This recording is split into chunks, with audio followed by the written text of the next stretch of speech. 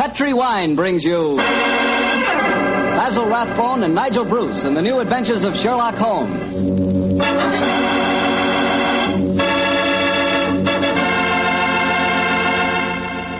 The Petri family, the family that took time to bring you good wine, invite you to listen to Dr. Watson tell us another exciting adventure he shared with his old friend, that master detective, Sherlock Holmes. And I know that Dr. Watson will agree with me when I tell you that the best way to begin a good meal is with a glass of Petri California sherry. Before you sit down at the table, pour yourself and your family a glass of Petri sherry. Try it. There are many ways to tell a good wine, by its color, its aroma, and its flavor. On every count, Petri sherry is outstanding. The color of Petri sherry is a clear, deep amber. Perfect. The aroma? Well, Petri sherry is as fragrant as a bunch of dew-covered grapes picked in the early morning. But most important to you, and to me, is the flavor of Petri sherry. We want a wine that tastes good. And believe me, you couldn't ask for a more delicious wine than Petri sherry. And just to make sure you get a wine that's exactly the way you want it, Petri makes two kinds of sherry, the regular and Petri Pale Dry. If you're not sure which you like better, why not try them both? Don't buy one, buy two. Just be sure you always buy Petri Sherry.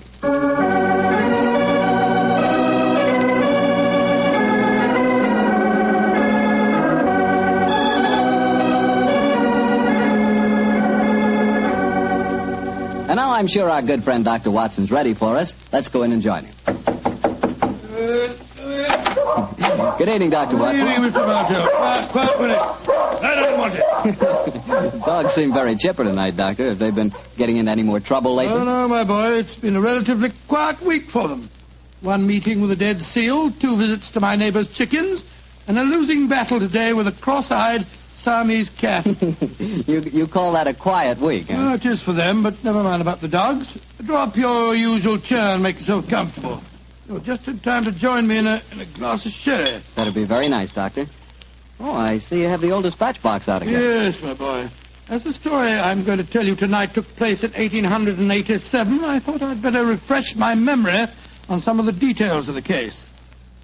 Shortly after my marriage, and as I had bought a practice in the Paddington district, I saw very little of my old friend Sherlock Holmes. How was doctoring in those early days? A struggle, my boy, a distinct struggle. Dr. Farquhar, from whom I had bought the practice, had at one time an excellent clientele, but his age, combined with an unfortunate affliction, the that resembles St. Vitus's dance, had very much thinned it. I had confidence, however, in my youth and in my energy, and I was convinced that in a very few years the practice would be as flourishing as ever. But, as I said, I saw very little of Holmes in those days. I guess you were too busy to visit Baker Street, huh, Doctor? Yeah, you guessed quite correctly, Mr. Bartell, quite correctly. Holmes seldom went anywhere himself save on professional business. You can imagine my surprise, therefore, when one day on coming home from a heavy day's work, I found that Holmes had decided to pay us a visit. My wife persuaded him to stay to dinner, and as the three of us sat at the table, the flickering candlelight dancing strange patterns on the walls, felt quite like old times. Holmes was in an unusually gay mood, and I can remember the twinkle in his eye as he turned to my wife and said... You're a brave woman, Mrs. Watson. To feed an unexpected guest on the maiden night out. I'm extremely grateful. Mrs. Hudson's cooking, though excellent of its kind, lacks variety. Your dinner has been quite a treat. That's a very gracious little speech, Mr. Holmes. Yes, I've never known you to be so observant about food, Holmes. Perhaps the lack of your company, my dear chap, and the consequent lonely meals have made me conscious of Mrs. Hudson's culinary shortcomings. I suppose you're taking John out with you tonight on one of your cases. Oh, no, Mrs. Watson. Now, I can understand your suspicions. My visit was purely social. Yeah, let's go into the other room and have a pipe, shall we? Well, don't you think you'd be more comfortable at the club? Miss Olmeria, I believe you want to get rid of us. Oh, no, dear, it's not that. It's just that... your visitor is due at any moment, and you had counted on the house being empty by now. Why, how on earth did you know that, Mr. Holmes? Past half hour, you've been glancing at the clock with mounting anxiety. I feel sure that If it had not been for my unexpected visit, your good husband would already have been walking towards his club. Yeah, it is my custom to go to the club on Thursdays, but how do you know? I know your habits, my dear chap. As well, if not better than you do.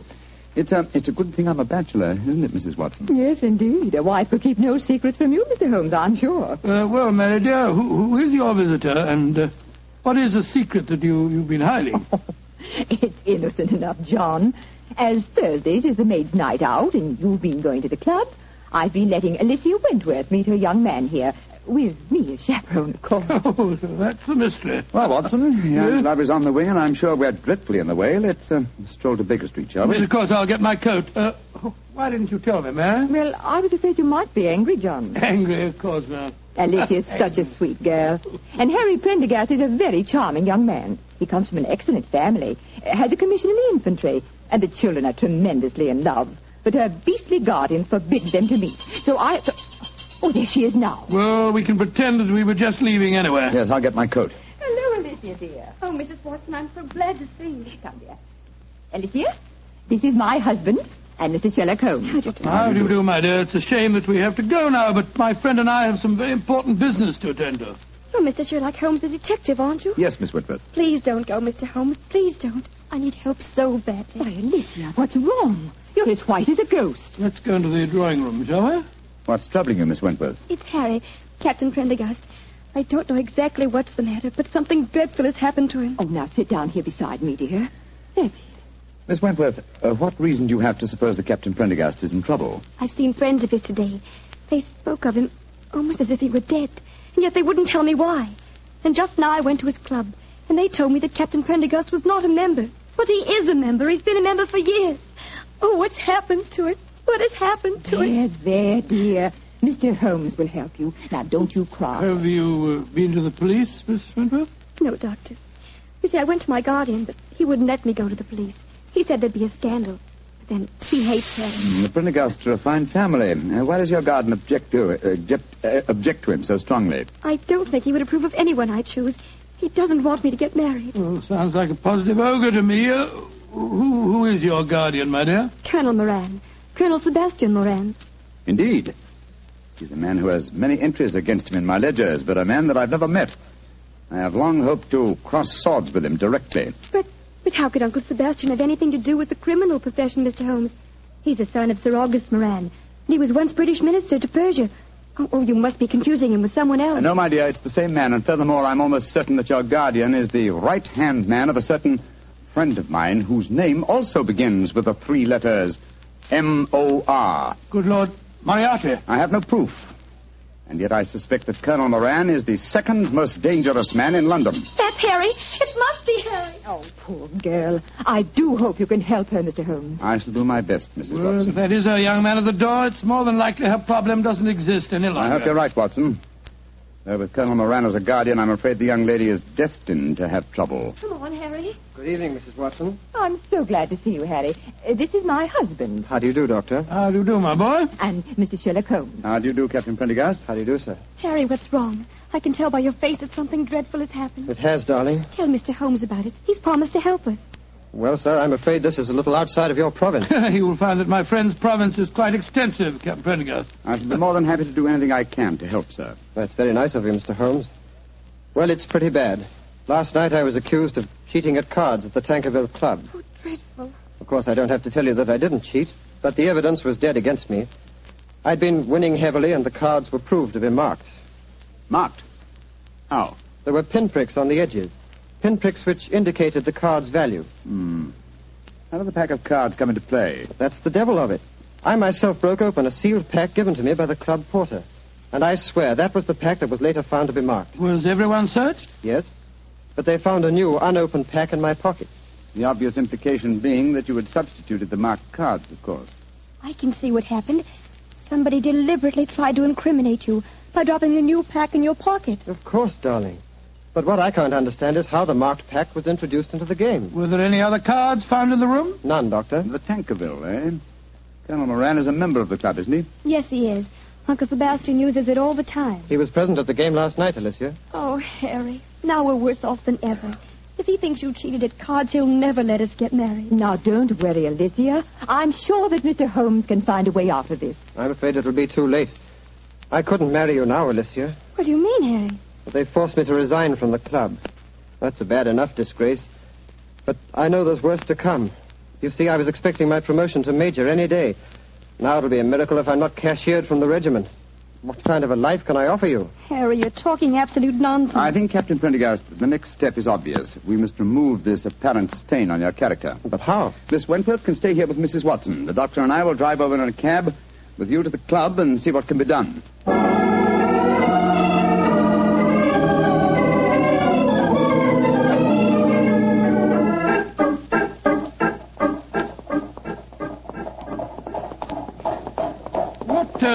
What kind of a card game were you playing last night, Prendergast? Stud poker. Ever since the American ambassador introduced it at the club, it's been quite a favorite. The perfect game for marked cards, which requires no elaborate dexterity in the dealing, simply the knowledge of your opponent's whole card. How many of you were playing? Half a dozen of us. You were winning heavily, you say? Yes, Doctor. Though one of the others, a fellow named David Harkness, was doing well. Now I come to think of it, Harkness almost seemed to know when I was bluffing, as though he could see the marked card. Well, perhaps he was the one who marked them. It's possible. And yet certainly no one could accuse him of tricky dealing. He was so clumsy with his bandaged finger, eh? How did you know he had a bandaged finger, Mr. I'll Holmes? tell you that, Captain Prendergast, when you tell me what's really on your mind. There's a great deal more at stake than a card scandal, isn't there? Yes, there is. I didn't dare to tell Alicia about it. You see, I'm fighting a duel tomorrow. A duel? Lord, with whom? Colonel Moran. Huh? He insulted me last night. He goaded me beyond a man's patience. He taunted me until I couldn't stand it any longer.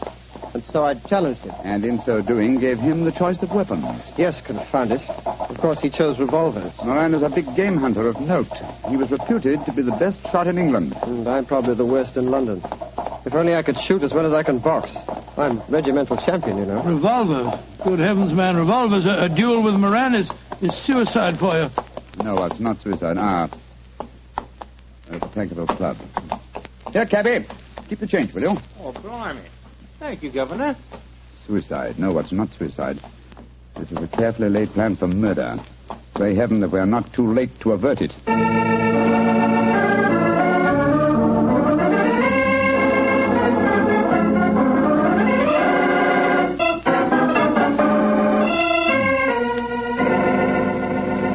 Mr. Harkness that you're wanting, sir? Yes, he went to his room half an hour ago.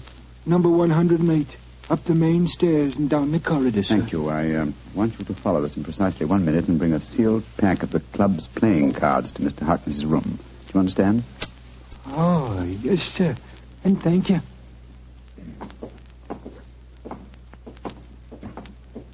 Did you make the arrangement? Yes, come on. Let's go up to Harkness's room. The 3 members have cut me dead since I came in here. It's the most humiliating experience. A little patience, Captain Prendergast, and I'm sure your honor will be entirely vindicated. I wish I knew what you were up to, Holmes. I'm going to try and restage the drama that was presented in this club last night. The only difference being that my production will have a cast that's a little different. Now, here we are. Now, let me do the talking. Yes? Did you want something? Prendergast, I don't want you in my rooms. I don't know why they allowed you inside the club. Let us in, Mr. Harkness, please. No, I won't. Take your foot out of the door, confound it. Mr. Harkness, there are 3 of us. I think you'd better let us in. You're going to let us in, Harkness. Oh, all right. Come in. Thank you for your hospitality, sir. Now perhaps you fellows will tell me what the devil you think you're up to. With pleasure. As you very well know, Mr. Harkness, this is probably Captain Prendergast's last day on Earth. He has one request to make of you, that you join him in a farewell game of poker with us, to show you bear no grudges. Oh, it's fantastic. You're all insane. Oh, by the way, Mr. Harkness, I'm delighted to notice that your sore finger seems to have healed with great rapidity. By an odd coincidence, you'll observe that I seem to have injured mine. Mr. Holmes, when did you do that? Oh, in the carriage just now, a mere scratch. Fortunately, I had some first aid materials in my greatcoat. Come in. Yes, Taylor, what is it? Begging your pardon, Mr. Harkness, but the gentleman asked me to bring this sealed pack of cards here. Put them on the table, Taylor. Very good, sir. Well, what's the game? Stud poker, Mr. Harkness. A game with which you're quite familiar, I understand. And the stakes? A man's honor. Possibly another man's freedom. Open the pack, Mr. Harkness, and deal us all a hand. I should think this might be a very unusual game.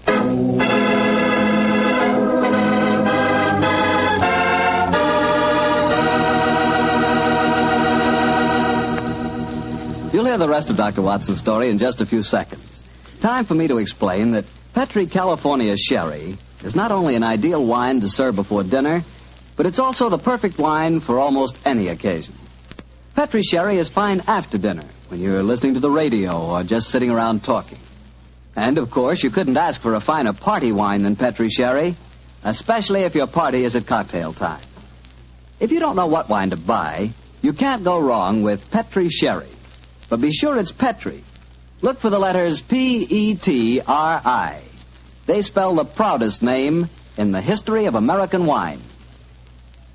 Well, Dr. Watson, that was quite a game of poker you were settling down to. I have a feeling that Sherlock Holmes had an ace or two up his sleeve, didn't he? Well, figuratively, he did, Mr. Bartell, though at the time I must confess that, as usual, I was pretty much in the dark. David Harkness opened the new sealed pack of cards, and the four of us played a hand of poker. It was easy to see that our unwilling host was far from happy. His ferrety eyes darted from one to the other of us as he played our cards. He knew that he was the victim of a conspiracy, and so he was watching every move we made. Finally, as that strange game progressed, Captain Prendergast leaned across the table and said, I think you're bluffing, Harkness. Do you? Well, it'll cost you exactly the limit to find out. How curious are you? By Joe, I think you are bluffing, Harkness. I'll see you. You'd be a fool to, Watson, when he has a straight flush. What do you mean, Holmes? My dear Harkness, the markings are quite apparent, I assure you, to someone who knows what he's looking for. Scott, you mean that these cards are marked too? Examine them for yourself, old chap. They are marked. They're pinpricked just like they were last night. Oh, that's impossible. Harkness broke the seals on your pack just now. We all saw him do it. He couldn't have switched the pack. And why would I do that, even if I could? I wouldn't try and cheat Mr. Sherlock Holmes, would I? No, Mr. Harkness. I just wanted you to know that I understood the trick. What trick, Mr. Holmes? The same one that was played on you last night, Captain Prendergast. This was a demonstration of how easily a sealed pack of cards may be turned into a marked one by a man with a sore finger. What on earth's a sore finger got to do with it, Holmes? Oh, it's very simple, Watson. A pinhead or a thumbtack hidden under the bandage, a tiny pressure against a card one wishes to mark as it comes into one's hand, and after several deals... hey, presto, a marked pack. Oh, so that's how it was done. You can't prove it, Holmes. You can't prove a thing. You weren't here last night. No, unfortunately, I wasn't, Mr. Harkness. Otherwise, I should have had the great pleasure of exposing your trick at the time. As it is, I shall have to rely on a public confession. You'll never get a confession from me. Possibly not, but I'm sure that you'll be interested to know that I've made quite an extensive study of card sharping. In fact, I considered giving a little lecture or demonstration here at the club. What are you talking about? This game that we've just played was in the nature of a rehearsal. I should, of course, stress this particular method as being of great local interest. I'm sure most of the gambling members will recall one man who has had unusually bad luck with his fingers. Holmes, you're trying to ruin me. Well, you were willing to see Prendergast ruined. And killed. But a pistol duel with Colonel Moran is almost equivalent to murder. What do you want me to do? From the direction of your glance, Mr. Harkness, I'm certain that you keep a loaded revolver in your desk drawer. That's a very poor solution, I assure you. Why not be a man, write a confession and sign it? It'll free Captain Prendergast from any stigma, and it'll help to trap the real culprit, Colonel Sebastian Moran. Moran? Where does he come into the picture, Holmes? Mr. Harkness knows, don't you? And I think I know now. Why don't you tell us, Harkness? One thing at a time, Prendergast. I owe it to you to write a confession. I'll do that, rather than face a public exposure in the club, but that's as far as I'll go. If you have any ideas about Moran, go and talk to him yourselves. There's a certain honor, you know. Even among thieves? Thank you for the implication, Mr. Harkness. You have writing materials here? Yes, I have writing materials, Holmes. Splendid. Then while you're telling the truth about last night's episode, we'll call on Colonel Sebastian Moran. Have you any idea where we might find him at this time of night? Yes, I have every idea. You'll find him in the gun room. Thinks he has a duel on his hands tomorrow. In the gun room, eh? Thank you, Mr. Harkness. We'll go and talk to him. You may expect us back within half an hour.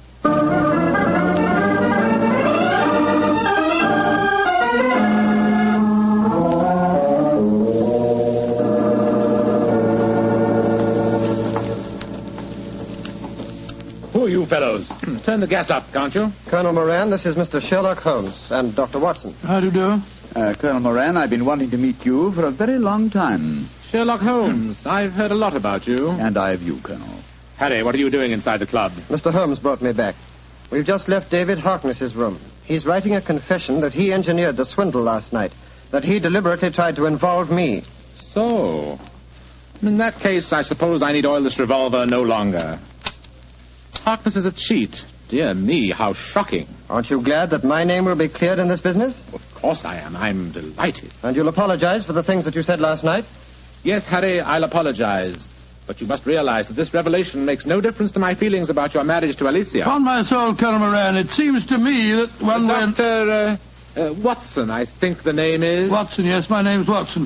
Dr. Watson, I would suggest that the happiness of my ward is a matter that cannot possibly concern you. Now, look here, sir, I don't want to go... Will you, old chap? Oh, sorry, Holmes. Colonel Moran, I think I may be able to change your mind on the question of your ward's marriage. How very interesting.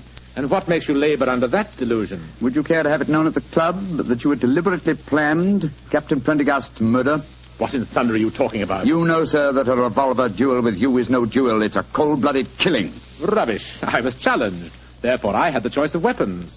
Naturally, I chose the weapon with which I was most familiar. And you had the choice for a very good reason, Colonel Moran. You forced Prendergast into a duel because it was the only way you could be certain that he'd never marry your ward. Alicia? What do you know about her? More than you think, sir. She's at my wife's house this very minute. She suspects you of jealousy. I think it's far more likely that the financial aspect of guardianship is involved here. A financial accounting is due upon her marriage, isn't it? That's none of your business. An accounting is due, Mr. Holmes. Alicia told me that herself. Exactly, and the accounts were in no state to undergo scrutiny. The answer is obvious. David Harkness, a card sharp, was in need of money. You induced him to practice his cheating last night in order that you could trap Captain Prendergast into a duel. Harkness, what the devil do you want? Put that revolver down, you fool. I don't care about my own disgrace, but you're going to pay for your share in it, Moran. Drop that revolver, Harkness. Don't you see that you're... Moran, you shot him. You saw that it was in self-defense, gentlemen. He was waving a loaded revolver at me. It's most unfortunate, but it was in self-defense. Yes, self-defense that removed the one dangerous witness who could have testified against you. He's dead, Watson, isn't he? Yes. Shot right through the heart. Moran, you're a cold-blooded murdering devil. I demand satisfaction for that insult. These gentlemen are my witnesses. I apologize for the misunderstanding last night, but this is a different matter. You've insulted me, Harry. The duel will take place, Colonel Moran, and Dr. Watson and myself will act as seconds for Captain Prendergast. Let's make the necessary arrangements, shall we?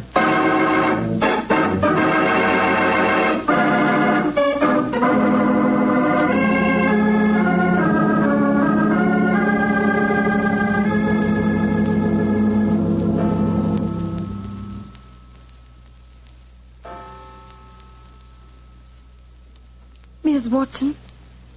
Yes, Alicia, dear. It's 2:00. What can have happened to them? They left here just after 8. Oh, well, if you'd been married to John for any length of time, my dear, you wouldn't worry. When your husband goes out with Sherlock Holmes, you're prepared not to see him for a few days. Mrs. Watson, what are you saying? I haven't got a husband. Oh, now, Alicia, don't glower at me like that. What did you say the time was? It's just after 2, and they left here at 8. What can have happened? Well, I don't know. But Mr. Holmes was with them. So don't worry, my dear. He's frightfully clever. I wouldn't be surprised. There's the front door now. They're back. Oh, dear me. Now I'll have to make cocoa. Harry, darling, what's happened? Oh, lots of things, darling. I'm a member of the Tankerville Club again. I'll probably become a major, and you'll certainly become Mrs. Prendergast before very long. Oh, it all sounds wonderful.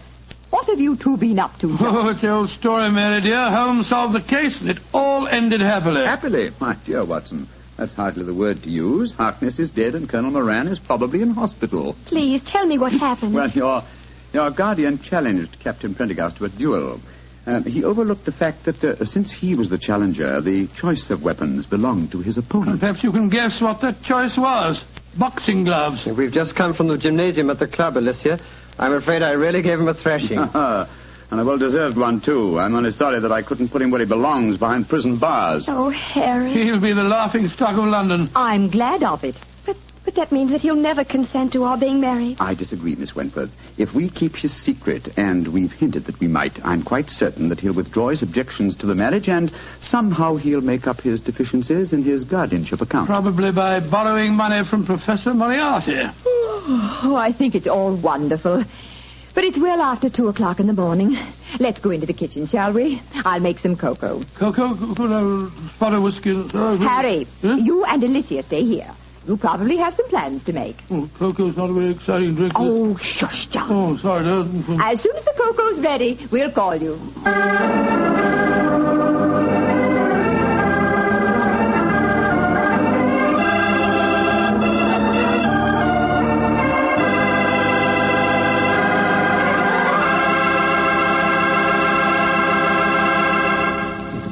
Well, Doctor, that was some story. You know, I'm glad the age of dueling is over. I'd hate to have someone challenge me to a duel. What's the matter, Mr. Bartell? Are you afraid of being hurt? Afraid of being hurt? Of course not.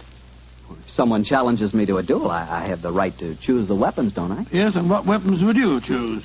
Cream puffs at 30 paces. Nobody's going to hurt me. See that. Although, come to think of it, instead of cream puffs, I'd rather have a piece of cake. Oh, why a piece of cake? Because it tastes so good with a glass of Petri sherry. Any questions? No questions. For a while there, I'll bet you thought I'd forgotten all about Petri wine. Forgotten about it. Not you, Mr. Bartell. No, not anybody who's ever tasted it. Petri wine is the kind of wine you'll always remember. That's because the Petri family really knows how to make good wine. They've been making wine for generations. Winemaking is their heritage. It's an art that's been handed on down in the Petri family from father to son, from father to son. Every drop of Petri wine is clear, fragrant, and delicious. As delicious as the luscious, sun-ripened California grapes from which it's made. Remember, the name Petri on a bottle of wine is more than a trademark. It's the personal assurance of the Petri family that their wine is the kind of wine you like, for any occasion. You can't miss with Petri wine because Petri took time to bring you good wine. Well, Dr. Watson, what new Sherlock Holmes story are you planning to tell us next week? Well, now, let me see. Next week, Mr. Bartell, I'm going to tell you an adventure that took place in the gay Vienna of the 90s. Concerns a strange tragedy that occurred on a ballroom floor and a weird series of murders that were punctuated by the sound of music. I call the story The Waltz of Death.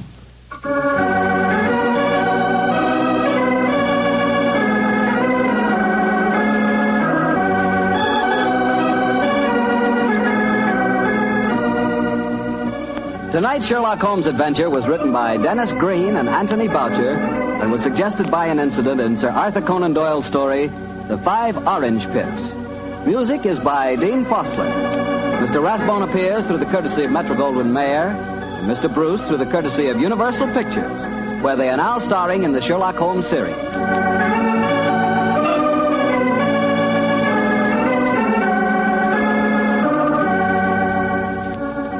The Petri Wine Company of San Francisco, California, invites you to tune in again next week. Next week, many communities will change time, and this program will reach some of our listeners at a different hour. Consult your local newspaper or mutual station for the exact time in your area. Sherlock Holmes comes to you from our Hollywood studios. This is Harry Bartell saying goodnight for the Petri family. For a solid hour of exciting mystery dramas, listen every Monday on most of these same stations at 8 o'clock to Michael Shayne, followed immediately by Sherlock Holmes. This is the Mutual broad... Petri Wine brings you Basil Rathbone and Nigel Bruce in the new adventures of Sherlock Holmes.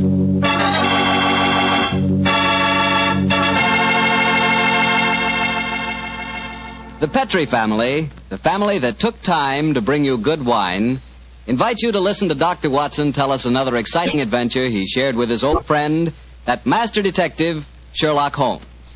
And I'd like to ask you a short, simple question. Have you ever tried a glass of sherry before dinner? If you haven't, you'll never know what you're missing till you do. And make that sherry Petri California sherry. Because Petri sherry is the best beginning a good meal ever had. Just hold a glass of Petri sherry to the light. Look at its wonderful, clear amber color. Now just get a whiff of that aroma. Bouquet, the experts call it. I'm telling you, you can just smell those big, luscious grapes. Now, best of all, taste your Petri sherry. Sip it. Sip it slowly so you don't miss one single drop of this truly delicious wine. Yes, without a doubt, Petri sherry is good wine. Oh, and incidentally, Petri makes two kinds of sherry. Regular sherry and Petri pale dry. Both are fine. And if you're not sure which you might like best, do what I do. Don't buy one, buy two. Try them both. And serve them proudly because the name Petri is the proudest name in the history of American wines.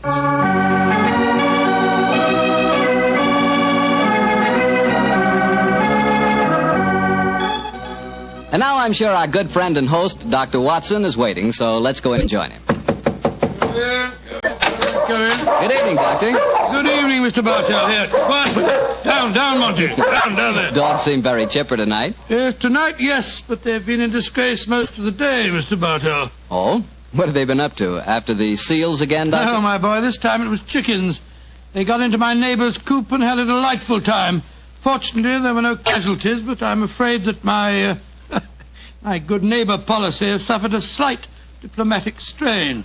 But you come here to listen to Sherlock Holmes' adventures, not those of my dog, so draw up your usual chair and make yourself comfortable, and I'll get on with tonight's story. Last week, Doctor, you told us it was a case in which Sherlock Holmes found the solution without ever meeting any of the suspects. That's quite correct, Mr. Bartell. As remarkable an exhibition of long-distance detection as I ever recall. But judge the story for yourself, my boy.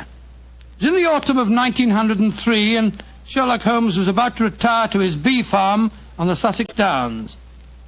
I must confess, Mr. Bartell, that my heart was heavy during those last few weeks we spent at Baker Street. I thought of the countless adventures that we'd shared together. I remembered those many evenings of quiet comradeship and companionship. A fire blazing away in the hearth as Holmes lay back in the shadows playing his beloved violin. And then, Mr. Bartell, as so often happened, there'd be a violent jangle on our doorbell, and some wretched soul in misery would be standing before us and pouring out his troubles. Suddenly the violin would be discarded, and Holmes the dreamer would become Holmes the man of action. Come, Watson, the game's afoot, he'd say. And in a few moments later, we'd be rattling off in a cab through the foggy, gaslit London streets. Yes, Doctor, I can imagine it was pretty hard for you to leave Baker Street. It was, Mr. Bartell. However, as it transpired, there was one more adventure awaiting us before we left. A few days before the actual move, I persuaded Holmes to take an afternoon off from his packing and accompany me on a visit to the laboratory of an old friend of mine, a Professor Jean Boulin. He was an eminent French scientist engaged in very important work at the London University. Oh, by the way, this was at a period, Mr. Bartell, when radium was something extremely new and extremely rare. The university had just acquired a minute but invaluable portion of the element, and Professor Boulin was in charge of the research connected with it. I can remember the picture so well as Holmes stood in the laboratory talking with keen interest to the distinguished scientist. Amazing, Professor Boulin. Quite amazing. Think that this tiny leaden vessel contains one of the most precious substances in the world. Yes, Mr. Holmes. We have a great deal to thank Madame Curie for. This new element may force us entirely to revise our concepts of all physical structure. Your research is a great responsibility, Boulin. It is, Watson. I must confess that I wish the authorities here would give me a freer hand. I foresee such infinite possibilities in the use, particularly the medical use of radium. But my conservative superiors seem to regard it only as a toy, a scientific curiosity. Limit your experiments accordingly, I suppose. Exactly. I'm given no opportunity to do anything that's in the least radical. Must be very disheartening. How can research ever get anywhere along those lines? It is a great misfortune, Holmes, that you've determined to retire to your bee farm. This project we could use such an analytical mind as yours. You flatter me, Professor. How many assistants do you have working with you, Boulin? 3, but none of them are very inspired, I'm afraid. What? My best assistant is a man named Barker. He's a little on the conservative side, too. But he is extremely adroit. The other 2, a young man called Taylor and the girl Gladys Hughes. They mean well. But gauche, I fear, is the only word to describe them. Why do you laugh, Fuller? I was just amused to observe that in describing my assistants, I chanced to be literal as well as figurative. It's odd that random symbolism can sometime... but never mind that. You would like to see the rest of the laboratory? Yes, indeed we would. Thank you very much. I have some extraordinarily interesting photographic plates that record the emanations of radium. They're over here. I think you will find them most fascinating.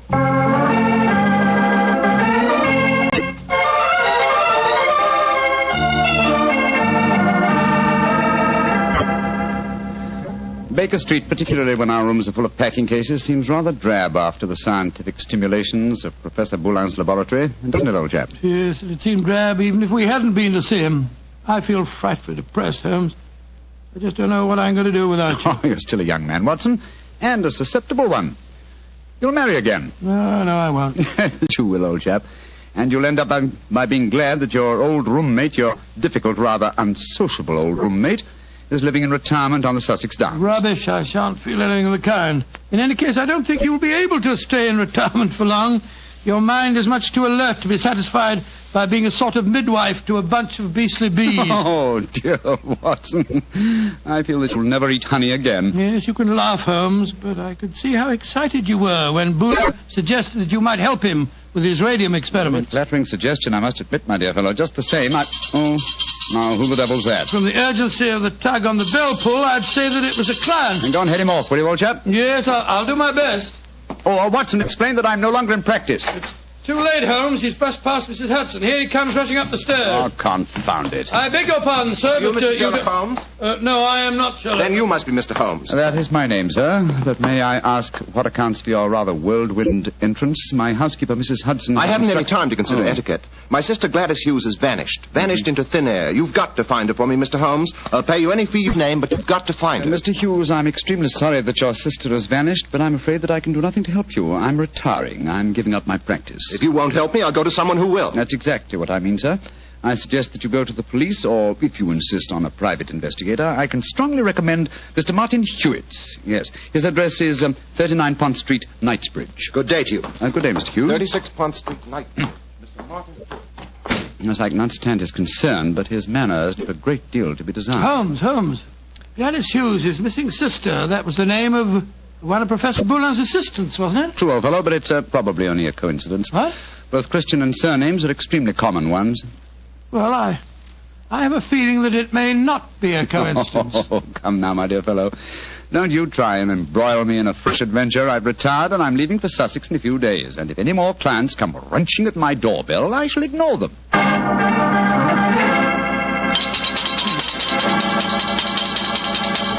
But, Mr. Holmes, you've got to help me. My son, Geoffrey Barker, has disappeared. I'm sorry, Mrs. Barker, but I'm afraid I'm... Holmes, Geoffrey Barker was the name of Professor Boulin's chief assistant. Watson, please believe me when I say that I am not to be inveigled into any further...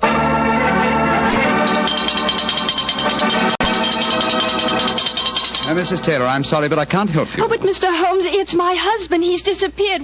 We've only been married 3 months, and now... Oh, it's terrible. I've been so worried ever since he started to work on that strange new radium with Professor Jean Ballon. Holmes, you can't pretend it's coincidence any longer. Gladys Hughes, Geoffrey Barker, and now Taylor. The 3 assistants of Professor Boulin. I know it, Watson. Mrs. Taylor, the moving van will be here tomorrow to take my things to Sussex. I shall follow them immediately. I have retired, madam. Do you understand that? Retired.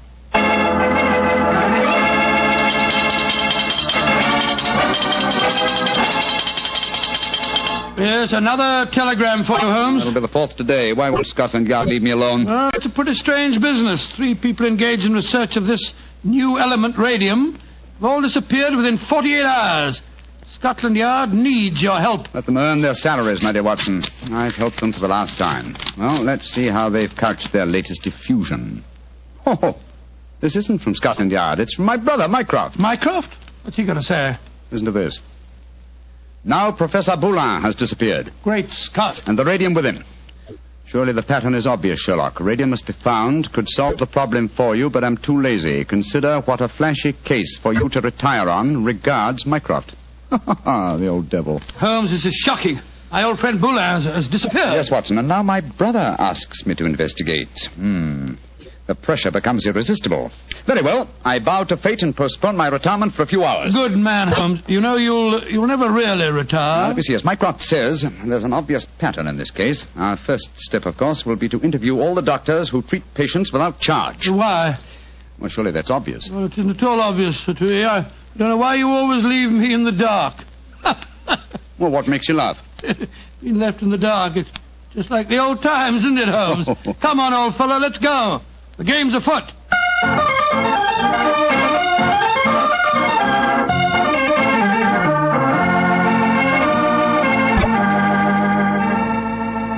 Dr. MacDonald, this is Mr. Sherlock Holmes.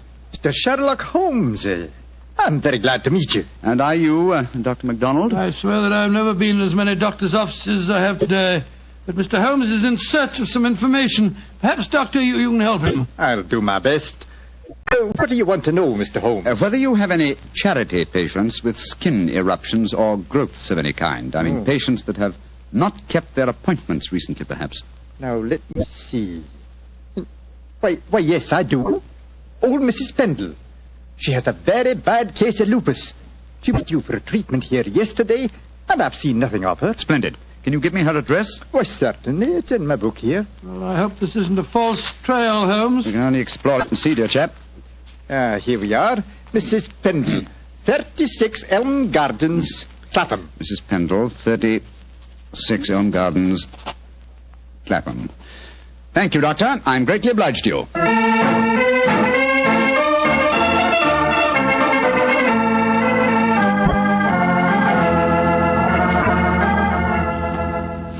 Getting restless, Watson? Yes, I am a little. We've been waiting outside Mrs. Pendle's house for over an hour.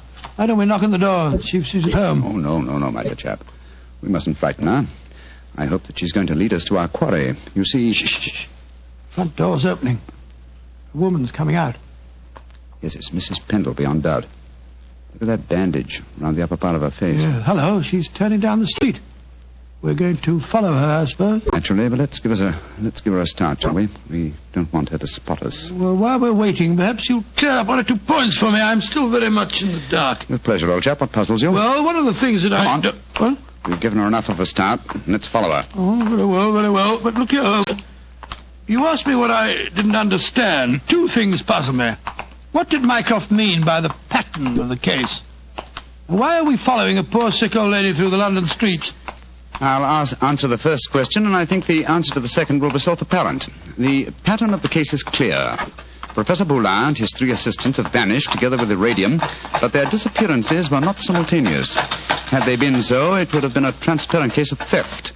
But with the disappearances gradual rather than simultaneous, the emphasis has been subtly shifted. Yes, I can see that, Holmes, but what do you suppose is at the back of the whole business? Can't be a simple case of theft. Radium is enormously valuable, but it'd be hard stuff to sell again. Not to an unscrupulous criminal with a knowledge of medicine, Watson. My own theory, and I admit at the moment that it's purely a theory, is that Professor Boulin was worried because he was so hampered in his research. You'll remember that he stressed his great faith in the medical values of the new element, radium. Yes, he did. It's more than possible that he places the rights of science above the rights of property, that he's determined that he and his group will carry on their invaluable research unhampered by the conservative restraints of the university. I see what you mean, Holmes, but how does Mrs. Pendle, the poor woman that we're following, enter the picture? Because one of the chief lines of radium research on the continent so far has been with her sort of trouble. Professor Boulin's obvious move, if my theory is correct, would be to contact poverty-stricken patients, promise them relief, induce them to abandon their regular treatments, and submit to him. By Jove, yes, Holmes, that seems perfectly logical, and yet I can't believe that Boulin would... Mrs. Pendleton has reached her destination. She's turned down a driveway. Yes, she's walking up to what looks like a deserted well. Hurry, old chap. Don't let her out of our sight.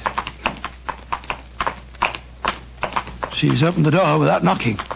She's gone in. We'll wait here for a moment or 2, then we'll follow her. I have a feeling that your old friend, Professor Boulin, is not far away, Watson. Yes, you're probably right. But I hope we can do something to protect him from the consequences of what he's done. It might easily mean the finish of a brilliant career. I'll do everything in my power, but you know as well as I do... Shh, look. Mrs. Pendle's coming out again. Yes, and she's in trouble. Come on. Mrs. Pendle, what's wrong? I don't know how you know my name or who you be, but you ask me what's wrong. They tell me to come here to this address, and I find a doctor who'd help my face. I comes here, and what do I find? What did you find, madam? A corpse, sir. That's what I find. A dead man lying there in a great pool of his own blood.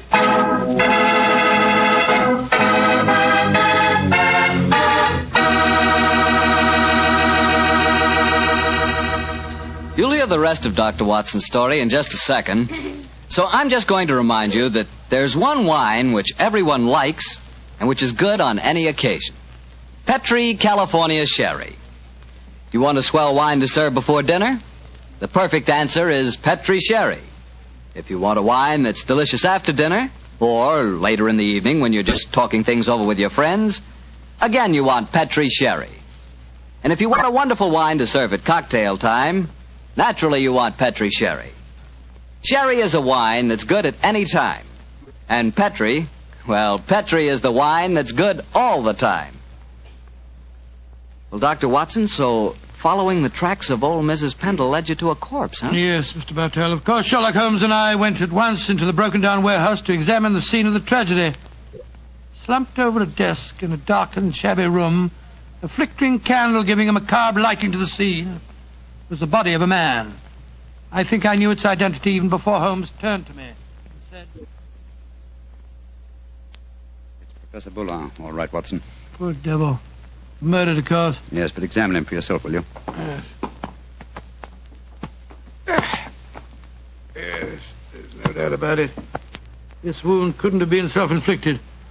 The right auricle of the heart has been pierced. How long ago would you estimate death took place? Not more than a couple of hours ago, I should say. Not hard to reconstruct the killing. The murderer came up from behind Boulin as he sat here, crooked an arm around his throat. Yes. See the finger marks on the right-hand side of the neck? Here? Then stabbed him in the chest. And then withdrew the weapon and disappeared. Leaving no traces, confound it. A dusty room is an ideal place for recording footprints, but there are half a dozen different prints here, including Mrs. Pendle's. Hello. Here's the print of a smaller woman's shoe. Well, must be that of Gladys Hughes, his assistant. Undoubtedly, but that really proves nothing except that she was here with him. A fact that we were convinced of anyway. Question is... Come on. Let's go outside and talk to Mrs. Pendle again. Poor old Boulin.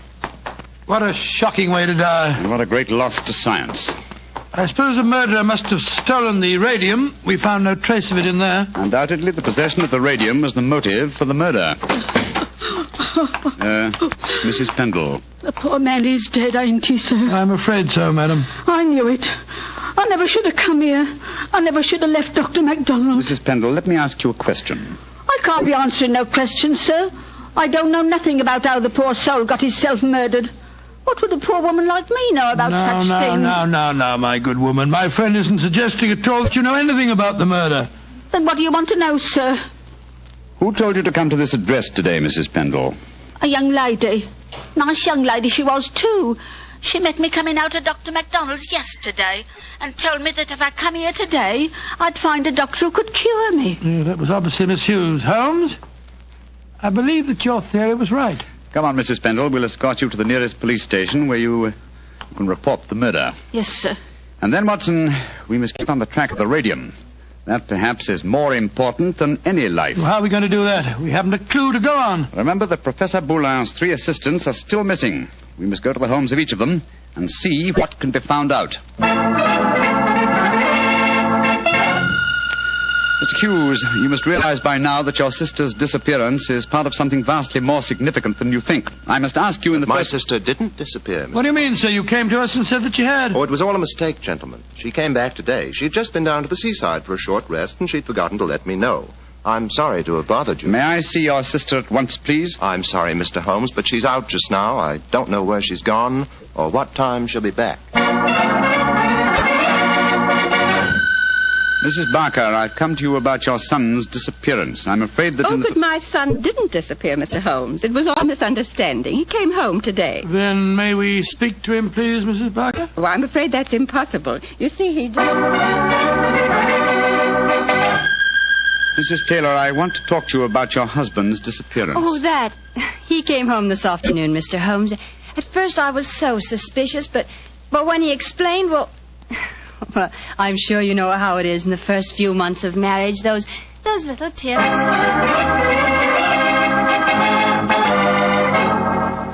Confound it, Watson. We are no nearer the solution. And meanwhile, here we are back in Baker Street to find that the moving van has taken all your things off to Sussex. Perhaps you should give up the case, Holmes, and follow them. Close my career on a note of failure? No, my dear fellow. I shall not leave London until this problem is solved. Oh, that case, I'll sit down. Looks to me as if it may prove a lengthy wait. I've rarely felt more frustrated, Watson. All 3 vanished technicians home safely with plausible stories, or at least plausible alibis, and poor Boulin murdered, and the radium stolen. Well, I must say it makes no sense to me. But it must make sense. The pattern was well enough to find in the beginning. It's just a question of finding the right key. In a way, it's clear enough what's happened. One of the 3 assistants, placing the financial value of radium above its value to science, murdered Boulin to obtain the prize. The other 2, fearing that their complicity in the original plot would involve them as accomplices in murder, ran home and established an alibi. And the murderer did the same thing, for it's obvious one of the 3 must be the killer and the thief. Yes, the question is, which one of the 3 is the culprit? If only poor Boulin were alive, he could help us. My dear chap, if Boulin were alive, there would be no murderer. Oh, of course it wouldn't. Now, let's see. Boulin gave us a few bare facts about his 3 assistants. I wonder... But of course, Watson! I have the answer. The case is solved. What do you mean, Holmes? How can it be solved? You haven't done enough investigation. If it comes to that, you haven't even seen any of your 3 suspects. That isn't necessary. Oh, you know who did it? Yes, Watson, and so should you. But we know nothing to set them apart from each other, except that one of them's a girl. We know more than that, my dear fellow. Think hard. Well, Boulin told us that Geoffrey Barker was an excellent technician, while the other 2 were somewhat clumsy. We know even more than that. Well, I'm just if I know what, Holmes. I shan't even need to stay in London and follow the case through to its logical conclusion. A telegraph to Mycroft and another to Scotland Yard to take care of it, yes. And I can be in Sussex before the moving van, after all. Oh, you mean you're going now, before the case is solved? But it is solved, my dear fellow. All that remains to be done is some purely routine work. What's the time? Look, it's just 3 o'clock. Splendid. If we hurry, we can catch the 3:45 express from Waterloo. We? Yes, I was counting on you spending a few days down there with me, old chap. I hope you can spare the time. I should hate to make so drastic a change without my good old friend Watson at my side. Oh, of course. I'll be delighted, but what, my dear boy? The case of the disappearing scientists. Wait until we get to Sussex, shall we? As soon as I get an answer to my telegrams, I'll explain the whole thing to you. And now let's hurry, shall we? Our train leaves in 40 minutes.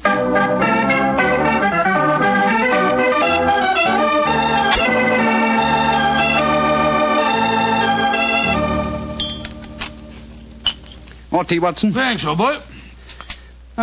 Peaceful down here, isn't it? Extremely. At the moment, I must confess, I find it rather nerve-wracking. Oh, why? Well, you know why, Holmes. I want you to open that telegram and tell me if your solution to the Boulin case was the correct one. Very well, my dear chap. Let's see. What is it? It's from Mycroft. Listen. Murderer arrested and radium recovered. Well done, Sherlock, though you took longer than I expected. Regards, Mycroft. Congratulations, Holmes. And now perhaps you'll condescend to tell me how you solved it. Don't be angry with me, old chap. I only wanted to make sure that my solution was correct. You remember the nature of the fatal wound on Boulin's body? Of course. He'd been stabbed through the right auricle of the heart. From behind. Proving that the murderer was clearly right-handed. Oh, what does that signify? Almost everybody's right-handed. Oh, no, not in this case. If you recall, Professor Boulin said that Geoffrey Barker was adroit, while his other 2 assistants were gauche. Then he laughed because he said his remark was true both literally and figuratively. I still don't see what I was talking about. Oh, come now, Watson, come. Think of the origin of the word adroit. Ardois. Droit is the French word for right. And gauche is the word for left. Meaning the 2 gauche assistants were left-handed, and therefore only the adroit, the right-handed Barker, could have inflicted the fatal wound. I see it now, Holmes. You know, if you'd remembered that mark of Boulin's at the time we found his body, you could have solved the case much sooner. That's true, old fellow, very true. And when my old friend Watson points out that my memory is failing and my mind sluggish, then I know that my retirement has been postponed for far too long.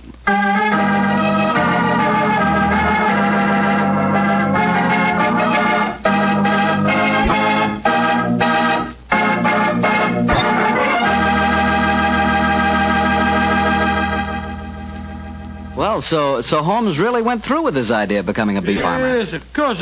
It became one of his favorite hobbies. Do you know anything about the raising of bees? Oh, nothing at all.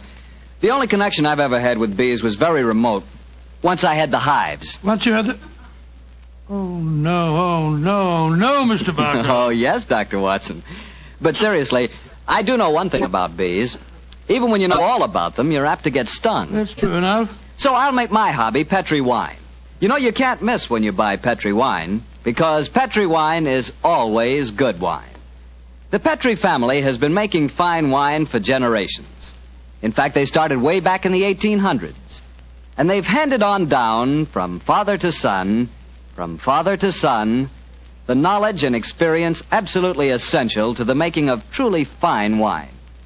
And since the making of Petri wine is a family affair, you can be sure that the name Petri means something on a bottle of wine. Those letters P-E-T-R-I are more than a trademark. They're the personal assurance of the Petri family that every drop of Petri wine is good wine. So when you buy wine of any type, you can put your faith in the Petri label, because Petri took time to bring you good wine. Well, Dr. Watson, what new Sherlock Holmes story are you going to tell us next week? Well, now, let me see. Next week, Mr. Bartell, I'm going to tell you about one of the weirdest adventures that Holmes and I ever had. It concerns a haunted chapel in the wilds of Cornwall, strange organ music that played at midnight, and the headless ghost of a murdered monk.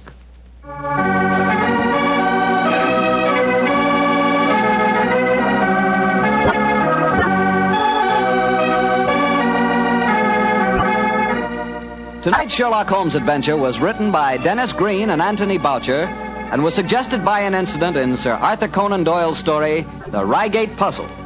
Music is by Dean Fossler. Mr. Rathbone appears through the courtesy of Metro-Goldwyn-Mayer, and Mr. Bruce through the courtesy of Universal Pictures, where they are now starring in the Sherlock Holmes series. The Petri Wine Company of San Francisco, California, invites you to tune in again next week, same time, same station. Sherlock Holmes comes to you from our Hollywood studios.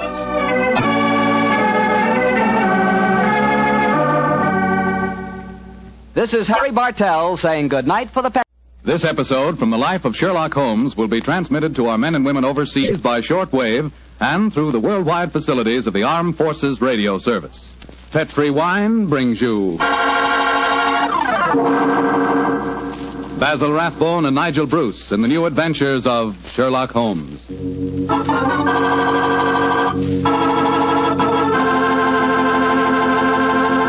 The Petri family, the family that took time to bring you good wine, invite you to listen to Dr. Watson tell about another exciting adventure he shared with his old friend, that master detective Sherlock Holmes. I suppose your dinner is well over by now, so now's the perfect time to get out a bottle of that swell Petri California port. You know, Petri port was just made for a time like this, after dinner when you're just taking things easy. If you've ever tasted Petri port, you know what I mean. It's a hearty, full-bodied wine with a deep red color and a flavor that's just about out of this world. I think that if you had only one wine to choose and the whole world to choose from, chances are you'd pick port. Petri port. That's how good I think it is. That's saying plenty, I know, but I think Petri port will easily live up to all I say about it. Try it and see, and share it with your friends. You can serve Petri port proudly, because the name Petri is the proudest name in the history of American wines.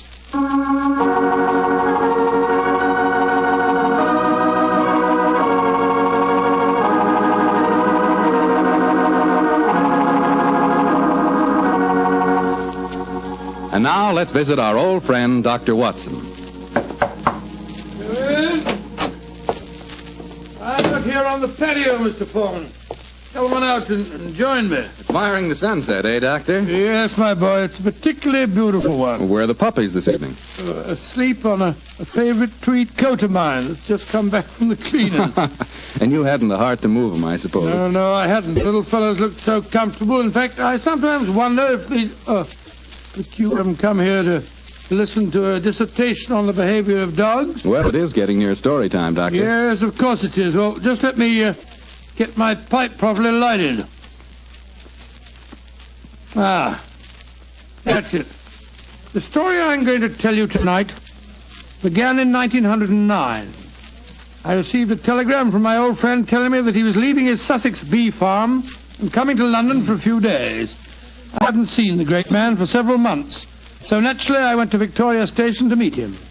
As the train drew to a stop, the door of a first-class carriage swung open and Sherlock Holmes, hand outstretched, jumped down onto the platform to greet me. Watson, my dear fellow, how are you? Oh, Holmes, my dear fellow, it's good to see you again. I've missed you. And are you, old chap? Carry your bag, sir? Yes, Porter, and get us a hansom cab, will you? Right, Sherlock, Governor. I wish I'd got a spare room for you. Don't worry, Watson. I shall be very comfortable at the Diogenes Club. By the way, I trust you're free this evening. Yes, naturally. What are your plans? I thought we'd go to the theatre. Theatre? Oh, what play do you want to see? Well, I thought we'd go to the Savoy Theatre and see the Sherlock Holmes play. I hear it's enormously successful. Yes, I know it is, but I've avoided it. I'm told that Sir Claude Horton takes great liberties with your character, and as for the actor portraying me, my friends tell me it's a travesty. He makes me nothing but a bumbling old fool. Therefore, a visit to the play might be a salutary experience for both of us. In any case, my trip to London is a response to an urgent telegram from Sir Claude himself. Seems to need my help rather badly. Oh, what's his trouble? Well, he wasn't specific in his telegram. He suggested, however, that we attend tonight's performance and discuss the matter with him afterwards. I see. Well, I suppose if you can sit through it, I can. Of course you can, old fellow. In any case, you yourself are partly responsible for the play's existence. How do you mean, Holmes? Those sensational stories you wrote of my modest problems, I should have seen where they would eventually lead to. In time, no doubt, we shall be portrayed on the cinematograph as well. Nonsense, Holmes. That newfangled thing's only a toy. I think not, Watson. We're on the edge of a strange new mechanical world. In fact, I begin to feel a certain concern about the rumored developments in wireless telegraphy. But enough of these predictions. Here comes our porter with a cab. We'll tell the driver to take us straight to the Savoy Theatre.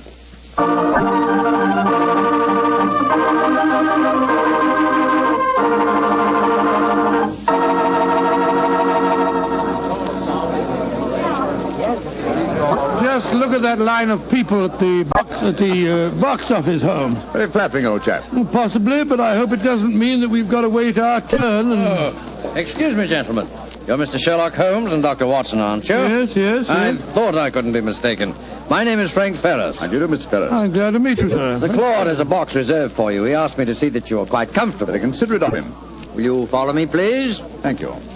Neither of you has seen the play before, I understand. No, Mr. Ferris, we haven't. I imagine it'll be a strange experience seeing yourselves portrayed on the stage. By the way, I'm playing the part of an old friend of yours, Professor Moriarty. Oh, indeed. I'm looking forward to a very entertaining evening. I presume that you escape our clutches, as usual? Yes, I do, Mr. Holmes. And I've done it nightly now for 137 performances. A record that I'm sure Professor Moriarty himself would envy. Had it not been for his memorable demise at the Rackenback Falls. Ah, here we are, gentlemen. This is the box reserved for you. And now, if you'll excuse me, I'll go back to my dressing room. Oh, I nearly forgot, Mr. Holmes. Sir Claude asked me to give you this note. Thank you. No, not at all. Well, I'll see you later. Very nice fellow for an actor. Don't be a snob, Watson. Well, what does the Claude note say? I'll read it to you. Dear Holmes, since I telegraphed you yesterday, there have been strange developments. In fact, I've been doing some detective work off stage as well as on. Watch the performance tonight and watch the audience too, particularly the occupant of the box opposite yours. Please come to my dressing room as soon as the last curtain has fallen. He's being very mysterious, and the box opposite ours is empty. No. Look, Watson, look. Someone has just entered. Confound it, the house lights are going out. The first act's beginning, Holmes. The first act, yes. Well, sit back and relax, old fellow. Let's see what they've done to us.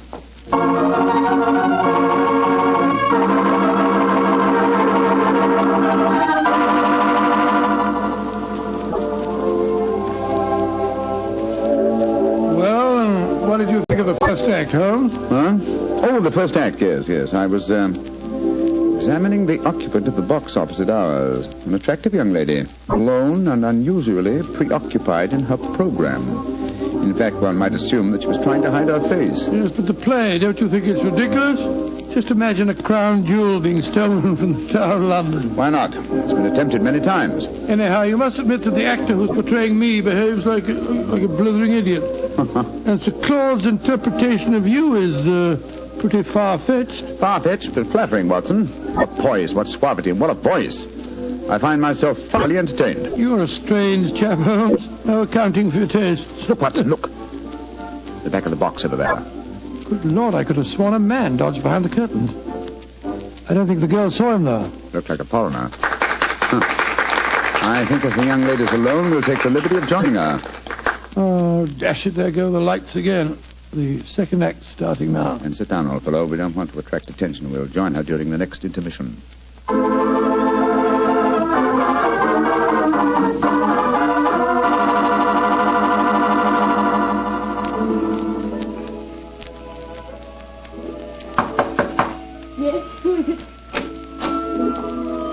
Who are you? What do you want with me? My name is Sherlock Holmes, and this is my colleague, Dr. Watson. How do you do, young lady? I hope you'll forgive this intrusion, but Sir Claude requested that I keep an eye on you during the play tonight. Please come in and sit down, won't you? Thank you.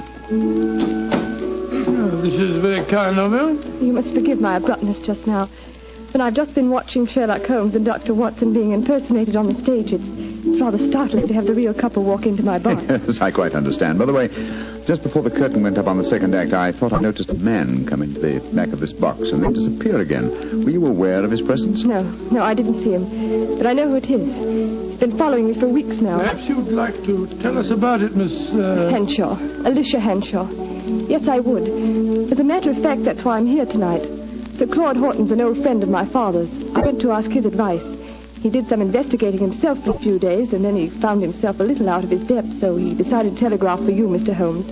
We were going to meet in his dressing room after the performance tonight. Splendid. And now, Miss Henshaw, what is your story? It's a strange one, Mr. Holmes, though I didn't realize just how strange until I first saw this play a few nights ago.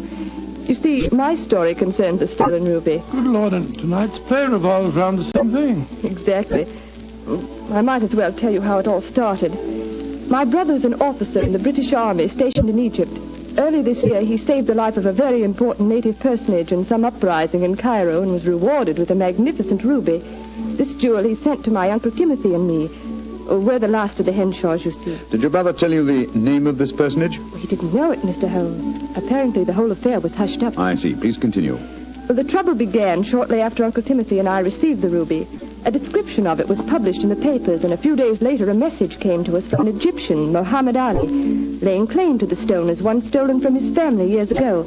He sent an expert to our house who examined the ruby under a lens, Mr. Holmes, and then tapped it with a hammer. It fell to pieces. It was a fraud.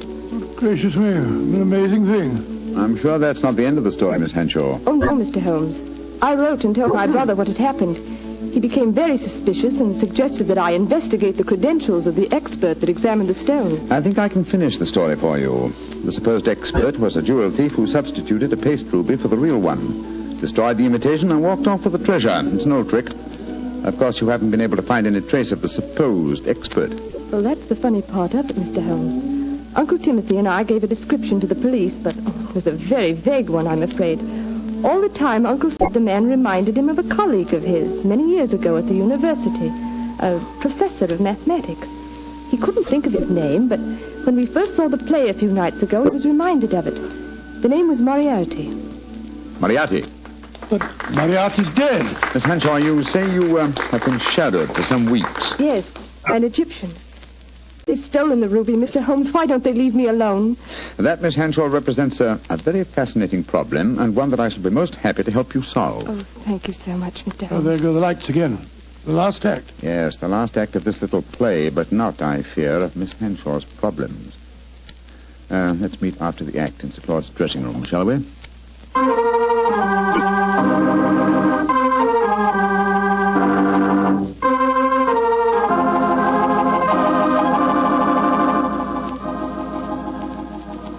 Well, Holmes, how did you enjoy the play? Very much, Sir Claude.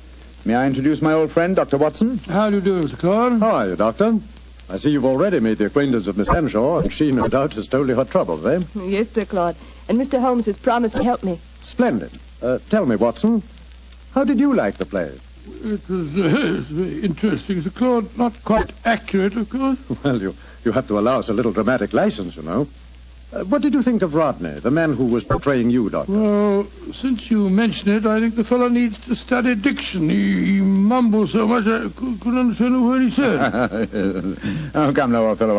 I think there are times when you're a little hard to understand yourself. Oh, rubbish. Sir Claude, I hope you'll meet us at the Diogenes Club, and then we can go out and have some supper. Excellent idea. I'll join you there after I've taken off my makeup. Splendid. I think I should be going home now, Sir Claude. I gave my address to Mr. Holmes so he knows where to get in touch with me. Very well, Miss Henshaw, and don't worry. I shall give your problem my undivided attention. I'll take you to your cab, my dear. Oh, there's no need to, Sir Claude. Nonsense, I insist. Goodbye. I'll be back in a moment. Right, Miss Henshaw. Good night, good night. Strange business, Holmes. What do you make of it all? Very little as yet, but it's a fascinating problem. Sir Claude really seems to have identified himself with the character of Sherlock Holmes.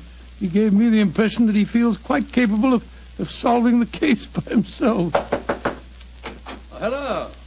Claude hasn't left, has he? Oh, no, Mr. Ferris. He's coming back in a moment. How'd you like the play, gentlemen? Very much. Your own performance as Moriarty was most convincing. Yes, indeed, sir. Congratulations. A couple of times there, I had a strange feeling that you really were Moriarty. Well, that's very flattering, Doctor. Oh, hello. Well, it sounds as if there's some trouble at the stage door. Hey, excuse me. Come on, Watson, let's follow him. Right.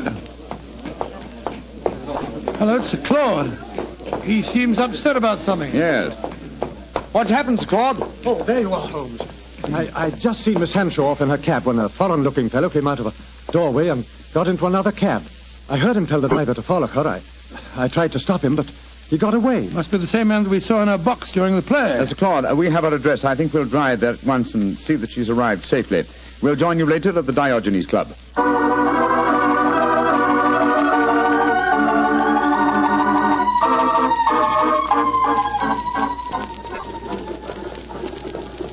Well, Holmes, here we go. Off on another adventure. Yes, and one that may give us an opportunity of crossing swords with Moriarty once more. Oh, Moriarty's dead. He was killed when you and he fell over the precipice in 91. He was supposed to have been killed, just as I was, but his body was never found. It's impossible, or rather possible, that he returned to pour into the ears of Colonel Moran a story as unlikely and as true as the one I related to you on that April evening in 1894. One can never be sure of death, old chap, until one has touched the cold skin of a corpse.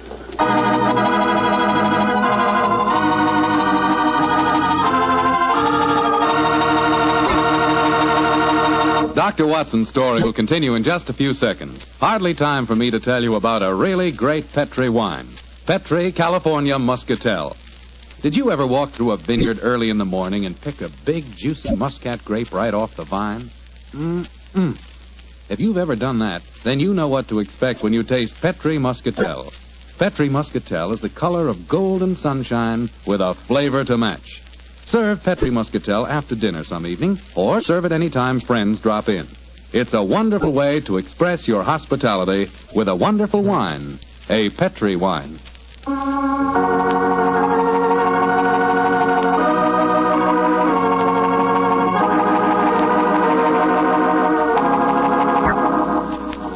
And now back to tonight's new Sherlock Holmes adventure. The famous pair have become involved in a strange mystery concerning a stolen ruby, a frightened girl, and an Egyptian who appears to be shadowing her. As we rejoin our story, Sherlock Holmes and Dr. Watson are standing in a darkened alleyway adjoining the girl's house. Holmes, look. That Egyptian fellow. He's pacing up and down in front of the house. Yes, therefore we may assume she's safely inside. Seems to be giving up. He's coming this way. Flatten yourself against the wall. Good evening, sir. Good evening. Who are you, please? We are friends of Miss Henshaw, and we're very curious to know why you've been following her. I'm sorry that I cannot answer your question, sir. Now, look here, my man. You're talking to Mr. Sherlock Holmes. You are Mr. Sherlock Holmes? I'm greatly honored to meet you, sir. All my life I have known of you. All my life I have admired you. Then in that case, perhaps you'll answer my questions. Why have you been following Miss Henshaw? Because it is my duty. What do you mean, your duty? Perhaps I should have said my destiny, Mr. Holmes. For 2 generations now, the family of Arabi, of which I am a humble member, have dedicated their lives to finding the stolen treasure of Asyut. What on earth's all that got to do with Miss Henshaw? The treasure of our suit is a giant ruby. It was stolen many years ago from the family of Muhammad Ali. A few months ago, Miss Hanshaw received a mysterious ruby. I have found out many things, Mr. Holmes. I have many sources of information. Then I must regard you in the light of a rival detective in this case. I hardly call myself a detective, Mr. Holmes. My life is dedicated to only one problem. Miss Hanshaw now says the jewel was stolen from her. I do not believe it. That is why I watch her. If I am wrong this time, and I do not think I am wrong, then my quest must go on. Always it will go on. Permit me to wish you the best of luck, sir. Thank you, Mr. Holmes. Good night, gentlemen. Good night, good night. Sure we shall meet again. Oh, why did you let him go, Holmes? Why not? He's frightening Miss Hanshaw. But not molesting her, old chap. In fact, it might be a good thing if someone is keeping an eye on her. Meanwhile, Watson, let's see if we can find a cab and get back to the Diogenes Club. I don't want to keep Sir Claude waiting.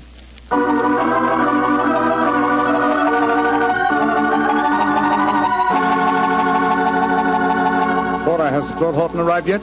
Yes, Mr. Holmes. He and another gentleman came in about 5 minutes ago. They went up to the library. The other gentleman has just left. I see. Thank you. This way, Watson.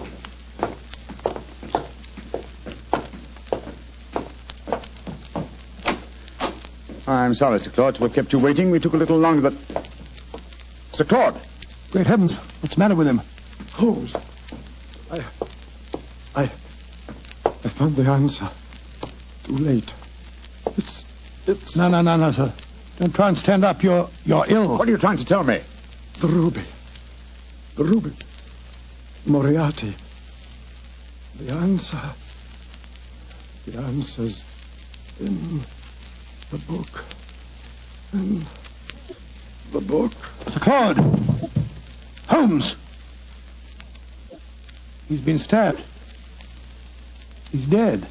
Just as he was trying to give me a message. He was muttering something about the ruby and Moriarty. And twice he said, it's in the book. Yes, there's a book still in his hand. It's a copy of the Tales of Edgar Allan Poe. His thumb's marking the page. It's the story of the Purloined Letter. Thank you, Sir Claude. You delivered your message. Come on, Watson. If we want to catch a murderer and a thief, we must go back to the Savoy Theatre as quickly as we can.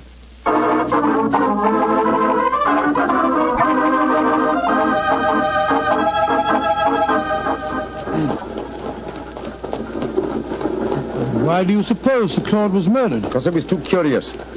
Been investigating the problem of the stolen ruby and found out something. Something that he promised to tell me at supper, you remember? And so he was killed by a man who came with him to the club tonight. Fortunately, he gave me a clue by indicating Poe's story of the Purloined Letter. But I still don't see how that helps you. Well, it leads us to the ruby. The premise of Poe's story is that the most obvious hiding place is the safest. Now, what physical object was most prominent on the stage in tonight's play? By Jove, a ruby. Exactly. How better can you hide a stolen ruby than by exhibiting it night after night as a stolen ruby before the eyes of thousands? Well, you mean you expect to find it in the property room backstage? Precisely. That and a murderer. Wait for us, Terry. Come on, Watson. You have your revolver, old chap? Yes, I do. Well, keep it handy. Our visit may not be unexpected. Unlocked. That's good. Come on. Look, Holmes, look. The doorkeeper. He's slumped over his desk. He's been given chloroform. We'll take the liberty of borrowing his lantern. It's an eerie atmosphere about a dark and empty theatre, isn't there, Holmes? Now, where would the stage properties be kept, I wonder? Hold the lantern a little higher, will you, old fellow? Yeah. That's it. Aha, look over there. A large cabinet. It's marked Property Department. And it's unlocked. Oh, this is frighteningly easy. Let's look out for a trap. Now, let's see. Look. There's a ruby lying on that tray. Hold it up under the lantern, Watson. Exactly. It's as I thought. This is no paste stage property. It's a genuine ruby. In the light of this lantern, it's very hard to... Down, Watson, quick! He nearly got us. Smashed our lantern. Yes, he's got an air rifle. A powerful one, too, confound it. There's no flash to indicate where he's firing from. Of course, he's baited his trap so neatly that he knows exactly where we are. I'm going to take a shot at him. I can't see anything, but at least it'll let him know we're armed. Now, move your position quickly, Watson. Just missed me, Holmes. This is hopeless shooting in the dark. Yes. I've got to switch the stage lights on. Keep him occupied, old fellow, will you? While I try to find the light switches. I've got him. But he can still shoot, confound it. Yes, well, I found the light switch. Keep your eyes skinned, Watson. I'm turning it on.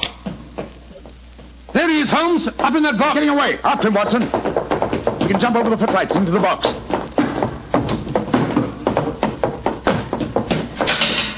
Ah! I'm afraid the bird has flown, Watson. I should have remembered that theatre exit doors always open from the inside. No, he didn't get away, Holmes. Look on the floor there. It's that Egyptian fellow. I hope you haven't wounded him too badly, old I don't chap. care if I have. He was trying to kill us. No, it's only a shoulder wound. He's fainted, infernal scoundrel. No, he's a very gallant man. Undoubtedly, he was trying to save us as you shot him just now. Holmes, what on earth are you talking about?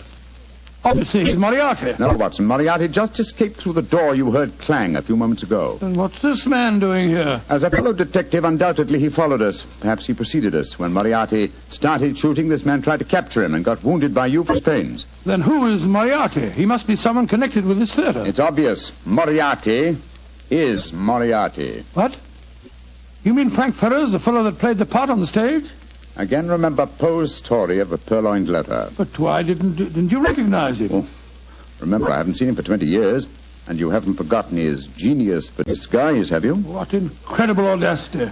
How better could Moriarty conceal himself than by announcing nightly to the theatre-going public that he was Professor Moriarty? Then he killed Sir Claude. Of course he did. Sir Claude must have persuaded Moriarty to go to the club with him. Probably he hoped to expose him in front of me, but Moriarty found out that Sir Claude knew too much. Yes. So he stabbed him. Rushed back here to bait his trap for us. Yes. But how did he know that we'd walk into it? Well, he knew that if Sir Claude had guessed his secret, then I certainly would, and so he was waiting for us. Hello. He's coming too. How are you feeling, my man? The ruby. The ruby. Did you find the ruby? Yes. Here it is, sir. Tell me, is it the ruby of Muhammad Ali? No. It is a fine stone, but it is not the one for which I have searched all my life. And so my endless quest must go on and on. He's fainted again. Poor devil. Fine mess I made of this case, Watson. Oh, I don't know. You've recovered the ruby? Yes, look at it, old fellow. Before I turn it over to Miss Hanshaw, look at it well. Probably its every facet stands for a bloody deed. It's a beautiful stone. And yet this lovely bauble has cost Sir Claude his life. And that devil Moriarty still goes free. But one day, Watson, and may the day come soon, I shall meet Moriarty again. And when that happens and I finally bring him to justice, then and only then can you write fini to the character of Sherlock Holmes.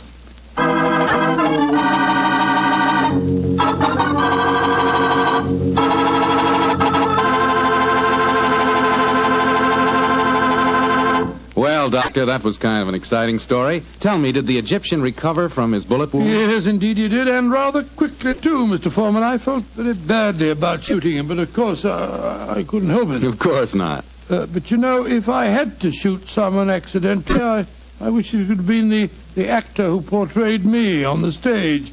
Wretched fellow mumbled all over the place. Oh, don't worry about that. After all, you did recover the ruby. Yes, and a beautiful stone it was. The color of, the color of a fine glass of port when the light shines through it. By a fine port, I take it you're talking about a Petri port? Is there any other kind? Well, all kidding aside, Doctor, Petri port, like all Petri wines, is good wine. And I can tell you why very simply. Petri took time to bring you good wine. You see, the Petri family has been making wine for a good many generations, since way back in the 1800s. And because the Petri business has always been family-owned, everything the family has ever learned about the art of making wine, they've been able to hand down from father to son. From father to son. That adds up to a lot of skill and a lot of experience when it comes to turning plump, juice-filled California grapes into clear, fragrant, delicious wine. So when you want a wine for any occasion, obviously you can't go wrong with a Petri wine, because Petri took time to bring you good wine. And now, Dr. Watson, what story do you have lined up for us next week? Now let me see. Next week, Mr. Foreman, I'm going to tell you a most unusual adventure that occurred to Sherlock Holmes and me early in the last World War. It took place in Flanders and concerned a famous British general, an actress, and a German firing squad. Boy, that sounds like a real thriller. Well, see you here next week. No. Not here, Mr. Foreman, remember? Oh, of course. Next week, we're going to be at the Paramount Theater in Hollywood for the 7th War Loan Drive. That's quite right. Ladies and gentlemen, I can't invite you all to my home for one of our broadcasts, but we can get together next week at the Paramount Theater in Hollywood. You can get a free ticket for our broadcast by buying a war bond. And I sincerely hope that you will do this, so that we can see you next week at this time.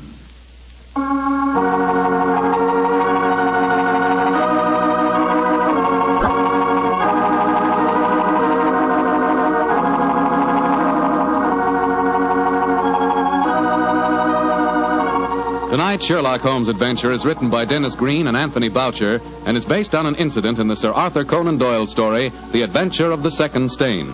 Mr. Rathbone appears to the courtesy of Metro-Goldwyn-Mayer and Mr. Bruce to the courtesy of Universal Pictures, where they are now starring in the Sherlock Holmes series.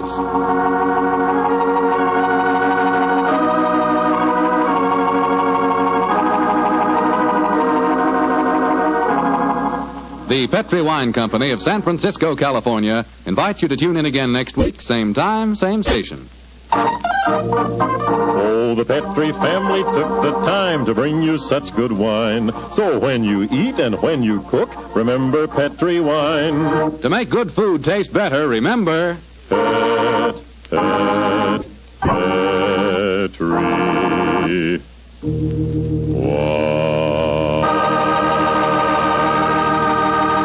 Bill Foreman saying goodnight for the Petri family. Sherlock Holmes comes to you from our Hollywood studios. This is the Mutual Broadcasting System.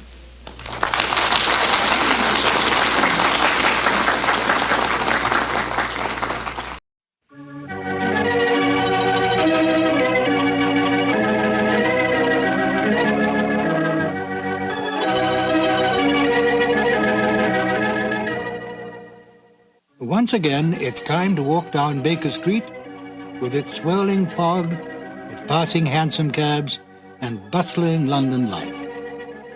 Hello, this is Ben Wright, welcoming you to 2 more new adventures of Sherlock Holmes, starring Basil Rathbone and Nigel Bruce. At the end of each broadcast, the announcer says, tonight's episode was written by Dennis Green and Anthony Boucher. Both men, although they are no longer with us, were married. Dennis Green's widow, Mary Green, lives in New York and is still active in theater and dance.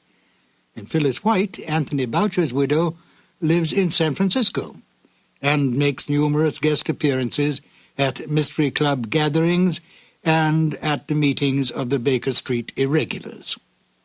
Well, tonight it is my pleasure to present Phyllis White, who will tell you a little about what her husband and Dennis Green did for the Sherlock Holmes radio series. Phyllis? I've been asked to give an account how it happened that my husband got involved with the Sherlock Holmes show. The way his career developed was not according to any underlying plan. Whenever he turned a corner and moved into a new field, it was brought about by chance. And this was a good example of that. He was at the time a mystery reviewer for the San Francisco Chronicle. Well, this time he went over to the book department office, got his books in his mail, and found among the mail an invitation to a cocktail party. It was in honor of Basil Rathbone and Nigel Bruce, who had come to San Francisco to do a war bond promotion. The party was going on right then, so he could quite easily have learned about it too late. But he trotted right over, and aside from meeting Rathbone and Bruce, there were other people who had come along from the radio program. There was Glenn Hall Taylor, who was the producer, And there was Dennis Green, who was one of the writers. He was writing in collaboration with Leslie Charteris. Well, as it turned out, the Greens were staying on a little longer in the Bay Area. My husband invited them to come over to Berkeley and have dinner with us and see his Sherlock Holmes collection. Well, they went back to Hollywood, and not long after, it turned out that the program was in need of a new writer. Dennis suggested Boucher. Well, it turned out that it meshed just beautifully as a collaboration. Here was a noble project working with gifted colleagues, something that they could all feel affection for and respect, and a lot of fun along the way, too. Thank you, Phyllis. And now, Sherlock Holmes and Dr. Watson in Colonel Warburton's Madness. Petri Wine brings you Basil Rathbone and Nigel Bruce in the new adventures of Sherlock Holmes.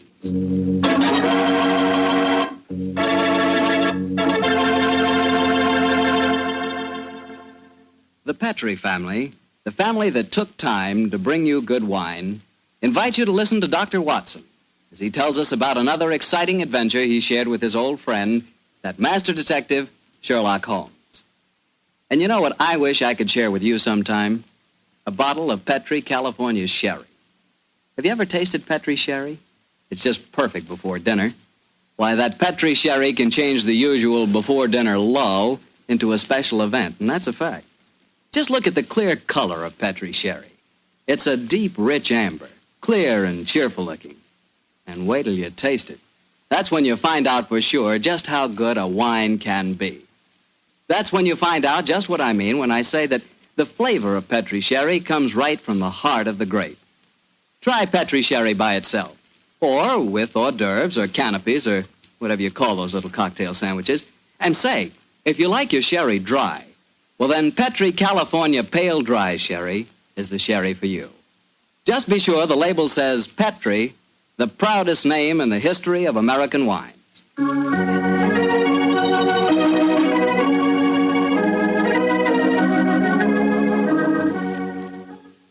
And now let's look in on our old friend, Dr. Watson. Doctor? I'm out here on the patio, Mr. Bartell. Come out and join me. Quiet, Winnie. Quiet. Down, Monty. I see the welcoming committee's here. Yes, little scoundrels. They begin to think they own this patio. Scoop them off the chair, Mr. Bartell, and settle yourself down. All right, off you go, boy. Off you go. Go on, off you go. That's it, my boy. As a matter of fact, it's rather appropriate that the puppies should be here tonight. As in the story that I'm going to tell you, a dog played a most prominent part. A dog? What kind of a dog, Doctor? No, my boy, don't get me anticipating my story. For once, I'm going to start at the beginning. Which was? On a summer morning in 1890, not long after my marriage. I'd gone back to my private practice, you know, and Sherlock Holmes was living alone in our old Baker Street rooms. You still saw him, I suppose. Indeed I did, Mr. Bartell. In fact, occasionally I even persuaded him to forego his bohemian habits so far as to visit my wife and me. But to get back to my story, I'd been exceptionally busy that summer, in consequence was feeling rather, shall we say, nervy and run down.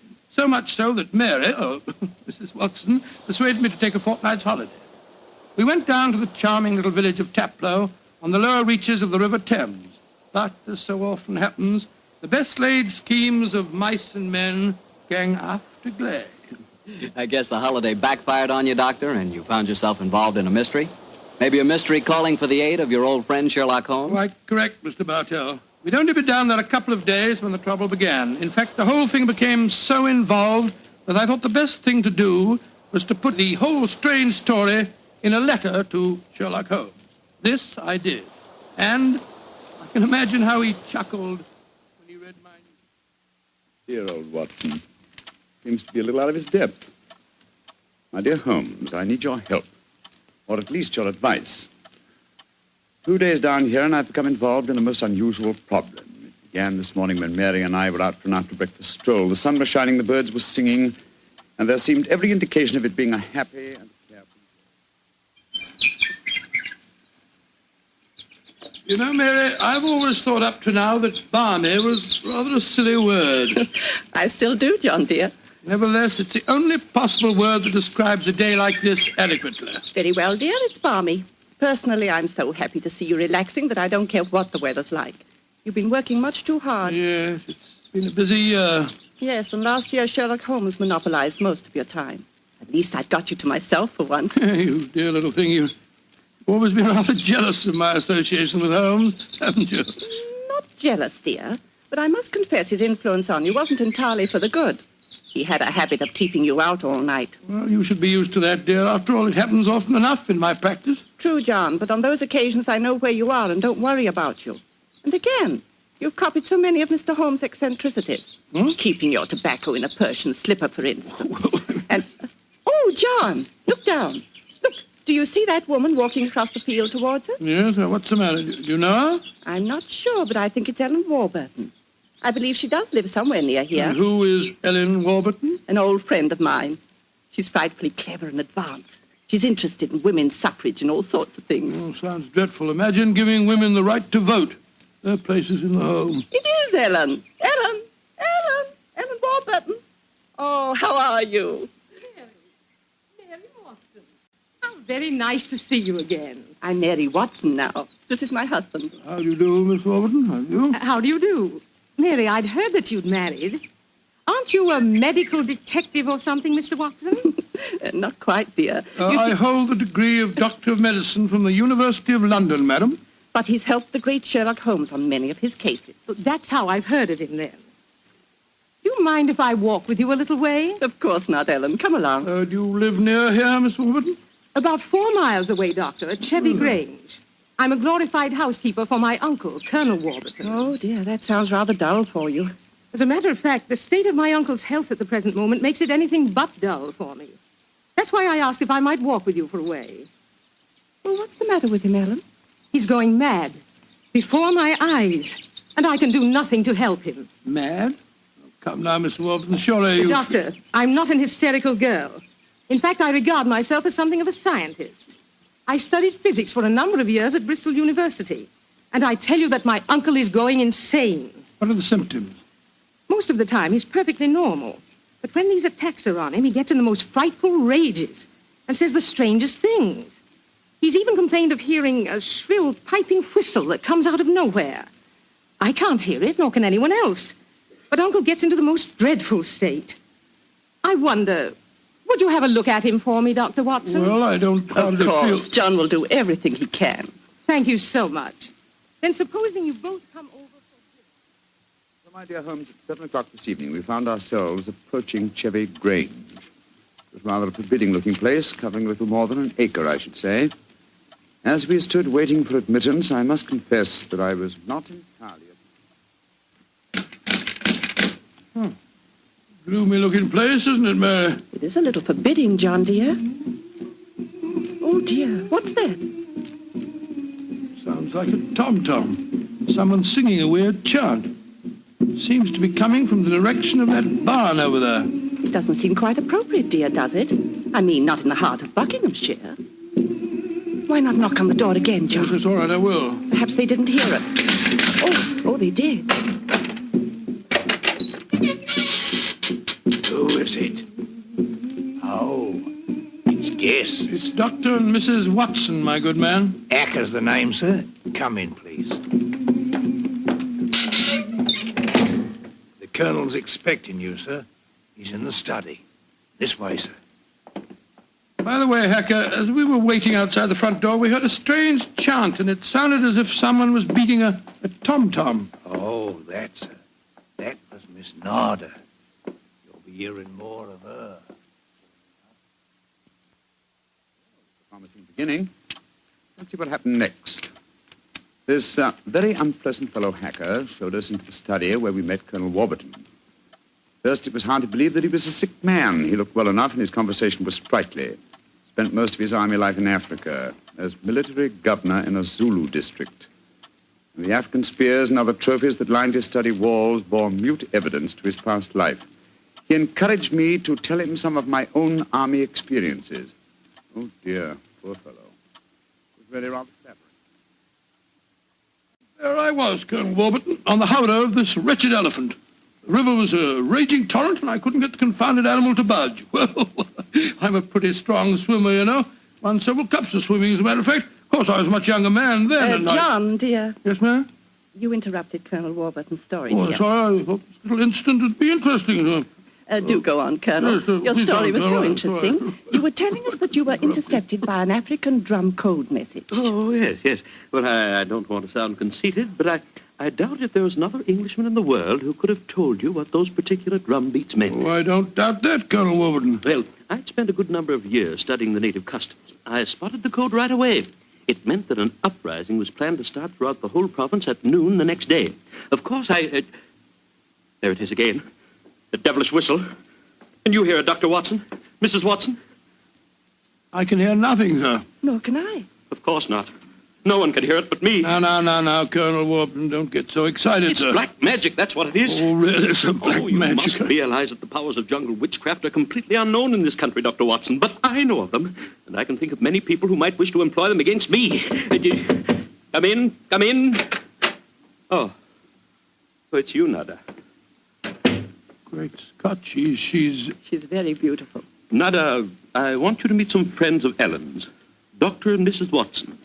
I am very pleased to meet both of you. How do you do? How do you do, Miss Nada? Nada's father was a Chagajula, one of the greatest Zulu chieftains I ever had the privilege of knowing. He did me the rare honor to swear blood brotherhood. So when the missionary sent Nada to England to complete her education, I insisted that she spend her first few months here under my wing. Listen. What is it, Colonel? It's that whistle again. For heaven's sake, say that you heard it this time. Please say that you did. I didn't hear a thing, sir. Well, I did, and I know where that sound came from. Now, put down that spear at once, will you, Colonel Warburton? The devils are trying to kill me. I'll kill them first. No, don't throw it, sir. Don't throw it. Someone's opening the door. Uncle! It's Ellen. Great Scott. The spear missed her by an inch. Uncle, what is it? Whistle. I heard it again, Ellen. And I'm going to find where it came from. Poor Uncle. Of course, you heard no sound. Nothing, Ellen. What can we do to help him, Dr. Watson? Well, it's hard to say, Miss Warburton. I'm not sure that medical help's what she needs. He seems perfectly sane and lucid, except for these strange outbursts. But we must do something. Propose to, madam. As soon as I get back to the inn, I think I'll write to my old friend Sherlock Holmes and ask his advice. There's a problem. I can't feel that the man should be committed to an asylum, and yet obviously when these attacks are on him, he's as mad as a hatter. Well, fascinating problem, and one that calls for speedy action. I think a telegram to my friend Watson might help to clarify some aspects of the case. Yes. You see, Dr. John H. Watson, Red Lion Inn, Taplow, Bucks. I suggest that you ascertain one important fact. Does the Warburton household have a dog? Telegraph reply, Holmes. Upon my soul, Mary, that's a cryptic answer to my letter. Yes, dear, it is. I'm afraid Ellen will be disappointed. He's coming over to join us for lunch to see if you have any news. What on earth can dogs have to do with the case? I can't possibly... Here's Helen now. Good morning, Ellen. Hello, Mary. Good morning, Doctor. Good morning. I suppose it's too early to have received any reply from Mr. Holmes. Well, as a matter of fact, I just got this telegram from him. You can read it if you like. I can't see it makes much sense, myself. But that's extraordinary. I did have a little dog. He was killed a week ago. But it didn't occur to me to tell you about it yesterday. Oh, that's amazing. How could Mr. Holmes have known about it? It's very little that Holmes doesn't know, my dear. How was your dog killed, Miss Warburton? I found him in the grounds with his head smashed in by a stone. Oh, how dreadful. Who do you think did it? It might have been a poacher. And then again, it might have been... Your uncle? It's possible. When he's in those rages, I don't think he knows what he's doing. That's very important. I think I shall go and send Holmes a telegram at once. Don't wait lunch for me.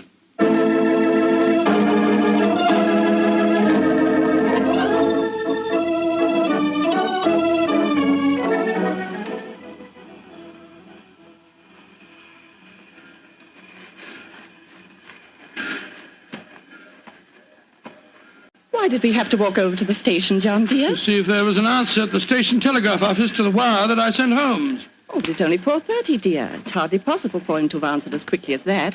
In any case, they delivered the telegram to the hotel, you know. Well, it was a nice walk, my dear. Hello, there's a A train in the station now. I wonder where it's from. Why don't you ask that porter, dear? It's not a bad idea. Porter, what train is this? Oh, it's the London train, sir. Right on time. Next stop, ready? Not many people getting off, where are there? Great Scott! Look who's here! Oh, dear, it's Mr. Holmes. And he's got a dog on a leash. Oh, Watson, my dear fellow, how are you? Mrs. Watson, how nice to see you again.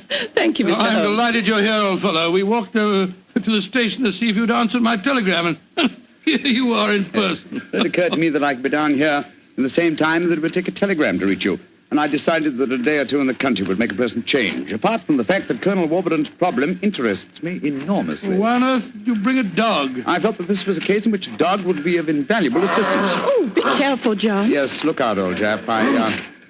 I think it would be safer not to pat him. I picked him up on the Mile End Road for a couple of florins, and I fear he's a dog that should have remained in London. A singularly unattractive nature seems to have been entirely ruined by an hour's train ride. Unpleasant brute. Isn't he? By the way, Holmes, what do you make of the case from my letters? Well, I should prefer to reserve my judgment until I've met the Colonel. However, I will vouchsafe one opinion. Oh, what's that? To paraphrase a proverb, don't disbelieve all you don't hear.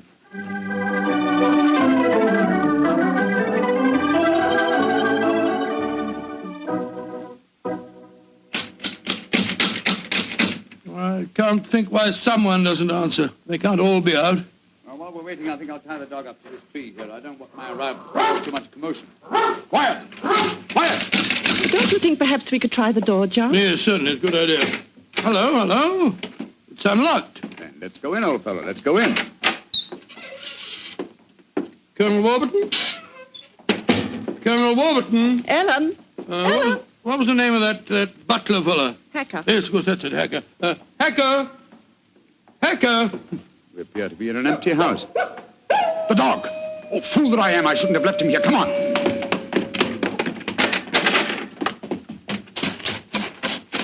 Ah. We're too late. Oh, the poor dog. He's been killed. Yes, poor brute. Stabbed to death by one of the Colonel's spears. That proves it, Holmes. The man is mad. I think not, Watson. I think it proves that Colonel Warburton is a great deal more sane than some of the members of his household.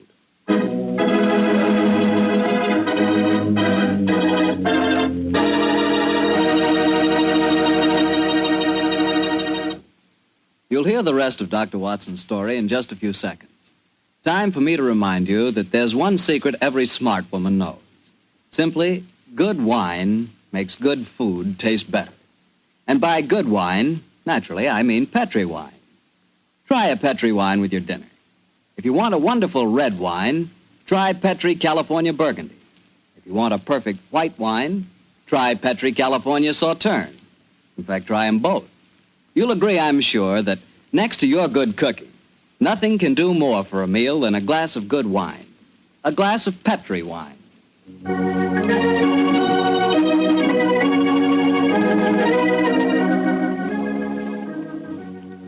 And now back to tonight's new Sherlock Holmes adventure, the story of Colonel Warburton's madness. Holmes, why are we heading for this barn? Seems to me we should be back in the house. Why, old chap? Found the house empty. Besides, I thought I heard. Shh. What is it? Listen. It's the same sound that Mary and I heard yesterday. Oh, once more, it's coming from the barn. Come on, Watson, but quietly.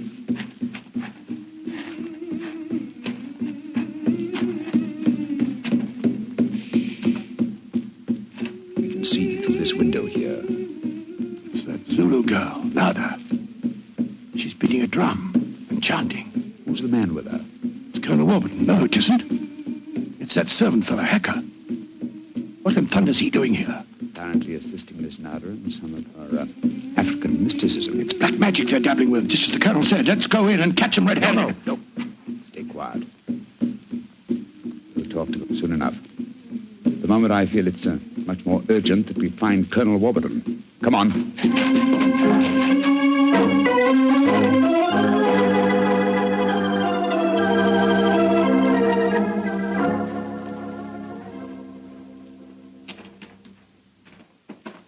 There's the Colonel pacing up and down in front of the house with Mary and his niece, Miss Warburton. We shouldn't have left the women alone with him, you know. The man's dangerous. I don't think the women have been in any danger, Watson. John, dear, where have you been? Oh, well, Holmes and I decided we'd take a little walk. It proved very interesting. Miss Warburton, this is Mr. Sherlock Holmes. How do you do, Mr. Holmes? I'm so glad you're here. How do you do, Miss Warburton? And this is Colonel Warburton, Mr. Sherlock Holmes, eh?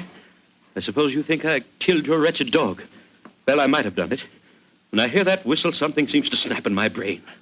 I might have killed it. Why doesn't your doctor friend certify me as insane? Send me where I belong before I do any worse, damn it. Poor man. Isn't there anything you can do for him, Mr. Holmes? I most certainly will try to, Miss Warburton. Watson, old fellow, I wonder if you'll follow the Colonel and give him a sedative.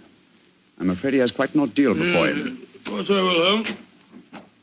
Miss Warburton, where were you when my dog was killed? Down in the greenhouse. As soon as I heard the poor animal yelping, I ran up to the house. I see. Mr. Holmes, you are going to be able to help the Colonel, aren't you? I'm convinced of it, Mrs. Watson. That is why I brought a dog with me from London. But now that he's dead, I must obtain another one before I can proceed further with the case. Now, I wonder where on earth I can find a dog. Look, Huh? down by the gate. There's a little girl walking with a dog. That's Sarah Entwistle, the daughter of our neighbors. Sarah, eh? Oh, excuse me, will you? Just a moment. Sarah! Sarah! Yes? Oh, Sarah.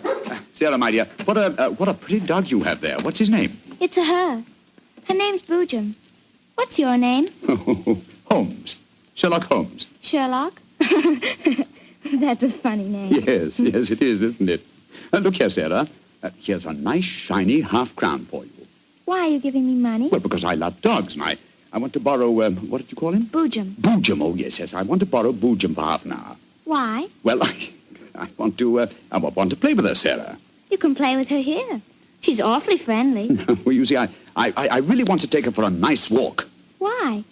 She's just had one. Now, look here, Sarah. It's a beautifully shiny half-crown. Mommy's told me I mustn't take money from strangers. But I'm not a stranger. I'm a friend of Colonel Warburton. Having trouble, Mr. Holmes? Yes, I am, Mrs. Watson. You see, I want to give Sarah half a crown for borrowing Boojum for a short while, but she doesn't want to do it. Sarah, does Boojum like bones? Oh, yes. Loves them. We've got a lot of bones up at the house we'd like to give her. Have they got plenty of meat on them? Plenty. She can have a wonderful feast, and then we'll bring her back in half an hour. All right. Go on, Boojum. Now, promise you'll bring her back in half an hour. We promise. Yes, Sarah. And Sarah, what about the half crown? Well, I'll take it home and ask Mummy if I may keep it. Good. Goodbye. Goodbye. And take care of Boojum. Oh, she's a sweet little girl. Mr. Holmes, you're not going to expose Boojum to any danger, are you? None, Mrs. Watson. Otherwise, I shouldn't have borrowed her. I'm convinced that Boojum will give us the clue to what appears to be Colonel Warburton's madness.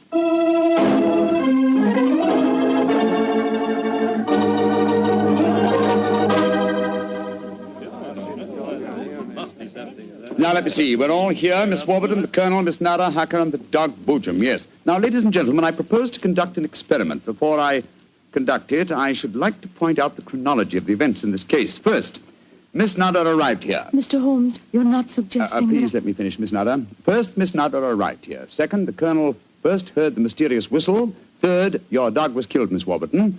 Fourth, the whistling set in dead earnest. The Colonel Warburton and Miss Warburton. Doesn't that pattern suggest anything to you? No, I can't say that it does, Mr. Holmes. I don't see what you're driving at. Nor do I, Holmes. We should be more explicit. Very well, then I will. I shall now conduct my experiment. I want you all to watch Colonel Warburton and the dog Boojum. Excuse me while I turn my back. Now. There it is again. That whistle. The dog heard it, too. Great God, Holmes.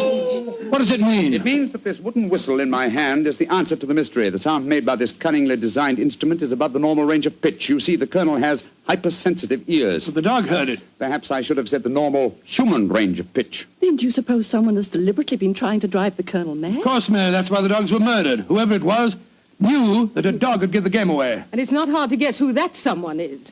Nada, this started when you came here. Is this your gratitude for the Colonel's kindness to you? Endangering his sanity with your evil black magic? That is not true. One moment, please, Miss Warburton. Miss Nada. Yes, Mr. Holmes. Dr. Watson and I watched you in the barn some 3/4 of an hour ago with Hacker. Were you engaged in practicing any form of black magic? No. I was praying to my old gods to save the Colonel's sanity. What were you doing there, Hacker? Don't tell me you were praying to old gods, too. I used to be a chapel-going man, sir, but I don't know. No harm in trying something new, I always say. In any case, why should Miss Nada wish to persecute the Colonel? It might be for some tribal revenge. Oh, but that's ridiculous, Ellen. Her father and I were sworn blood brothers. Exactly, sir. No, it should be obvious. Who had a motive for making the Colonel appear mad? His niece and heiress. What do you mean? She has studied physics, you will remember, and so could know about supersonic research. Possibly she was afraid the Colonel might leave his estate to Miss Nada, and so wished him to appear insane and thereby invalidate a new will. In any case, I found this whistle in a drawer in your room, Miss Warburton. Ellen, how could you? I did it for your sake, to save you from Nada. She's just an adventuress, only you won't see it. Colonel Warburton, what action do you wish me to take regarding your niece, Miss Warburton? My niece? I have no niece, Mr. Holmes. Come, Nada, my dear.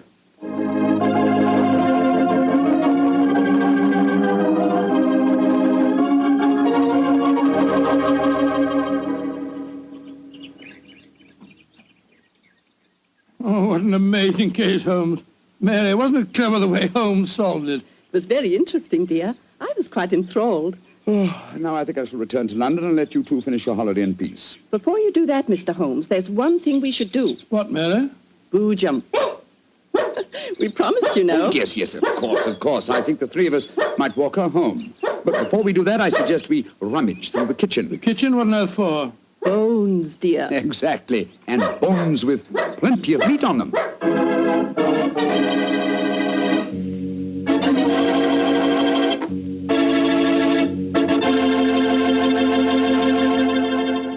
Say, Doctor, that was a swell story. And look, you mean there really is a whistle that only dogs can hear? I thought you'd ask me that question, so I've got one of those whistles to show you. There. Well, there's nothing unusual about it. Blow it, Doctor. Well, listen, Mr. Bartell, if I want you to come quickly, I don't just have to whistle. All I have to say is, would anybody like a glass of Petri wine? And hey, presto, there you are. Well, can you blame me? I know a good wine when I hear it. And Petri wine sure is good wine. It ought to be. The Petri family's been making wine for generations. As you know, ever since they started the Petri business way back in the 1800s, that business has always been family-owned and operated. So just think of all the experience the Petri family's gained. They've been able to hand on down from father to son, all they've ever learned about the art of turning luscious California grapes into fragrant, delicious wine. So whenever you're choosing a wine to serve before dinner, with dinner, or at any time, you can't go wrong with a Petri wine. Because Petri took time to bring you good wine.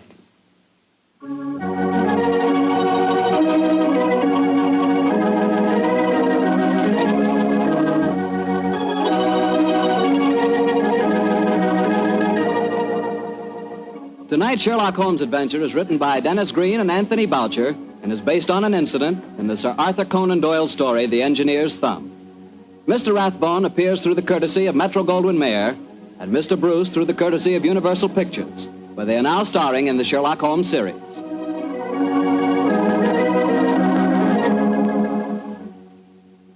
The Petri Wine Company of San Francisco, California, invites you to tune in again next week, same time, same station.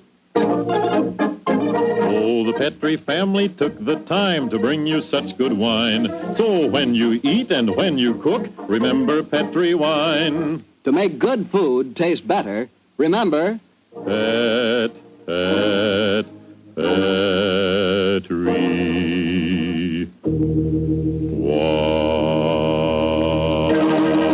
wine. This is Harry Bartell saying goodnight for the Petri family. Sherlock Holmes comes to you from our Hollywood studios. This is the Mutual Broadcasting System.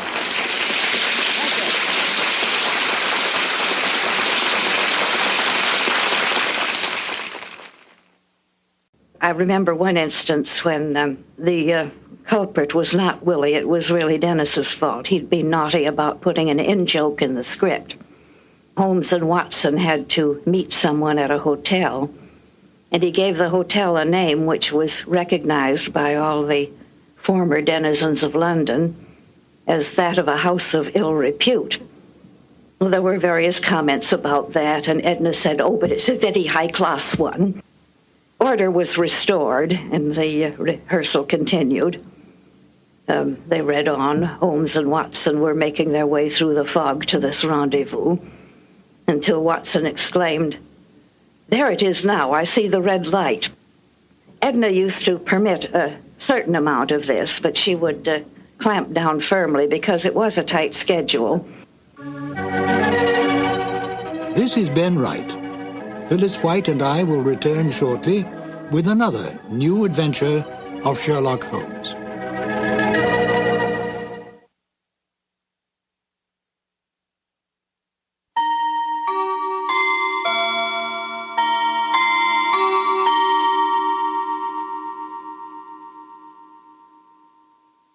We return again to Phyllis White, who has some more delightful information about the Sherlock Holmes radio broadcasts. Phyllis? Rathbone and Bruce were making films, and they had just one day off per week for the radio work. They received the scripts a couple of days early to look over if they had time, and they would turn up at the studio early the afternoon of broadcast day. And the first reading would be rather slow and broken up as there was discussion and maybe a few changes. Then there would be a reading for timing to fit to the exact number of minutes available. It was more likely to be too long than too short. And Edna would flip over a few pages and knock out a couple of words here and a couple on another page, and it would miraculously come out exact to the minute. And so they went through the rest of the afternoon as the tempo and pressure increased and the show sharpened up. At the end of the afternoon, they went on the air for the eastern United States. Then there was a couple of hours break, and everybody would go out to dinner. Then they would come back and do it all over again for the West Coast. I feel very thankful now that these live and ephemeral shows were captured on disc and that they could now reach a new audience. Now, please join Phyllis and I as we listen to The Iron Box. This episode from the life of Sherlock Holmes will be transmitted to our men and women overseas by short wave and through the worldwide facilities of the Armed Forces Radio Service. Petri Wine brings you Basil Rathbone and Nigel Bruce in the new adventures of Sherlock Holmes.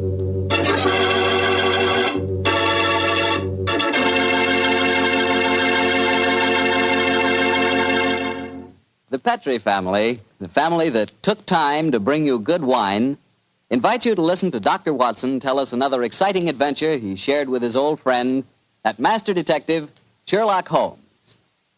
Well, this is it, New Year's Eve. And I wish you could be here with us this evening so we could toast each other with a glass of Petri California port. As you know, port wine has long been a favorite wine for celebrating a happy occasion. That's because port is a wine rich in tradition.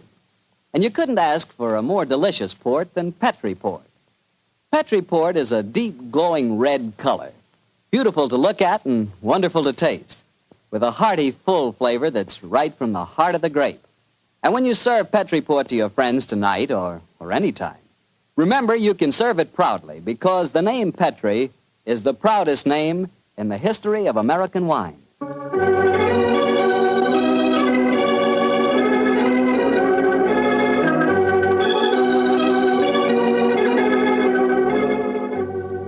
And now I'm sure Dr. Watson's waiting for us, so let's drop...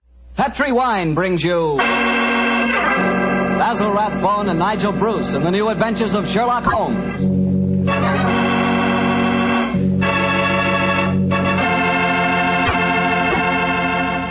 The Petri family, the family that took time to bring you good wine, invite you to listen to Dr. Watson tell us another exciting adventure he shared with his good friend, that master detective, Sherlock Holmes. And I'd like to tell you about my favorite time of day. It's just before dinner. You know, when the family's all sitting around in the living room and wonderful things are cooking in the kitchen? Ah, that's for me. And boy, that's the time for a glass of sherry. Because Petri California sherry really makes waiting for dinner a pleasure. That Petri sherry is the perfect before-dinner wine. Just look at its beautiful amber color. And then taste that wonderful Petri sherry. What a flavor. Petri sherry has a rich, nutty flavor that's right from the heart of sun-ripened grapes. And if you like your sherry dry, not sweet, you'll want to get Petri Pale Dry Sherry. Or better yet, taste them both. Don't buy one, buy two. Those letters P-E-T-R-I on the label are the personal assurance of the Petri family that Petri sherry is truly good wine.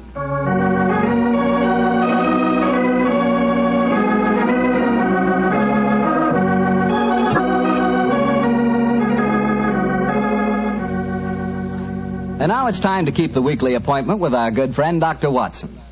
How are you this evening, Doctor? I never felt better, thank you, Mr. Bartell. Draw up your usual chair and make yourself comfortable. Thanks. That's it. Oh, I see you've had the old tin dispatch box out again. I suppose you've been going through your notes on tonight's new Sherlock Holmes adventure? Yes, Mr. Bartell, and I think you'll find it as pretty a little problem as we ever encountered. The story began in 1887, a very busy year for us, my boy. It was the same year that Holmes solved the case of the Amateur Mendicant Society, who held their meetings in a luxuriously furnished vault below a furniture warehouse. Oh, I remember that story, Doctor.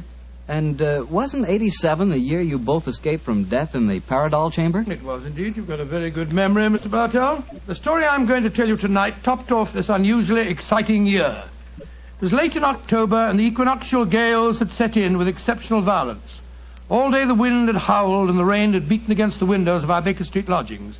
Finally, it was nearly midnight, as far as I remember. The storm grew higher and louder, and the wind in the chimney sobbed like a child. Suddenly, much to our surprise, the doorbell jangled, and a few moments later, our midnight visitor stood before us. He was a man of about 45, and as he looked about him anxiously in the glare of the lamp, I could see that his face was pale and that his eyes heavy, like those of a man who was weighed down with some great anxiety. And yet when he spoke, his tone was businesslike and almost aggressive. I've come to you for advice, Mr. Holmes. That's easily obtained. And help. That is not always so easy. Help the gentleman off with his coat, will you, Watson? Yes, indeed. Here you are, sir. Let me hang it up for you. Thank you, sir. I heard of you, Mr. Holmes, from Major Prendergast. Oh, yes. He said that you could solve anything. Oh, I'm afraid he said too much. But you've never been beaten. I've been beaten 4 times, sir. 3 times by men and once by a woman. But supposing you sit down and introduce yourself. My friend's name is Watson, Dr. Watson. How do you do, sir? How do you do, Doctor? My name is Lovelace, Edmund Lovelace. And what brings you to me at this hour of the night, Mr. Lovelace? I'm in terrible trouble, Mr. Holmes. You don't know anything about me, but if you'll accept my case, you can save 4 lives. I wouldn't say that I know nothing about you, sir, though it's true that I know little beyond the somewhat obvious fact that, you're single, that you keep a dog, but not a manservant, and that you are much preoccupied with your business, which I take to be some form of insurance. Oh, come. Oh, steady. Now, what is this? Well, magic? I'll wager that my friend's right, though. Isn't he, Mr. Lovelace? Perfectly. But I'll be hanged if I can see how he knows it. It's a practical application of logic, sir.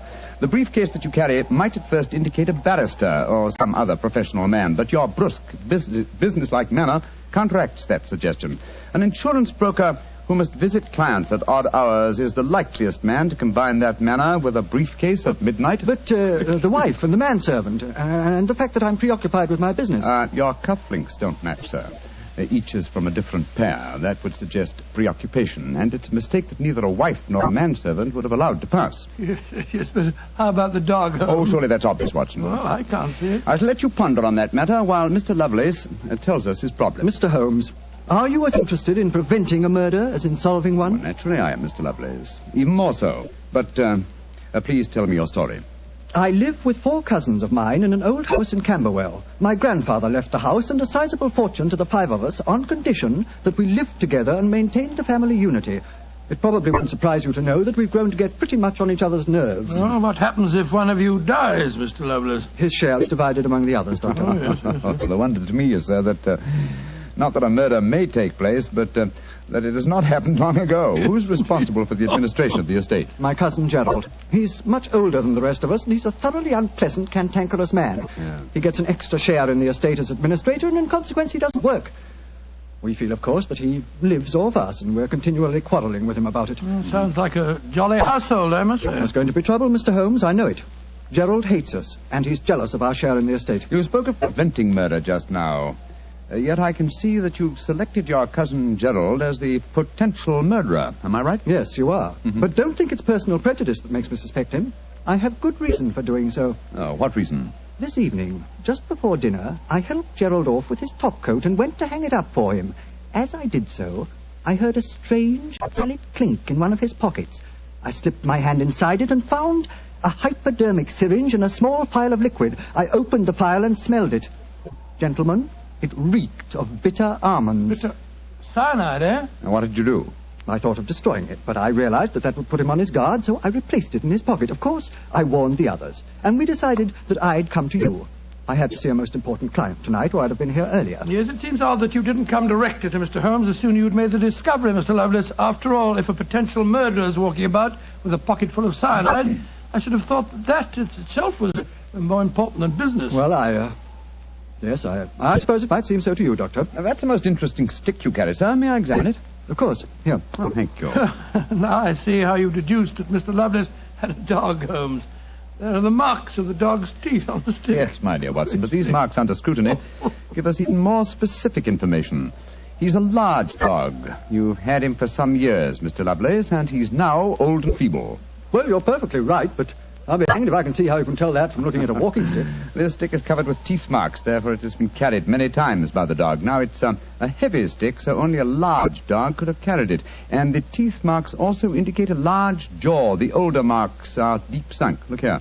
The fresh ones, where the wood is not yet darkened, are shallow. Yes, it's obvious that the jaws are losing their strength. That's very clever of you, Mr. Holmes, but I don't see what it has to do with the case in hand. Oh, neither do I, Holmes, I must confess. No, surely it tells us that your story, Mr. Lovelace, may bear a less terrifying implication than you think.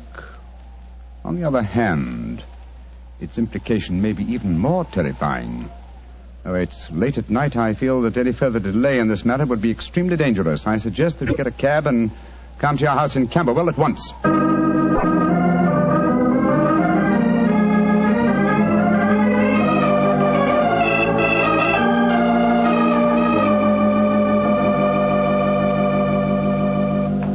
Alice, Randolph, I'm glad you're still up.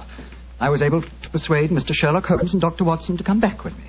Gentlemen, this is my cousin, Alice Harley. How do you do? How do you do, Miss Harley? How do you do? And my cousin, Randolph Lovelace. How do you do? How do you do, sir? How do you do, Mr. Lovelace? I've told him about the whole business, Randolph, so we can all speak perfectly freely. Let's begin by sitting down, shall we? Randolph and I had just finished a little cold supper. We've been to the theatre tonight. Well, Mr. Holmes, I suppose Edmund told you about finding the hypodermic syringe and the cyanide in Gerald's coat pocket. Yes, tonight. indeed. May I ask where your cousin Gerald Lovelace is now? We left the house at 7, but I imagine Gerald went upstairs at 8, as usual. Didn't he, Edmund? On the stroke of 8, Alice. He's very fixed in his habits, Mr. Holmes. He goes up to his room every night at 8. There he reads or works on his accounts and eventually goes to bed any time between 10 and 1. Well, he might still be up. I should like to speak to him a little later. In the meanwhile, may I ask you two young people to tell me quite honestly your feelings about your cousin Gerald? And you might as well be frank. I've kept nothing back. All right. Randolph and I hate him. First of all, we're sure he's jealous of our shares in the estate, and then we... Alice and I want to get married, Mr. Holmes, and Gerald won't hear of it. But you're cousins, aren't you? Only second cousins, Dr. Watson. Gerald is dreadfully conventional. He's threatened us that if we do get married, he'll go to court and try to have our shares in the estate annulled. And from the way the will is worded, I wouldn't be surprised if he could do it. So you can see why we have no great love for him, why we're afraid of him. Well, he sounds an extremely unpleasant person to me. You mentioned there were 5 cousins in the house. 3 of you are here. Mr. Gerald Lovelace is upstairs. Who and where is the 5th cousin? The 5th cousin is my brother, Gilly. He's something of a tragedy, I'm afraid. You see, Gilly's 20, but he never developed mentally beyond the age of 8. He had a bad fall in the hunting field when he was a kid. He's been like this ever since. Oh, I'm sorry to hear that, sir. But he's the dearest, most gentle boy you've ever met. And, incidentally, the one person in this house who doesn't hate Gerald. The poor fellow doesn't understand the conditions of the will, I suppose. No. But if he did, I don't think it'd make any difference. I swear that Gilly loves every living thing, especially Gladstone. Gladstone is the name of his dog. His dog? Yes. The dog may be the key to this whole matter. The dog? What makes you say that, Holmes? When a man brings a quick and painless poison home to a household containing an old and feeble dog, it's more than possible that he has obtained that poison, quite legitimately, to give the dog a merciful death. To kill Gladstone? Oh, no! After all, Alice, dear, he is old. And almost blind But, now. Mr. Holmes, if you think Gerald brought home the poison to put Gladstone out of the way, well, and I admit it sounds perfectly logical, what made you decide to come here tonight? Because I dare not even guess what you may have done by intruding the thought of murder in this situation. Where is your brother, Gilly? In his room upstairs, asleep. I wonder if we might go up to him. I should like to talk to him, if you don't mind. And after that, I want a few words with your cousin, Gerald Lovelace.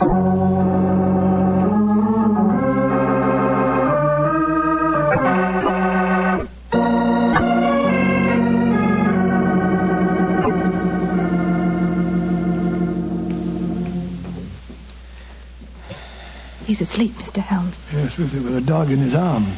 I'm afraid we'll have to waken him. Gilly? Gilly? It's all right, Gladstone. We're not going to hurt him. Gilly? Who is it? Oh, hello, Alice. Who are these men? They've come to take Gladstone away. No, Gilly, we haven't. Oh, of course not, Gilly. We've just come to admire him. Your brother's been telling us what a fine dog he is. Oh, that's different. Isn't he beautiful? I just had such a wonderful dream about him. Such a wonderful dream. What was it, Gilly? Well, he was all young again. Just a puppy. He was chasing a rabbit across a cliff top. And I was running with him. Oh, Gladstone looked so beautiful. Didn't you, old boy? Of course you did. And you know, the rabbit went down a hole, and Gladstone went down after him. And I went down after Gladstone. And we all had tea with the rabbits. Oh, it's so funny. They all had little green hats on. Hats with feathers. I wanted Gladstone to try one on, but he wouldn't. So sleepy. Come on, Gladstone. Let's go back to the tea party. Poor kid. His world may be a great deal more pleasant than ours, Watson. That's what I'd like to think, Mr. Holmes. Now I'd like to have a few words with your cousin Gerald. His room's at the end of this corridor. I'm afraid Gilly wasn't much help to you, Mr. Holmes. On the contrary, young lady, he told me exactly what I wanted to know. Here we are. This is Gerald's room. There's no light under the door. He must have gone to sleep. And I'm afraid we must waken him, too. Must be a heavy sleeper. But he isn't. He's a remarkably light one. Come on, let's go in. Strike a match, will you, old fellow? Sure. The gas mantle's at the head of his bed, Dr. Watson. Yeah. Well, he's lying on the outside of his bed. He must be... There's blood on the pillow. Great Scott, Holmes. The back of his skull smashed in. He's been murdered. Oh, no! Horrible! Yes, Watson, but not for the blows on his head. Look here on the table by his bed. A hypodermic syringe and a broken file. Yes, a broken file. Reeking of bitter almonds. Poor devil. Well, I won't pretend I liked him. But what a ghastly way to die. All they that take the sword shall perish with the sword. So the scriptures say, Mr. Lovelace. The very suspicion of the killing has brought murder to pass. Well, it's too late to prevent it. Our job now is to find the killer and see that he's brought to justice.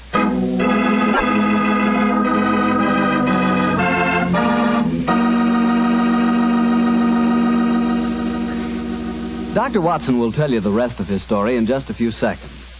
Just time enough for me to tell you that if there's one wine that's perfect for any occasion, it's Petri California Sherry. With a bottle of that rich, amber-colored Petri Sherry on hand, you can make that time before dinner a main event. And Petri Sherry is the perfect answer to the question of what to serve when company comes. Serve Petri Sherry alone and let its full, wonderful flavor speak for itself, or serve Petri Sherry with hors d'oeuvres or party sandwiches. And remember, you can serve Petri Sherry proudly, because Petri is the proudest name in the history of American wine. Well, Dr. Watson, so you found Gerald Lovelace dead in one of the bedrooms of the house in Camberwell. What did you do? Send for the police? Not at once, Mr. Bartell. Sherlock Holmes persuaded the remainder of the household to give him the opportunity of examining the scene of the crime carefully before the police were sent for. And so, a few minutes before 1 o'clock that October night, Holmes and I stood alone in the room of death. Turn the gas a little higher, will you, old chap? Right you are. You know, Holmes, I think you should have sent for the police right away. In a case like this, Watson, I prefer to be my own police. When I have spun the web, they may take the flies, but not before. What are the results of your medical examination, old chap? Well, it's exactly as you reconstructed it, Holmes. He was first beaten on the head with that poker lying on the floor. Then he had the full phial of cyanide injected into his left wrist. Can you estimate the time of death at all accurately? No, this room's confoundedly hot. He might have died any time from 1 to 5 hours ago. Yes. It's now 1 o'clock, and we know that he was alive at 8. Mr. Edmund Lovelace saw him leave for his room at that hour. Yes, if he was telling the truth. One thing we do know for a fact is that this man was murdered at the exact moment he was going to bed. He's wearing his nightgown and nightcap, but his bed has not been slept in. Well, isn't it possible that the murderer might have killed him shortly after 8 and then dressed him in his nightclothes to confuse us? No, my dear chap. You will notice that the hypodermic needle passed through the sleeve of his nightshirt. Here. Also, the nightcap is crushed and bloodstained from the blows of the poker. No, Gerald Lovelace had prepared for bed. Yes. Look at the glass of water on the night table and the prayer book and the watch. Yes. Signs of a prosperous and meticulous man. Mm-hmm. A fine gold watch and in excellent condition. Aha. There's the answer, Watson. What do you mean, there's the answer, Watson? I just wound this watch one turn, and then it was fully wound. That provides us with a time schedule for our murder. Come on. We'll send a servant for the police, and while they're on the way, if you'll call everyone together, I should like to put a few more questions to this family.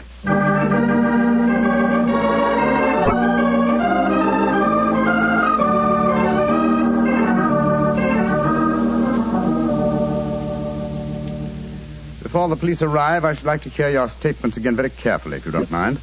Mr. Edmund Lovelace, what were your exact movements tonight? I left here shortly before 10. From 10 o'clock until the time I came to Baker Street, I was with my client. His name and address, please.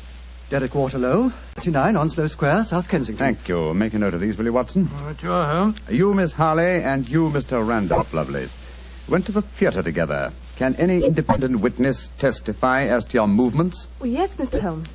We went with friends, the Grant Moresbys. They live at the Clarendon Hotel off Charing Cross. What time did you leave this house? Well, it was about 7:45, wasn't it, Alice? Yes.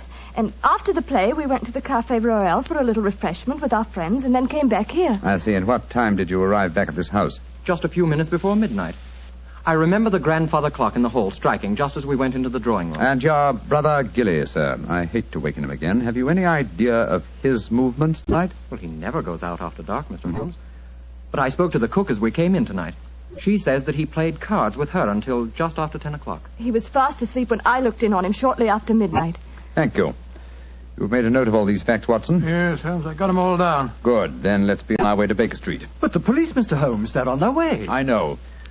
Please give them my regards, will you? Apologize for my informality and tell them that I shall have the answer to this matter probably in a little over 24 hours.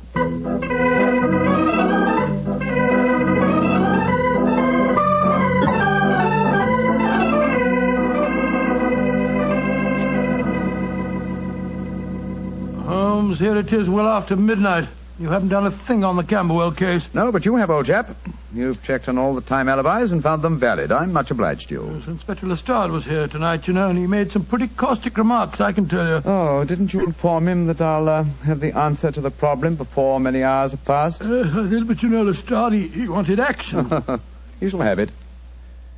Is the watch still running? Yes, there's another thing. What'll Lestrade say when he finds that you took the dead man's watch? I've no idea. Oh, why did you take it anyway? You sound sleepy, old chap. Yes, I am confoundedly sleepy. Well, why don't you go to bed? What are you going to do?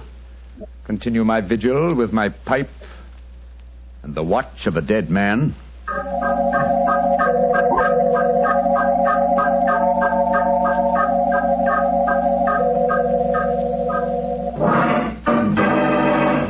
Watson, wake up! What time is it? 5 o'clock in the morning. Good Lord, what are you doing up at this hour? The watch has just stopped, I'm about to rewind it. What are you rewinding it for, Holmes? You waited over 24 hours for it to unwind. When I know how many turns it takes to wind it fully, I shall have the answer to the whole business.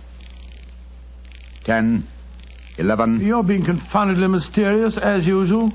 14 turns, and the watch is fully wound. Get your clothes on, old chap. Well, where are we going on this hour? To the house in Camberwell. Now I know who murdered Gerald Lovelace.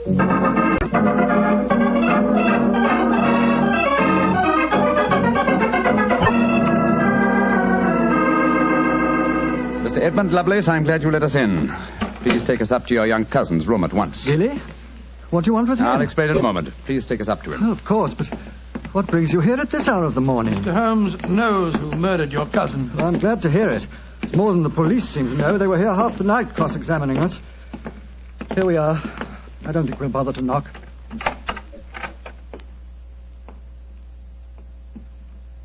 Gilly? Gilly? I'm awake. We heard you coming up the stairs, didn't we, Gladstone? It's the same men again. You're not going to take Gladstone away, are you?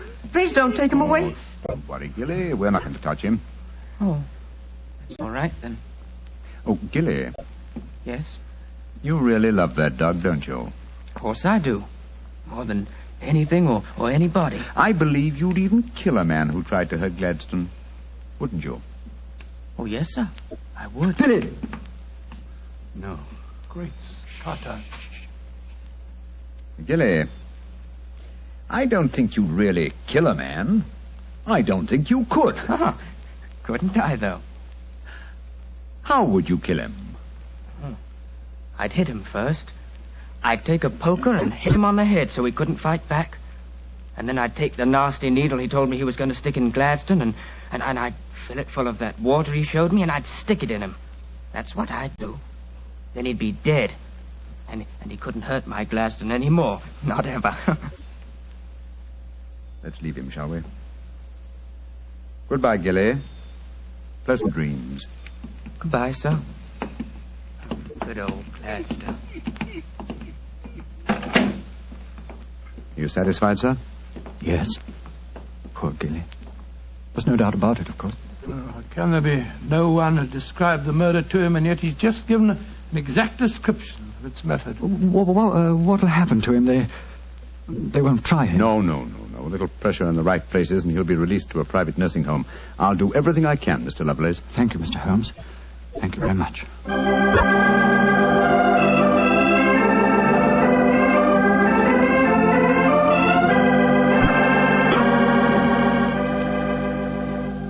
Well, Holmes, now that we're back in Baker Street and the whole depressing case is finished with, perhaps you'll tell me how you knew that Gilly had committed the murder. Well, consider the time schedules, old fellow. You checked the alibis of the other cousins and found them satisfactory. That meant that Alice Harley and Randolph Lovelace could have committed the crime only at midnight. Edmund only before 10.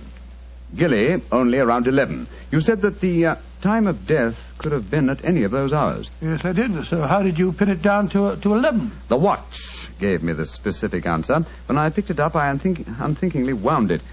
Made one turn and was then fully wound. Now, when does a methodical, precise man like Gerald Lovelace wind his watch? Just as he's going to bed. Exactly, old fellow.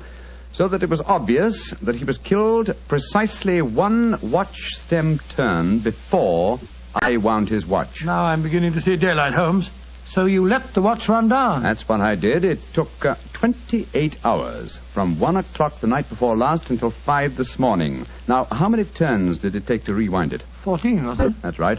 Therefore, one turn of the watch stem equaled 2 hours, proving that Gerald Lovelace had been murdered 2 hours before 1 o'clock at 11 p.m. When Gilly was the only one who could have done it. You know, Holmes, I still find it hard to believe that boy was capable of such a ghastly crime. He seemed so gentle. Oh, he is. Except when his beloved dog's life was at stake, probably out of some mistaken notion of kindness. Gerald Lovelace warned the boy of his intentions regarding the dog. It's a sad business, Watson, a sad business. I hate to think of that boy spending the rest of his life in a mental home. I have one prayer for his future. What's that, Holmes? The dog Gladstone can't live very long. I pray that Gilly does not long outlive him.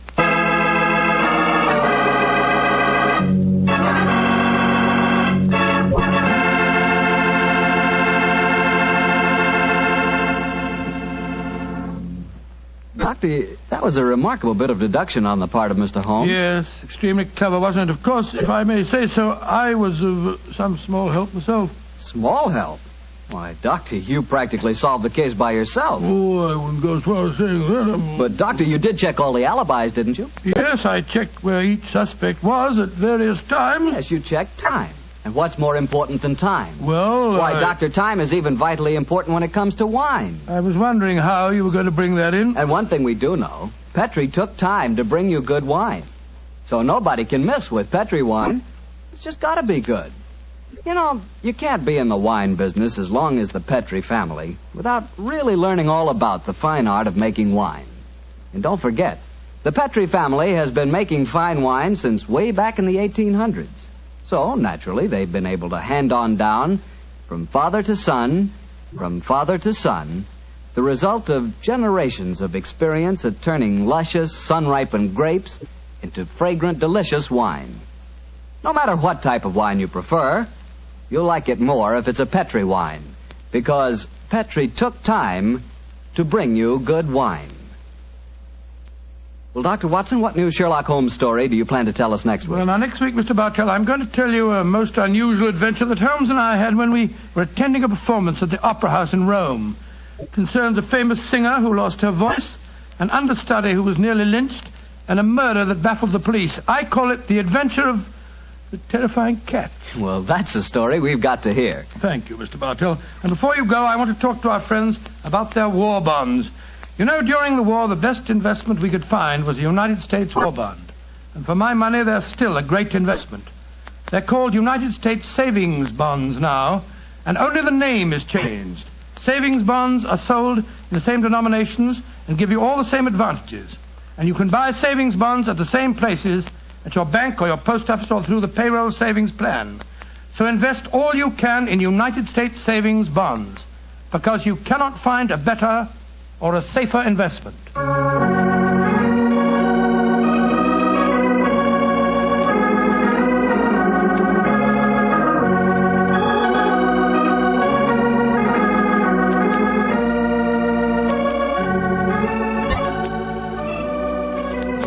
Tonight's Sherlock Holmes adventure was written by Dennis Green and Anthony Boucher and was suggested by an incident in the Sir Arthur Conan Doyle story, The 5 Orange Pips. Music is by Dean Fossler. Mr. Rathbone appears through the courtesy of Metro-Goldwyn-Mayer, and Mr. Bruce through the courtesy of Universal Pictures, where they are now starring in the Sherlock Holmes series. The Petri Wine Company of San Francisco, California, invites you to tune in again next week, same time, same station. Sherlock Holmes comes to you from our Hollywood studios.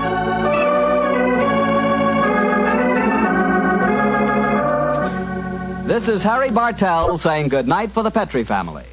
Listen every Monday on most of these same stations at 8 o'clock to Michael Shayne, followed immediately by Sherlock Holmes. This is the Mutual Broadcast. Petri Wine brings you Basil Rathbone and Nigel Bruce in the new adventures of Sherlock Holmes.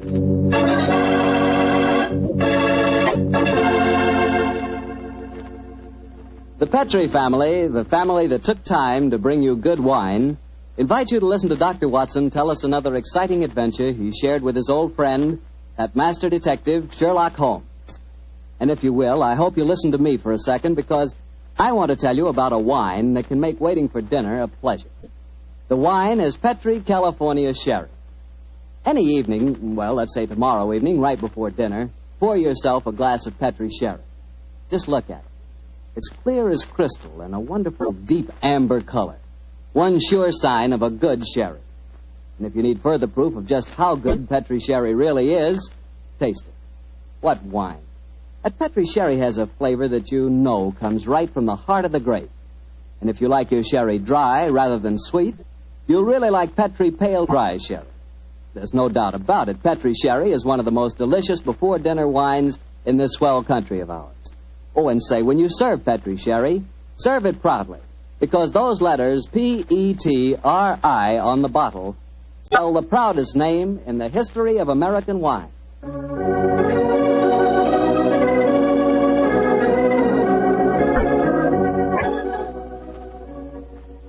And now I'm sure our good friend Dr. Watson's waiting for us. Let's go enjoy. There you are, Mr. Bartell. Good evening, Doctor. All alone tonight, huh? Yes, my boy, if you can call a man alone when he's got his pipe, his books, and a glass of good port at his elbow. Take your coat off. You'll follow and join me. Thanks, Doctor. Help yourself to the port. There's some rather special tobacco in the jar over there. Fine.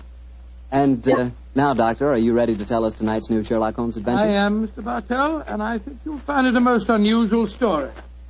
It began on a winter's night in 1896. Holmes and I had gone to a theatre in the East End of London to see a performance of a famous old English melodrama called Sweeney Todd, the Demon Barber of Fleet Street. That's a good bloodthirsty title, Doctor. The Demon Barber. He sounds as though he specialized in close shaves. Good gracious me, Mr. Bartell, that's almost unforgivable. He was a murderer of voracious appetite who placed his victims in a specially constructed barber's chair, cut their throats, and then pressed a lever that would swing the chair over and decamp the unfortunate victim into a horrible cellar beneath his shop. This is only a stage play you're talking about, Doctor. As my story begins, we were seated in a private box watching one of the closing scenes. Holmes was leaning forward in his chair, following the action on the stage with an obvious delight, while I sat beside him equally engrossed. An actor by the name of Mark Humphreys was playing the part of Sweeney Todd, and no one could deny that he was playing it up to the... Where are you going, Tobias? To the nearest magistrate, Sweeney Todd, to denounce you in fiendish, cruel, cold-blooded murder. You have pronounced your doom. Into the chair with you, and over and down into the depths below. Ha, ha, ha, there. Say, whence comes this apparition? 'Tis the ghost of another customer of mine. The yawning grave yields up his ghastly inmates to prove me guilt. Blood! We'll have blood! See, he is there. He comes to accuse me of his murder. Oh, save me! 'Twas not I that slew you. Let me leave, or it will kill me. Let me leave! Ha ha ha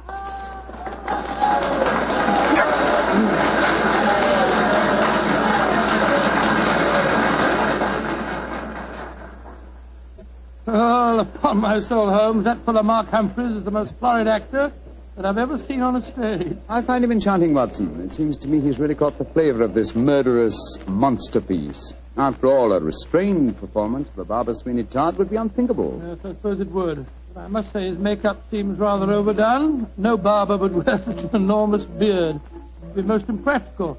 Probably get in the customers' faces.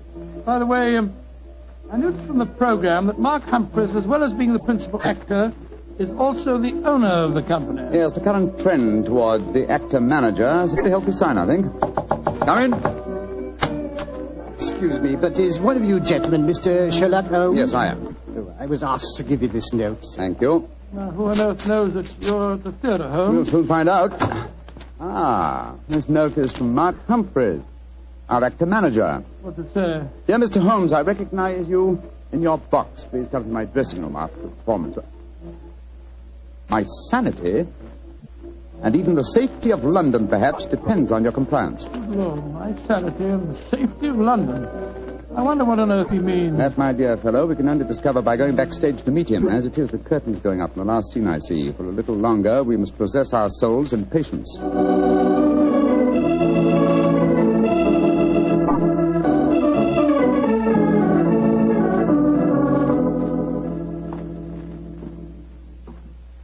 Mr. Sherlock Holmes? Yes, sir? Oh, my name is Lindsay. Derek Lindsay. I'm the business manager. Mr. Humphreys asked me to meet you at the stage door and take you through his dressing room. Thank you very much. This is my colleague, Dr. Watson. How do you do? Oh, how are you, Doctor? Will you follow me, please? Excuse me asking, Mr. Lindsay, but surely you must be related to that distinguished actor of some years back, Lytton Lindsay. He was my father, Mr. Holmes. Indeed. The resemblance is extraordinary. With such a heritage, Mr. Lindsay, you must love the theatre. It'll probably sound like heresy, but I hate it. However, it's the only thing I was trained for, and there's good money to be made in it, sometimes, and money's a thing I both like and want. Oh, Mr. Holmes, I do hope you'll be able to help Mark Humphreys. He certainly needs it. Oh, really? What seems to be his trouble? Oh, he'll have to tell you that for himself. But his wife and I think... There's Mrs. Humphreys now. Maria! Maria, this is Mr. Sherlock Holmes and Dr. Watson. Mrs. Mark Humphreys. How do you do? Oh, Mr. Holmes, I'm so grateful that you're going to see Mark. He's in such a dreadful state. There have been times lately when Mr. Lindsay and I have been afraid he's going out of his mind, haven't we, dear? Indeed we have. We're both dreadfully worried about In him. that case, I hope I can be of service. Which is his dressing room? Number 1, next door to mine. Derek, I think it'll be better if Mr. Holmes and Dr. Watson go in alone. I'm sure Mark will speak more freely if we're not in the room. I think perhaps that is a good idea, Mrs. Humphreys. We'll see you later on. Come on, fellow. That's all.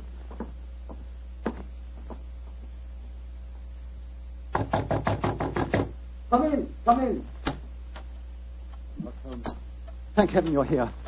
Close the door. Now, Mr. Humphreys, this is Dr. Watson. Watson, eh? Yes, I know of you, too. How do you do, sir?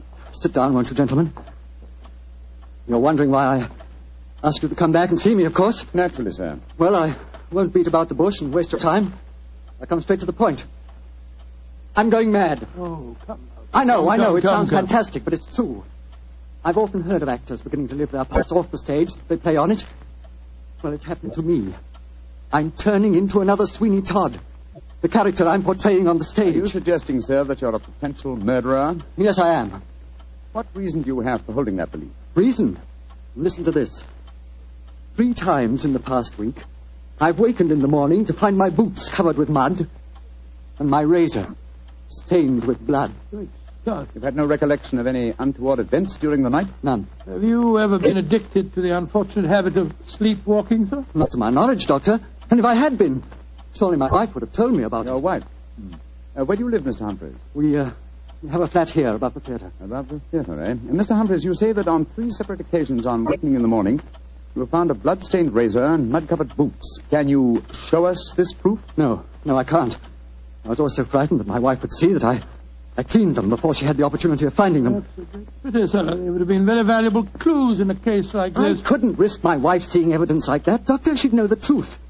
But at night times, while she's asleep, some devilish, unconscious urge has overcome me.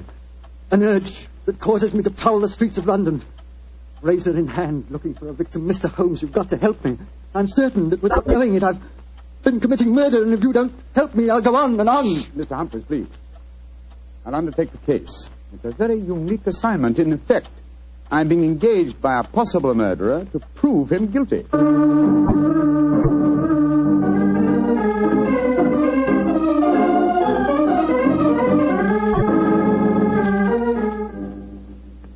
Well, Mr. Holmes, I've been through all the records we have here at Scotland Yard. What have you found, Inspector Gregson? In the last 2 months, we haven't had one case of an unsolved killing with a razor. Any mysterious disappearances, Inspector? Oh, bless your heart, Doctor. There's never a day that passes without 1 or 2 of them. Here's a list of them, Mr. Holmes, if it's any use to you. Thanks. Come on, Watson. In the morning, we can go back to the theatre and set our friend's mind at rest. I'm much obliged to you, Gregson. Glad to be of service, Mr. Holmes.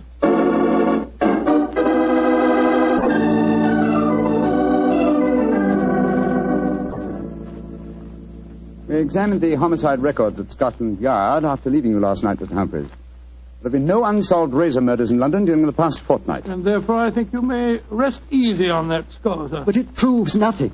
Remember that in the play, Sweeney Todd's victims are never found either. Yes, thanks to his singularly horrible ingenuity in disposing of them. But this is real life, Mr. Humphreys. Then how do you account for the bloodied razors and the muddied boots? Well, now, are you sure that they aren't just in your imagination, sir? You admit that your wife's never seen them? The whole thing could be, or shall we say, an overdose of Sweeney Todd? Well, I admit that I'm suffering from a surfeit of that. And why not drop the play from your repertoire? Our manager, Derek Lindsay, won't let me. It's our best money-maker. He's always got a keen eye to business. Mr. Holmes, I can see that you still don't believe my story. So I've saved some evidence for you, evidence that I found this morning. Look at these. Now what do you say? You still think it's my imagination? Got a blood-stained razor and boots covered with mud. Splendid. At last, some real clues to work on. How can you be so calm, Holmes? It happened again last night. Do you realize that I'm a murderer? I'm a menace to society? For heaven's sake, lock me up before I do some more damage. No, sir. Don't get so excited. Mr. Humphreys, I should like to take these objects back to Baker Street where I can perform some chemical tests. You have no objections, I hope? Objections? Good heavens, no. Excellent. You've told no one of this fresh discovery of yours? No one. Not even Derek Lindsay. Derek Lindsay, that's your manager, isn't it? Yes, the best friend I ever had. Except for his father before him. It was Derek who helped me back on my feet 2 years ago, when I put on that disastrous production of Macbeth. And where I'd be today if it went for him. You lost a great deal of money on that production, sir. Nearly every penny I had. Indeed. By the way, where is your wife, Mr. Humphreys? She's in her dressing room next door. We have a matinee today, you know. I'd like a word with her. Watson, old chap, wait here for me, will you? I won't be a moment. Right you are, Holmes.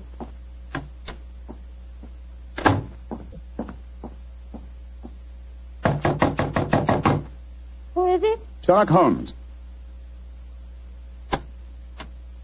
You want to talk to me, Mr. Holmes? For a moment. May I come in, Mrs. Humphreys? Well, couldn't we talk on the stage? It's empty. I should prefer to come into your dressing room, if you don't mind. What I have to say is confidential. Very well, then. Come in. Mr. Holmes, may I introduce Signor Vanelli, our musical director? How do you do, sir? It is a great honor to meet the so great Senior Holmes. I have so admired you. Oh, often I have envied you. Many times I say to myself, Giuseppe... Signor Vanelli, if you don't mind, I wish to speak to Mrs. Humphreys alone. Oh, I quite understand. Excuse me, Signor. Adios, Cara Maria. Mr. Holmes, I'm really awfully glad of this opportunity to talk to you. Tell me truthfully, please, what's your opinion of my husband? I haven't formed a definite opinion yet, except that it's possible that he's the victim of a fraud. I just wanted to ask you a couple of questions, if you don't mind. Of course not, Mr. Holmes. Has your husband ever shown evidence of being a sleepwalker? A sleepwalker? Oh, no, never. I see. Are you a light sleeper? Yes, I am. Exceptionally so. Why? Oh, I'm just curious. You're being very mysterious, Mr. Holmes. Can't you tell even me what's going on? I promised your husband the answer to that question before tonight's performance. I'm afraid I can't tell you any more until then. Oh. And now may I ask a question? Oh, certainly. No, I won't promise to answer it. You said just now that my husband might be the victim of a fraud. What did you mean? Again, I'm afraid that you must wait for the specific answer to that question. However, there's another fraud being practiced on him that I can speak of now. What fraud? The fraud that you are indulging in, Mrs. Humphreys. What do you mean? Of course, this particular fraud is none of my business, but when I almost force my way into your dressing room and find your musical director, a quantity of rice powder on one shoulder and suggestions of rouge on his cheek, it doesn't take a great deal of intelligence to deduce that your husband is being deceived. Get out of here at once. That's exactly what I propose doing. Good day to you, madam. No doubt I shall see you later on.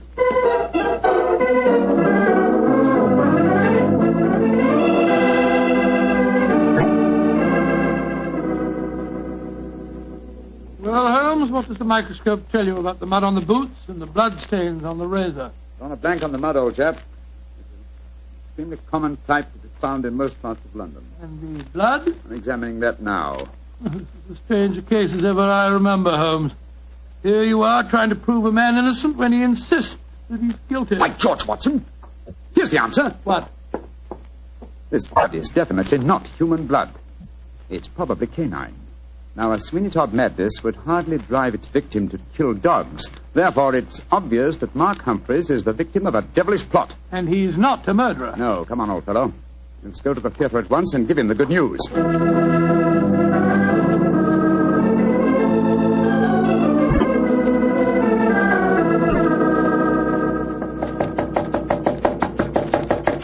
Why doesn't he answer? 3/4 of an hour before the curtain time. He must be in his dressing room. I'll knock again. Come on, Watson, let's go in. Holmes, look. Look, he's slumped over his dressing table. I hope we're not too late. Here, give me a hand with him. We are too late. His throat's been cut. Poor devil. I promised him a solution to his troubles before the night was over. Little did I think that the solution would be death.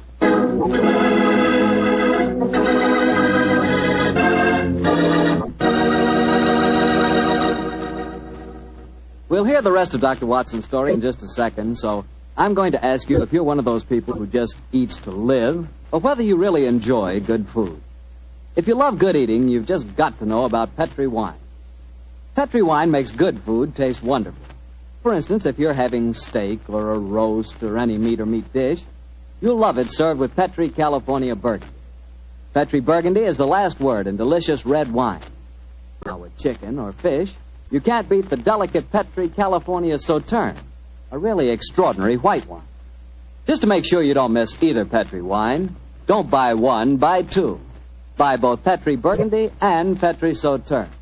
They're both swell because they're both Petri. Well, Dr. Watson, what happened next? Well, Phil, I think I'll pick up the story exactly where I left off. Holmes and I were standing in Mark Humphrey's dressing room, looking with horror at the flashed throat of the actor-manager. There was a bitter, self-accusing note in Holmes's voice.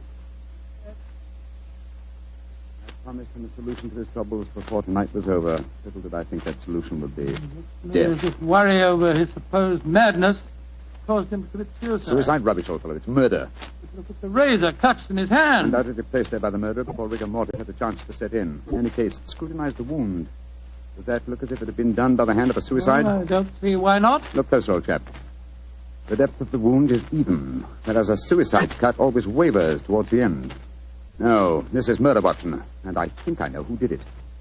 But I have little evidence. I must lay a trap. What kind of a trap, Holmes? I haven't time to tell you now, old fellow. Every moment counts. Off with you to Scotland Yard and get Inspector Gregson. Bring him back here as fast as you can. Right you are. And Watson. Yes? Tell absolutely no one except Gregson of Mark Humphrey's death. And say that he's still alive, well, and that his problems are solved. It's the performance of the play. Don't you worry about that, old chap. Off with you to Scotland Yard.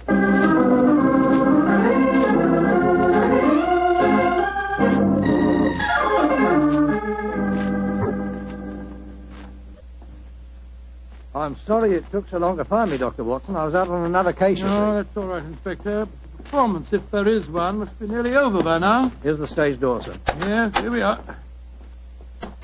Here, you can't go on the stage. Who says I can't? I'm Inspector Gregson of Scotland Yard. Oh, sorry. Performance is going on. I wonder who the devil's playing Sweeney Todd. Come along, let's just stand here in the wind. Quietly. It is only the wind whistling through this cellar. But this is impossible. There's Mark Humphreys on the stage. I saw him with his throat cut. I don't believe in ghosts, Doctor. Great heavens, it's Holmes. Like that. Who's this? It's you, Mrs. Lovett. Somebody seems to have cut your throat. What a pity. No more real pies. Tell Sweeney Todd who cut your throat, dearie, and he'll cut their throats, too. He'll revenge you while you burn down there in hell, dearie. He'll revenge you.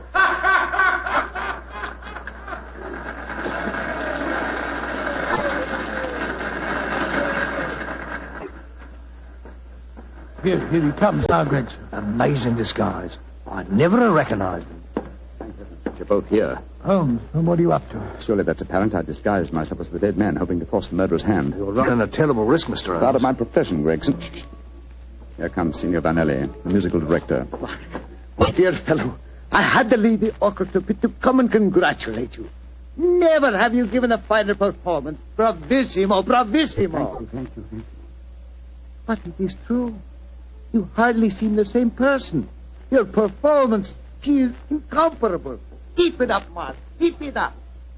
I think he spotted you, Holmes. Yes, and I didn't like his look as he said that. Well, whoever it is, they've got to their hands soon.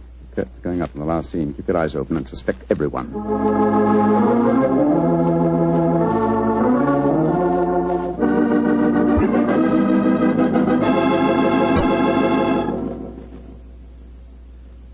Look, my lord, judge. He's by your side. Do not whisper.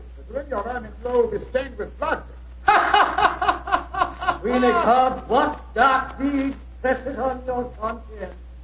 Was a dark, foul deed, but heed not what you hear, Lord Judge, nor what you see. Still the figure sits there.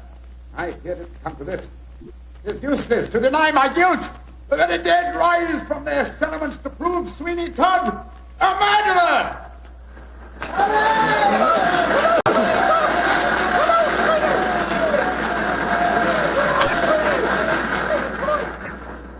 By George, what an actor he'd have made, Doctor. Yes, what an actor he is, Gregson. I'll be hanged if I know how he remembers the lines, though, even if he has seen the play half a dozen times. Here he comes now. Bravo, Holmes. You did splendidly. But it didn't work, Watson. It didn't work, confound it. Murderer still hasn't tipped his hand. Have I underestimated him? Looks as if you have, sir. And if you don't mind my saying so, I think you'd have been a lot wiser to let me handle the case as soon as you found his body, instead of going in for all this dressing up stuff. Oh, but of course. Now I see it. Only one person could have killed Mark Humphreys. Who, Holmes? Do as I say, and I'll show you. I'm going to Humphreys' dressing room now, alone. Give me a few moments' start, and then follow me. Out of sight, but within earshot. Dr. Watson, why does Mr. Holmes always have to be so blooming mysterious? Why can't he just say who the murderer is and take us to him? Well, I've been with Mr. Holmes on a great many cases, Gregson, and yet I can't answer that question. Come along. You've got a big enough start now. Let's follow him. I'm very fond of Mr. Holmes, you know, Doctor, and yet there are times when I get so angry with him, he shouldn't risk his life like that. Well, you know Mr. Holmes. He will never change. And if he don't, one of these days he's going to wake up and find himself dead. Shut the door. Someone inside with him. You devil! Listen. How many times do I have to kill you? Great Scott, it's Derek Lindsay, the business manager. Come along, Gregson. No, Lindsay! You succeeded in killing Humphreys, but you won't kill me. Grab his arm. Look out for that razor. Here, you. Let go of me! No, you don't. Ah, very neat, Gregson. Are you all right, Holmes? Perfectly, thanks, old chap, though I'm a little tired. Gregson, my dear fellow, will you take over from here? I think I've had enough melodrama for one day.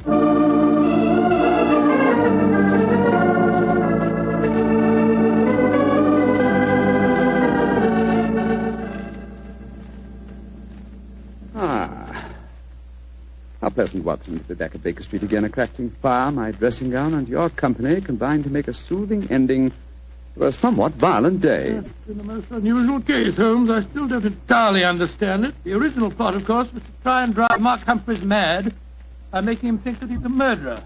That accounts for the boots and the blood-stained razor. Precisely, my dear fellow. And the killer, having conditioned his victim by this trickery, then murdered him, trying to make it appear a suicide. Now, who had a motive? 3 people. Mrs. Humphreys, her lover, Signor Vanelli, and Derek Lindsay. I must say that I suspected the wife. Well, so did I for a while, and yet it was illogical. She knew, and we may therefore presume that her lover knew, that I was suspicious of her. And she must have known that you promised her husband a solution to his troubles before the night was out. It seems highly improbable that she or Signor Vanelli would have faked his suicide at that point. Quite right, my dear fellow. So I investigated Derek Lindsay's affairs, and I found that what Humphreys had referred to as the kindly act of a friend in helping him back onto his feet was in reality the mortgaging of his entire theatrical effects. Lindsay stood to inherit the theatre on Humphreys' death. Therefore, I was convinced that he was the killer. And then, after he'd murdered him, he saw what he thought to be Mark Humphreys on the stage. Ah, that's where I was slow and stupid, old chap. I couldn't imagine what motive gave the cold, clear nerve to suppress all reactions when he saw his supposed victim revived on the stage. Only at that moment did I realize. And what was the motive that made him hold his hand? The characteristic that ruled his life, Watson. Avarice. A morbid love of money. You see, if he'd attacked me during the performance, he'd have had to refund the money to the audience. His greed conquered all other passions. It made him wait until the performance was finished before he attempted my life. You know, Holmes, now that the case is solved, I'll tell you something in confidence. Please do, old fellow. What is it? At the end of the play tonight, I was afraid that you'd made a mistake, that you'd slipped up on the case. Gregson thought so, too. And I, Watson, will tell you something in confidence. Oh, what is it? There were 3 of us that felt the same way. Well, now you're being modest, no? I assure you I'm not, my dear chap. In fact, in the future, if it should strike you that I'm, well, getting a little overconfident of my powers, or perhaps giving less pains to a case than it deserves, kindly whisper Sweeney Todd in my ear, will you? I shall be infinitely obliged to you.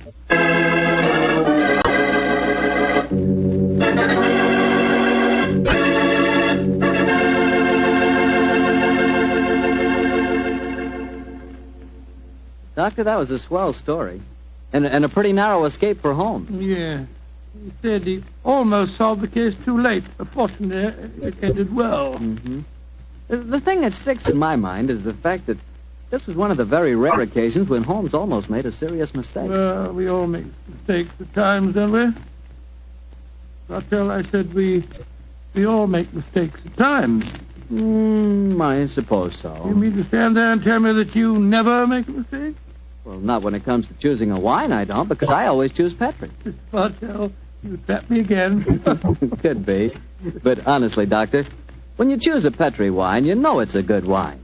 Because good wine is the only kind of wine the Petri family makes. And it's easy to understand why when you realize that ever since they started the Petri business way back in the 1800s, the Petri family has handed on down from father to son, the highly developed fine art of winemaking. Yes, the Petri family's been making wine for generations. That's why, no matter what type of wine you prefer, for any occasion, you can't go wrong with a Petri wine because Petri took time to bring you good wine. Well, Dr. Watson, do you care to give us a clue about next week's Sherlock Holmes adventure? Let me see. Next week, Mr. Bartell, next week now. Yes, I'm going to tell you a colorful story that took place in the Parisian circus in 1890. It concerns a very exalted personage, a lady bareback rider, and a strange death that struck without warning. Oh, boy, I can't miss that one, Doctor. Good. Well, now, before you go, I want to say something to all our friends. I want you just to think for a minute. Think of how terrible it is to see helpless little children stricken by infantile paralysis. And then realize that infantile paralysis can be beaten.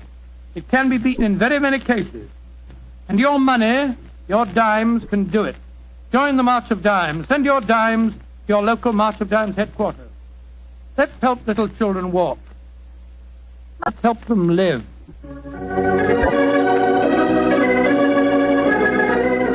Tonight's Sherlock Holmes adventure was written by Dennis Green and Anthony Boucher and was suggested by an incident in this Arthur Conan Doyle story, The Yellow Face. Music is by Dean Fossler. Mr. Rathbone appears through the courtesy of Metro-Goldwyn-Mayer, and Mr. Bruce through the courtesy of Universal Pictures, where they are now starring in the Sherlock Holmes series.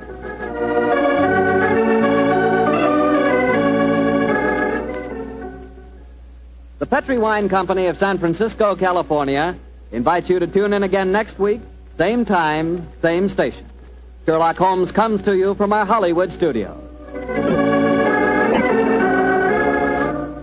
This is Harry Bartell saying good night for the Petri family.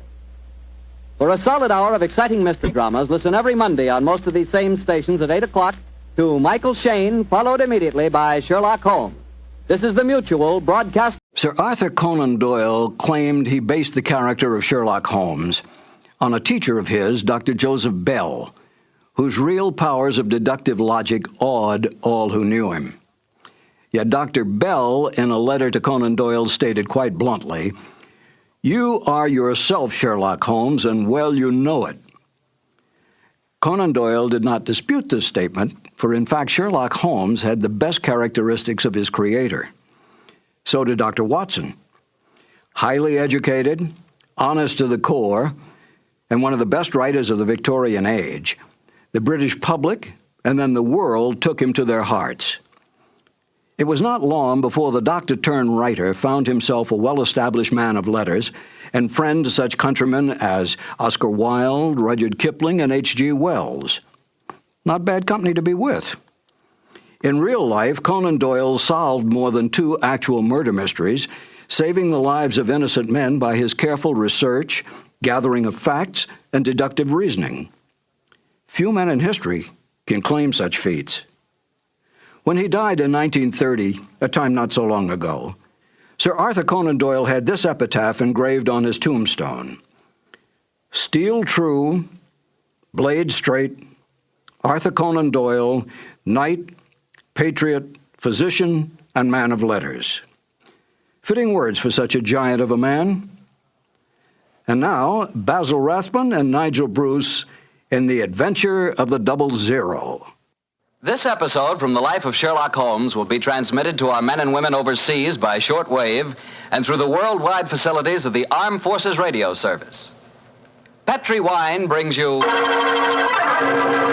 Basil Rathbone and Nigel Bruce in the new adventures of Sherlock Holmes.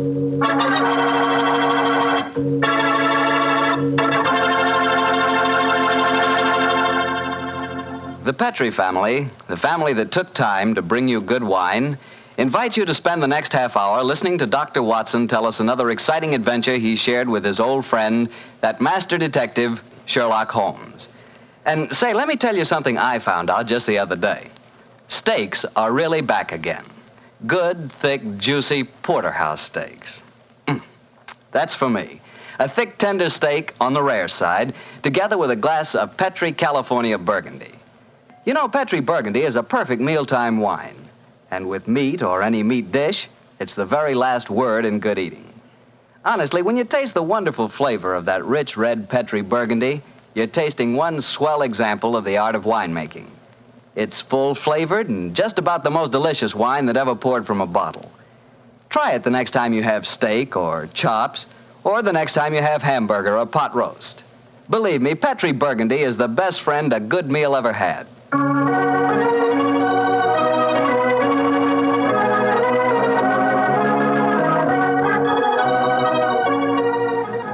And now let's look in on our good friend and host, Dr. Watson. Come in. Ah, there you are, Mr. Bartell. Evening, Doctor. Just in time to join me in a cup of coffee. Draw up your chair, young fellow, my lad. Thank you. Ah, that's it. Well, Doctor, you told us last week that tonight's new Sherlock Holmes adventure takes us to the south of France. That's right, Mr. Bartell. The south of France in the year 1900. A beautiful playground bordered by the bluest of blue seas and populated with an extraordinary cross-section of cosmopolitan Europe. Rich man, poor man, beggar man, thief. All of them attracted by that Riviera paradise. All of them drawn by the magical spell of a small white ball spinning round the rim of a roulette wheel. Now, don't tell me that you and the great Sherlock Holmes were there on a gambling spree. We were not, Mr. Bartell. At the time my story begins, we had just concluded an extremely delicate mission. A mission, I may say, that concerned the safety and good name of a very prominent member of the royal family. Say, Doctor, you don't mean... One story at a time, Mr. Bartell. In any event, my boy, I'm afraid that's a case about which my lips are sealed for all time. But to return to tonight's adventure, one June evening, I persuaded Holmes to accompany me to the gambling casino at Fréjus, not far from Cannes, where we were staying. It wasn't quite as fashionable as a casino at Monte Carlo, but as I intended to do a little modest gambling myself, it seemed an establishment more suited to my means. As we stood there at the green baize-covered tables, the chatter of voices and the melodic chanting of the croupiers as they called the results of each spin of the wheel formed a background to a quiet conversation that Holmes and I were having.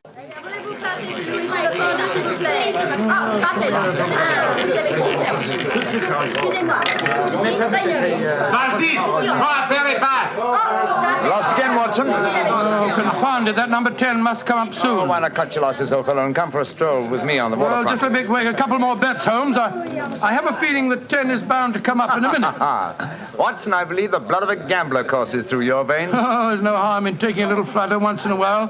Why don't you risk a few francs, Holmes? Oh, thanks you, my dear chap. The law of averages convinces me that my money is safer in my pocket. In any case, I'm a little dubious as to the integrity of this particular casino. Well, what makes you say that? Well, you will observe that this roulette wheel has a double zero. Most continental wheels have only a single one. It would indicate that this house is extremely concerned with its percentage. Mesdames et messieurs, faites vos jeux. Oh, just 2 more turns of the wheel, Holmes, and I'll take that walk with you. Oh, you müssen Sie hier spielen. Why do you not play from the other side of the table? Why must you always stand next to me? Hello. The trouble up there? I've placed my bet, so let's go and see. I ask you, sir, why do you play here beside me? I'm afraid I don't see any reason why I can't play wherever I Swish, you've broken my luck. Ever since you come to the table, I've done nothing but lose. Please to move away. Well, move away yourself if you don't like my company. Heinrich, why do you not stop now? You've already lost more than we can afford. One more throw, Elsa. I can win it all back if only this young man will move away. Why should my husband move? He's had a bad run of luck, too. Rien ne va plus. Rouge, impériment. Ah, you've lost again, Watson. Heinrich, you must stop now. I must stop, Elsa, because I've lost everything. I hope you're satisfied, Mr. American. You've broken my luck and ruined me.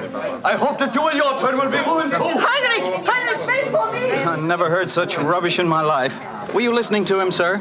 I heard his last few remarks, Mr. Gilbert. Roger Gilbert. And this is my wife, Helen. How do you do? My name is Holmes, and this is my friend, Dr. Watson. How do you do? How do you do? Didn't you think his remarks were a little out of place, Doctor? Yeah, I certainly did, Mrs. Gilbert. I don't see how he can possibly blame your husband for his run of bad luck. I didn't like the look on his face as he left the table, though. Have you any idea who he is? His name is Schneemann. He's staying at the same hotel as we are. I've never spoken to him, but I've heard him being paged there. Well, he shouldn't gamble unless he can afford to lose. Well, I'm losing, darling, and I can't afford it. Oh, but I can let you have more money. You know that. Oh, no, Helen, I may have married an heiress, but I'm not going to use her fortune to gamble with. Oh. I'll lose my own money, and then I'll quit. Mesdames et messieurs, faites vos jeux. Your last bet, Watson? Yes, Holmes, this time I know that number 10 is going to come up. It's got to.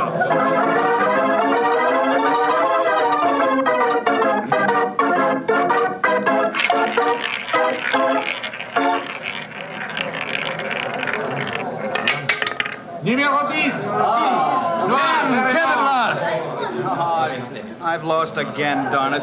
Helen, this is my bad night. Why don't you stop now, dear? Holmes, I've made 350 francs. On this throw of the wheel, old fellow, but as you've lost some 500 francs doing it, I can't say that your profits stagger me. Oh, Mr. Holmes, I can see that you're no gambler. I'm afraid not, Mrs. I Gilbert. wouldn't say that, Holmes. You may not like roulette. You've taken a good many chances in your life with long odds against you, too. Well, nevertheless, old chap, in the sense Mrs. Gilbert means it, I'm not a gambler. Say, what's the commotion over there? Oh, that German woman with a crowd forming around her. Yes, the wife of that man that said I ruined him. Attention! Attention! Est-ce qu'il y a un docteur dans la salle? There must be trouble. He's asking for a doctor. A doctor? Come along, then. Will you excuse me, please? Thank you. Excuse me, madame. Mon ami est docteur. Monsieur, cette dame a besoin d'un docteur. What happened, madame? It is my husband. Is he ill? I just found him lying out in the garden. Please come with me at once, gentlemen. Of course we will, madam. What seems to be the matter with him? Herr Doctor, I think he is dead.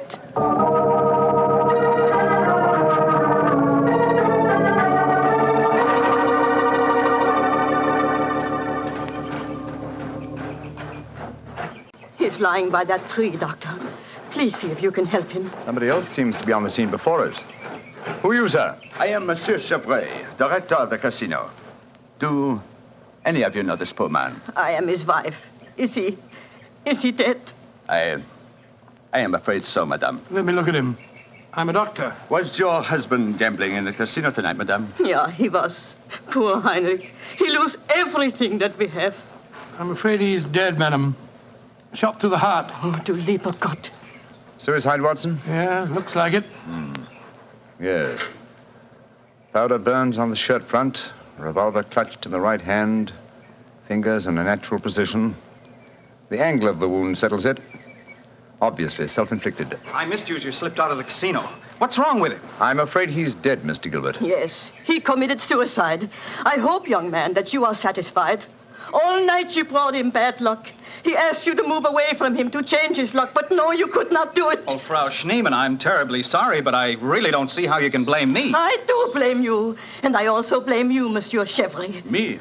But what have I done, madame? Why do you let a man lose all his money at your tables? Is life so cheap to you, and money so important, that you cannot close the tables to someone before he's ruined? Madame, I am all sympathy for you in your tragic loss. But the casino cannot be held responsible. If your husband could not afford to gamble, then he should not come here. How are we to know the financial limitations of our customers? You said that your husband lost everything you had tonight, madam. Yeah, everything. Then how do you account for this sheaf of banknotes in his breast pocket? Good Lord, must be several thousand francs, sir. Then he wasn't ruined. And his suicide, therefore, cannot be blamed on his losses at my casino, madame. How do you account for this money, Frau Schneemann? Well, I do not understand. Heinrich kept nothing from me. I know that he had not so much money on him when he started tonight. Well, why do you all look at me like that? Is it that you think? Quick, Watson, she's fainted. I've got her. Let's get her to her room. You can take her to my suite in the casino. No, let's take her to the hotel. My wife will look after her. Poor woman, she's had a dreadful shock.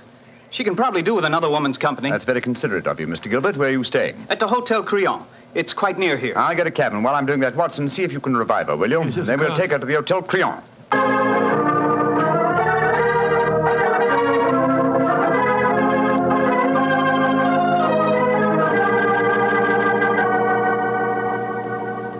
Very kind of you, Mrs. Gilbert, to let us bring the poor lady into your suite. Well, it's the least I can do, in spite of what she said about Roger bringing her husband bad luck. I'm sure she'll need your help when she wakes up, Helen. Yes, I think you'll find that she'll sleep for some hours. I gave her a strong sedative. Well, we were just about to have a drink, gentlemen. Do you care to join us? Oh, thank you, sir. Well, that'd be very nice, Mr. Gilbert. Roger was just telling me that quite a large sum of money was found on Herr Shaman's body, Mr. Holmes. Yes, Mrs. Gilbert. Several thousand francs. It's very puzzling, Holmes. Why should a man commit suicide with so much money on him? I think the answer is obvious. He didn't. What on earth do you mean? Well, the money was placed there after he had shot himself. The banknotes were in his breast pocket, if you remember, hardly the usual place to carry money, though it is the easiest pocket for someone to insert it without disturbing the body. But why on earth should someone place money on him after his suicide? To prevent the casino from getting a bad name. I've heard of it being done on several similar occasions. Gives the impression that the unfortunate victim had other motives than gambling losses to account for his suicide. Great Scott, you mean that one of the casino employees found the body lying there and slipped the money in his breast pocket before we arrived on the scene? As you know, my dear Watson, I'm not a gambling man, but I'll lay you 100 to 1. That is what happened. Well, that's a new one. Well, here are your drinks, gentlemen. Thank you. Thank you, sir. Thank you. Say, Helen, Mr. Holmes has given me a brainwave. Another one? What is it this time, Roger? Now, I've been losing very heavily tonight. Roger, I've told you, if you need money, I'll be only... But I don't. I've got a scheme for making some. I'm going to gamble again tonight after dinner. If I lose, here's what I'll do.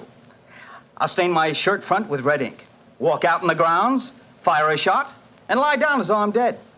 I'll wait for someone to come along and stuff my pockets full of banknotes. Not a bad idea, Mr. Gilbert. I think it's a darn good one. What do you say, Mr. Holmes? It's a whimsical one at any rate. Who knows? You might even be successful. Roger, you're not really going to do it, are you? Sure. Perhaps I'll get some of my losses back that way. Well, let's drink to it, gentlemen. At least I may have hit upon an idea of making money.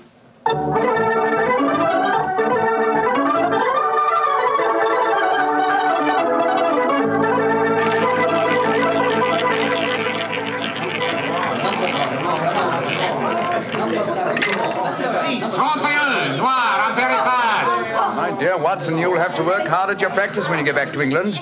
Your infallible system appears to be extremely fallible. And yet the fellow who told me about it said it couldn't miss. It's just a matter of doubling the stakes each time you lose, and then... Oh, my dear fellow, I've been studying your system, but I can tell you a really infallible way of making money at roulette. You can? What is it?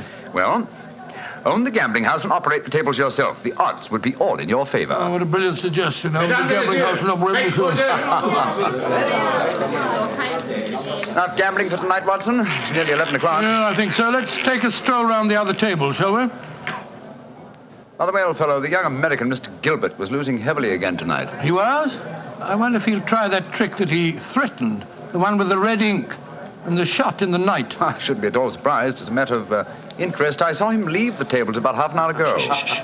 Here comes his wife, on the arm of Monsieur Chevrier, the director of the casino. Good evening, Mrs. Gilbert. Monsieur?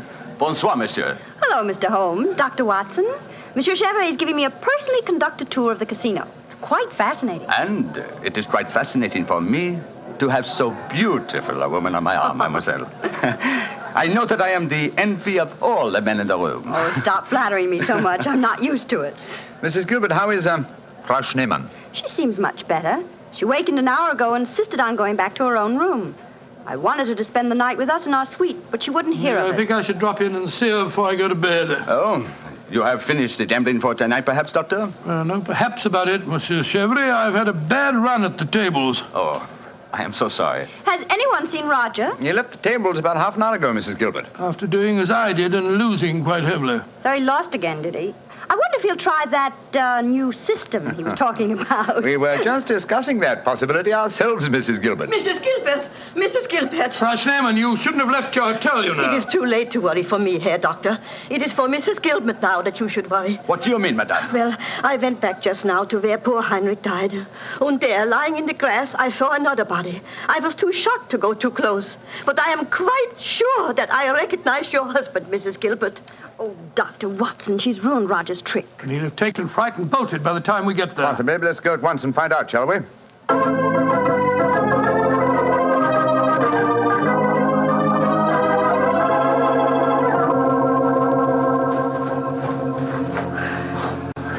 He hasn't gone. He's still lying there. It's a most convincing spectacle. That red ink really does look like blood. Yes. And blood sometimes looks like red ink. Mr. Gilbert. Roger, get up. The joke's spoiled. Roger, get up! I'm afraid that's impossible, Mrs. Gilbert. He's dead.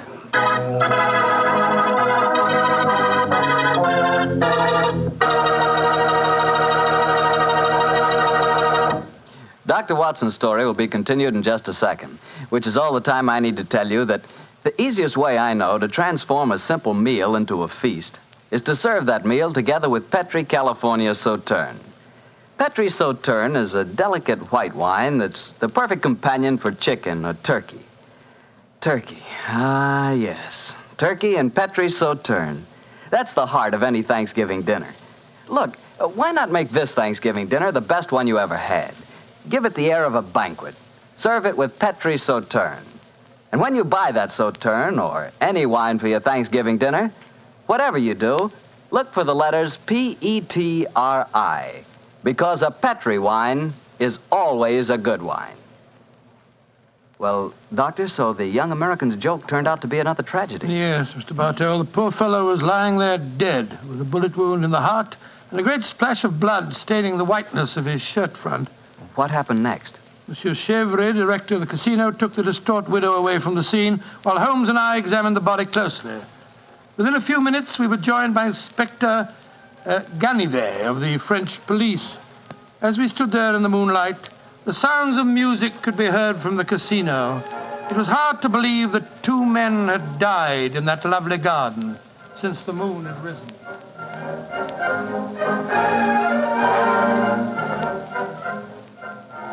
Monsieur Holmes, you and Dr. Watson have concluded your examination? Yes, Inspector Ganivet. Will you favor me with your observations? You say that you are certain that this is not another suicide? I'm sure of it, Inspector. Look at the wound. The bullet entered the body at a direct right angle, whereas a self-inflicted shot is always fired obliquely. Yes, that is so. Then you suggest that this man was shot from above as he lay on the ground pretending to be dead? I'm convinced of it. Why, Monsieur Holmes? Well, for 2 reasons. Though it's impossible to be sure without a laboratory test, I'm certain that beneath those blood stains are stains of red ink. Look for yourself, Inspector. Mm-hmm. Yes, indeed it does look like it. What is your other reason for being certain that this man was shot as he lay here pretending dead? Show him the banknotes, Watson. Here you are, Inspector. We found them stuffed in his breast pocket. So, banknotes with a bullet hole through the middle of them. Very illuminating. Tell me, gentlemen, how many people knew of this little plot you have told me about, this plan of the dead man's to pretend to be shot? Just 3 people, Inspector. Dr. Watson, myself, and Mrs. Gilbert. Alors, then the answer is obvious. You and your friend are innocent. It must be the wife who killed him. No one else knew of the plot. I'm not so sure of that. Frau Schneemann, the dead German's widow, was in the next room when Gilbert told us about his plan. She might have heard, though I could swear that she was asleep. I gave her a very strong sleeping draught. From what you have told me of her husband's suicide, she might easily have had a motive for murdering this man. Come, gentlemen. Surely it's obvious who murdered Mr. Gilbert? Who, Monsieur Holmes? Well, it's certainly one of the 2 widows. Since there seems to be some doubt in your minds, I suggest we return to the casino. I can promise you the answer to your question within a very few minutes.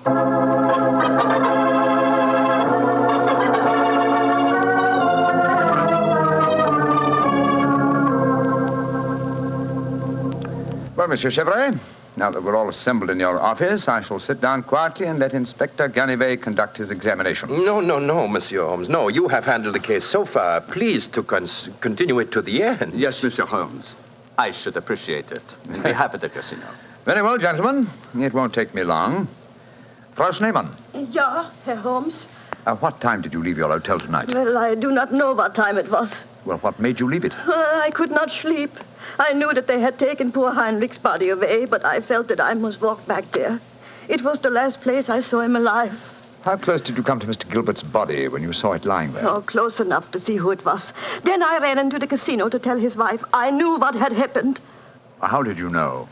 You say you didn't come close to the body. I could tell by every line of the body as it lay there. I could tell because I knew that poor Heinrich's death would not be avenged. Thank you, Frau Schneemann. That will be all. You may go. Monsieur Holmes, she has no alibi. Surely you should stop her. If I'm to conduct this investigation, I must do it my own way. Pardon, Monsieur Holmes. Please continue. You may go, Frau Schneemann. Mrs. Gilbert? Yes, Mr. Holmes. Where were you prior to our meeting in the casino tonight, just before we discovered your husband's body? After I left the hotel, I walked over here along the seafront. Can anyone verify that statement? I suppose not. I didn't meet anyone that I knew. And what did you do when you arrived at the casino? I played a little chemin de fer. A few moments later, Monsieur Chevre came over to the table, and I asked if he might escort me over the club. 10 minutes after that, we walked into you and Dr. Watson. That is quite true, Monsieur Holmes. I can swear to it. Thank you, Mrs. Gilbert. I'm sorry to distress you with these questions. You may go. I'll wait outside, Mr. Holmes. I must know what happened. Wait for me there, madame. I shall join you in a few minutes and escort you home. Ah, well, another suspect with a poor alibi, eh, Gallivet? I must say, Monsieur Holmes, your methods puzzle me. It seems to me that both those women should be watched. Yes, I agree with the inspector, Holmes. Please don't worry, Inspector. I've asked 2 of your plainclothes men to keep an eye on the ladies.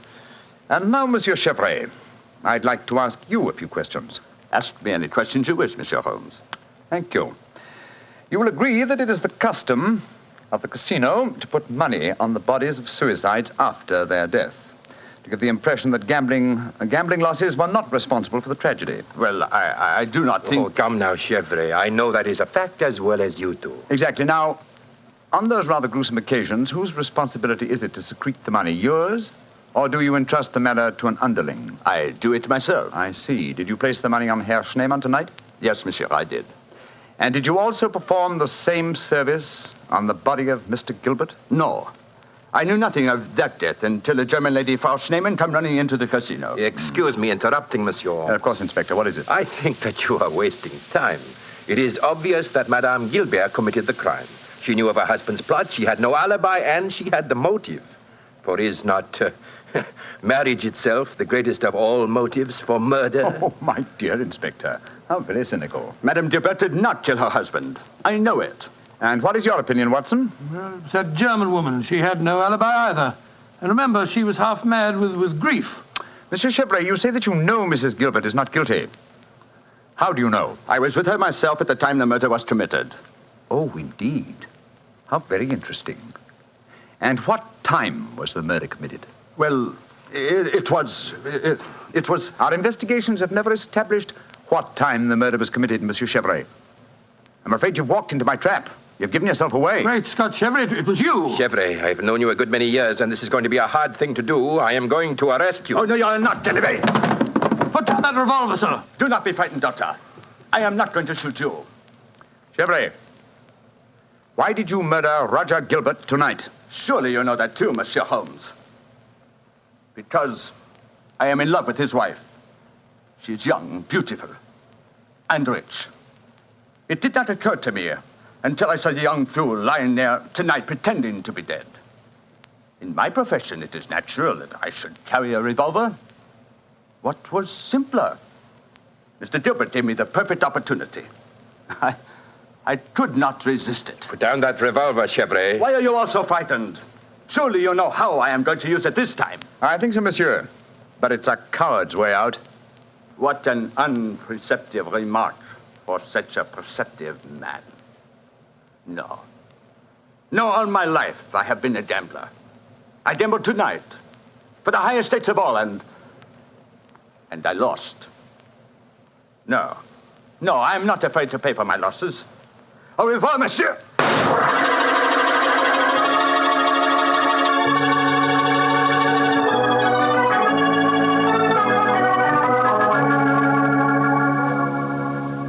An extraordinary case, Holmes. I never suspected Chevret. And I, old chap, suspected him from the beginning. Well, I wasn't the only one who was stupid anyway. Inspector Ganivet thought it was the wife. True. Very puzzling conclusion for a detective inspector to arrive at. Well, it seemed logical enough to me at the time. No, my dear Watson. Cold logic should have told you otherwise. Roger Gilbert had been losing heavily and had planned this hoax. He obviously had no money on him. Therefore, the money was planted in his pocket by Chevret. After he shot him? No, my dear fellow. Before. Before? The bullet hole through the banknotes provided that. Now, had the money been put there innocently, Gilbert would have, come back to life as soon as the person placing it there had left.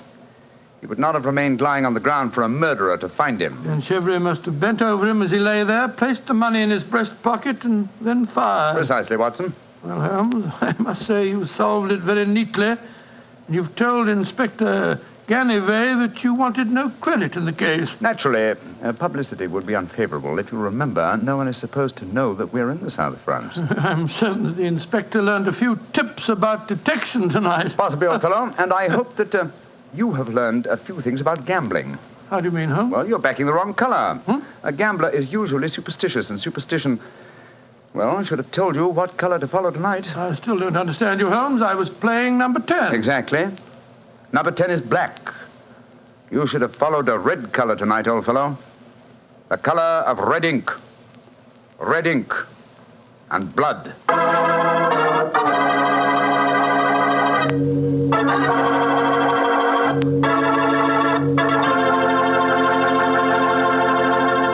Say, Doctor, that was a swell story. I didn't know you liked to play roulette. Well, you know, I figured out a system for roulette.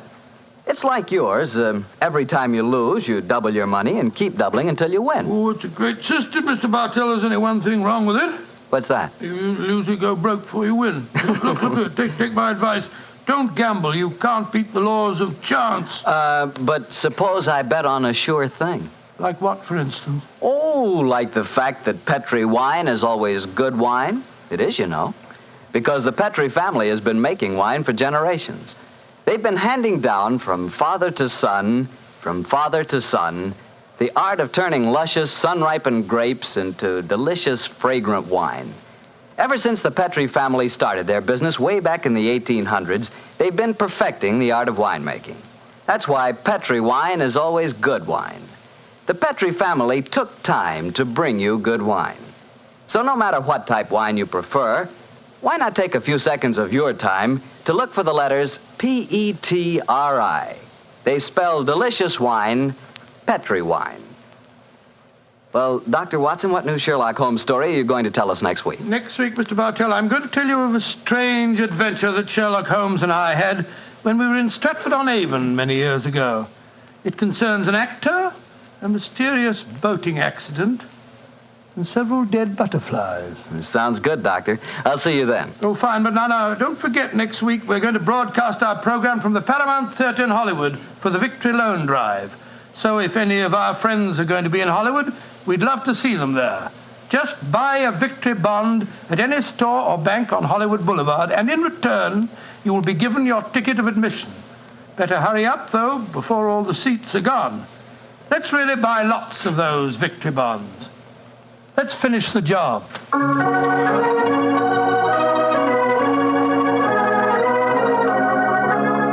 Tonight's Sherlock Holmes adventure is written by Dennis Green and Anthony Boucher and was suggested by an incident in the Sir Arthur Conan Doyle story, A Study in Scarlet. Music is by Dean Fossler. Mr. Rathbone appears through the courtesy of Metro-Goldwyn-Mayer, and Mr. Bruce through the courtesy of Universal Pictures, where they are now starring in the Sherlock Holmes series. The Petri Wine Company of San Francisco, California, invites you to tune in again next week, same time, same station. This is Harry Bartell saying goodnight for the Petri family. Sherlock Holmes comes to you from our Hollywood studio. This is the Mutual Broadcasting System.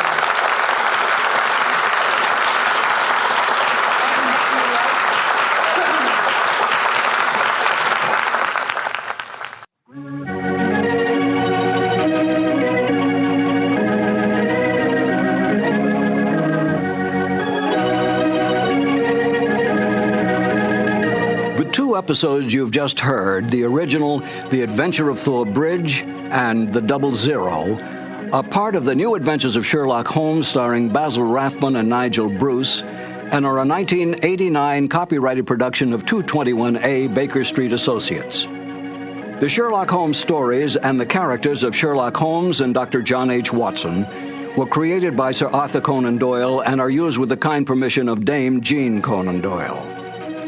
This is Harry Bartell. Won't you join me again on another cassette when I present Murder in Wax and The Man with the Twisted Lip? Thank you for listening.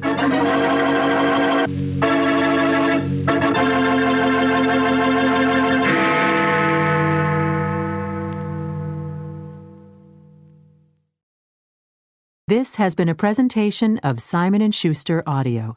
On a cold and foggy day in May of 1886, a young doctor named Arthur Conan Doyle set aside his medical practice for the afternoon, took pen in hand, and began to write a mystery novel. The doctor-turned-writer did not realize then what a lasting effect his works would have on literature. Hello, and welcome to 2 more new adventures of Sherlock Holmes. My name is Harry Bartell, and I'm proud to say that I was the announcer on the Sherlock Holmes radio series starring Basil Rathbone and Nigel Bruce.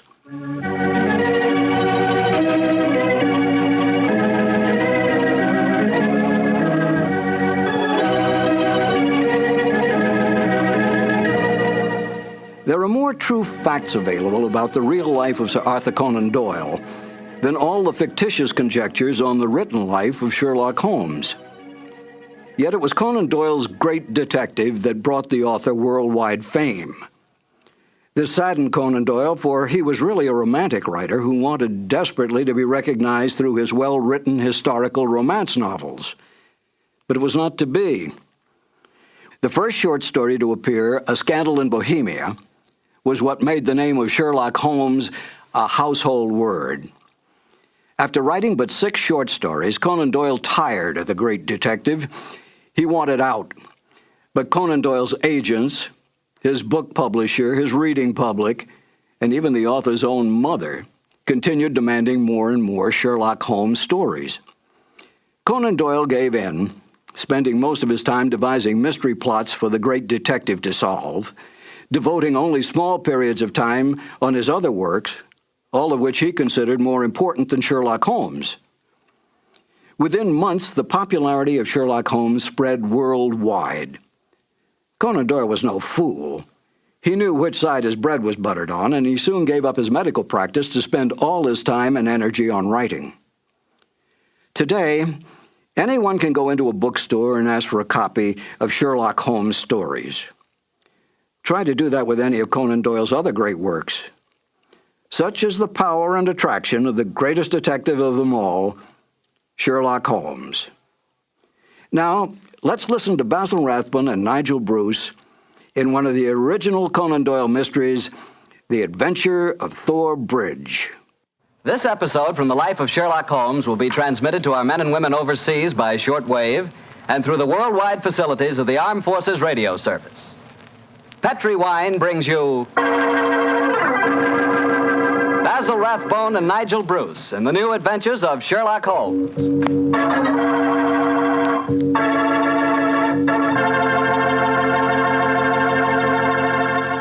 The Petri family, the family that took time to bring you good wine, invites you to listen to Dr. Watson tell us another exciting adventure he shared with his old friend, that master detective, Sherlock Holmes. And while you're settling back comfortably in your chair, mind if I tell you about something I'd like you to share with me? It's a glass of Petri California Sherry. Of course, most people think of Petri California Sherry as the one wine that's really swell any time, but personally, I like a glass of that Petri Sherry just before dinner.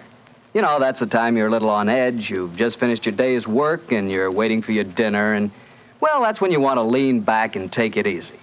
And boy, that's the time a glass of Petri Sherry tastes like something just too good to be true. Try it. Petri Sherry is the perfect before-dinner wine. And incidentally, if you like your sherry dry, you know, not sweet, then you'll find that Petri Pale Dry Sherry is just made for you. The important thing is the Petri label, because when it says Petri, it always means good wine.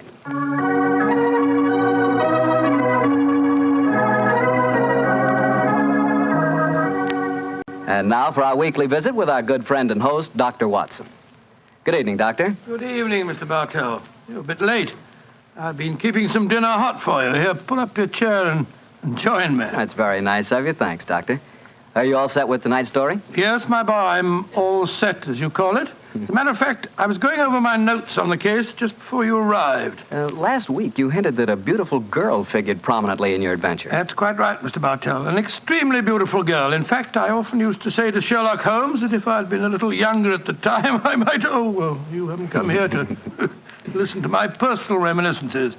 You want to hear the story that I called The Problem of Thor Bridge. That's what you promised us, Doctor. How did it begin? On a windy morning in October... In the 1890s it was.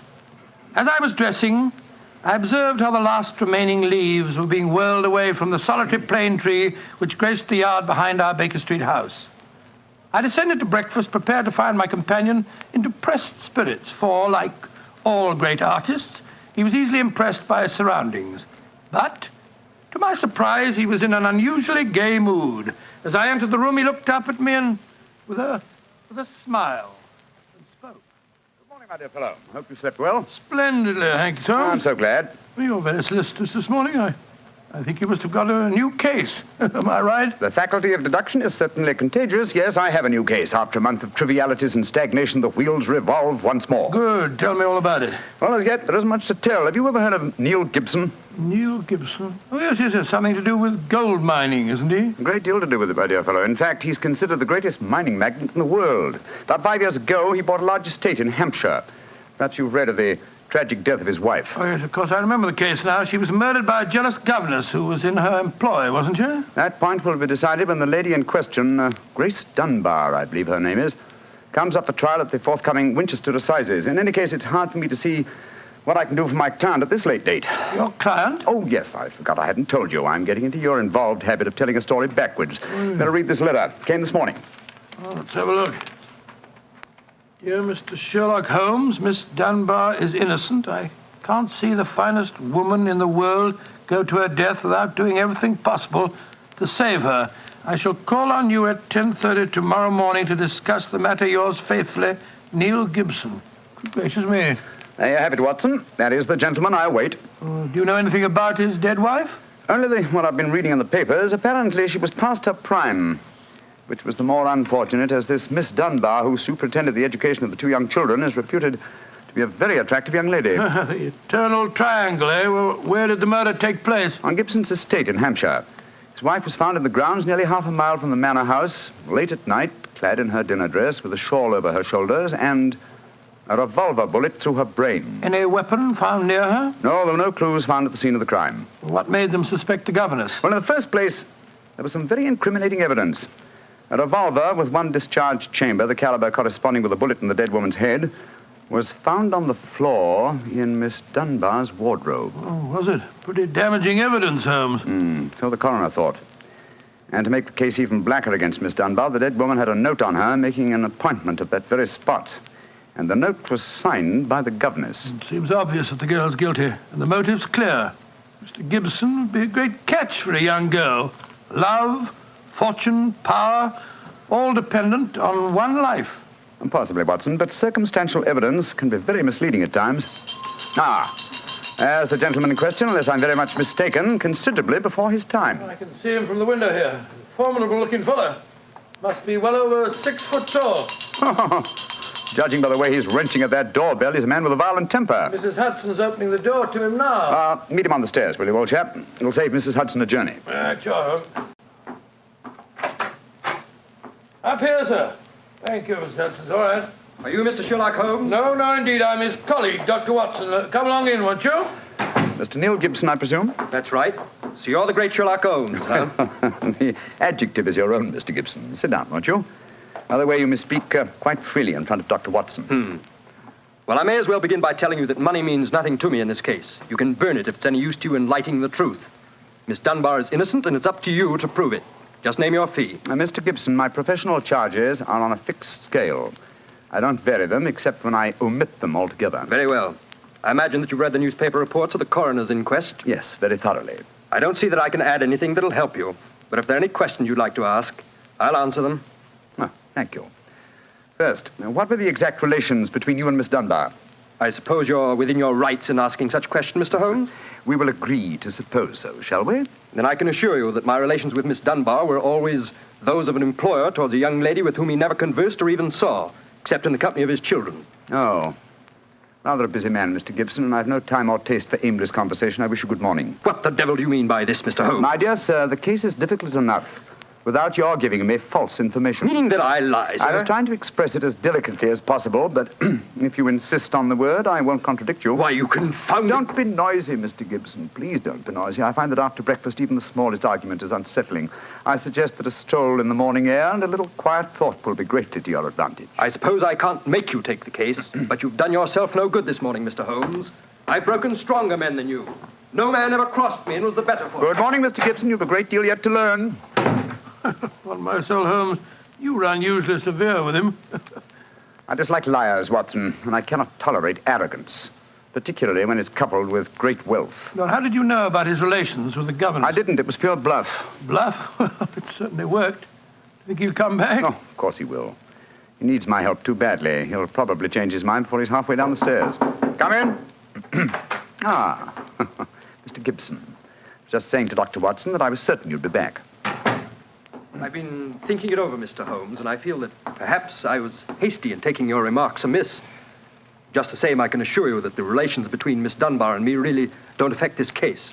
Surely that is for me to decide, Mr. Gibson. You see, Mr. Gibson, my friend is like a doctor. He wants every symptom before he can give his diagnosis. Fire away, Mr. Holmes. What is it you want to know? The truth. I can give it to you in very few words. To begin with, I met my wife when I was gold mining in Brazil. Your wife was Brazilian by birth, wasn't she, sir? Yes, doctor, and very beautiful. Well, to make a long story short, I fell in love and married her and brought her to England.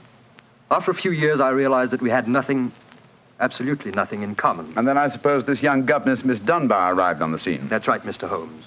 Well, the story should be obvious to you from there. You, fell in love with this girl, I suppose, sir? Who could help it?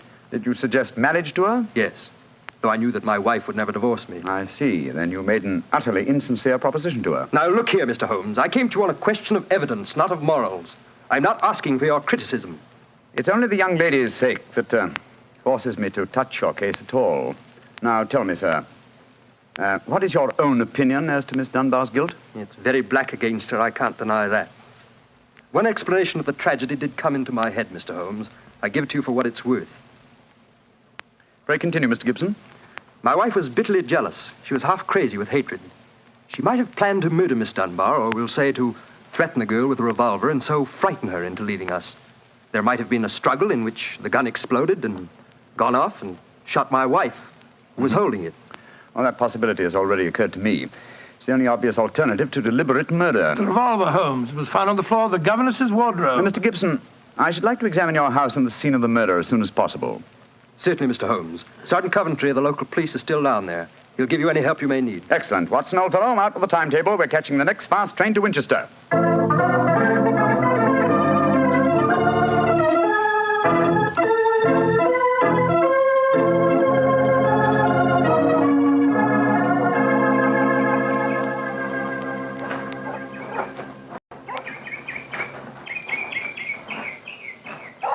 So if I have to have someone else on the case, I'd rather have you, Mr. Holmes. If the yard gets called in, then we local police loses all credit for success. Generally gets blamed for the failures. Now I've heard that you play straight. I don't appear in the matter at all, Sergeant Coventry. If I can clear it up, I don't ask to even have my name mentioned. Well, that's handsome of you, I'm sure. And I know your friend Dr. Watson can be trusted, too. Oh, don't worry, my dear fellow. We won't steal any of your thunder. Well, that's nice and friendly of you, Doctor. Well, come on, gentlemen. I'll walk you down to the bridge. That's where we found Mrs. Gibson's body. It's not far from the house here.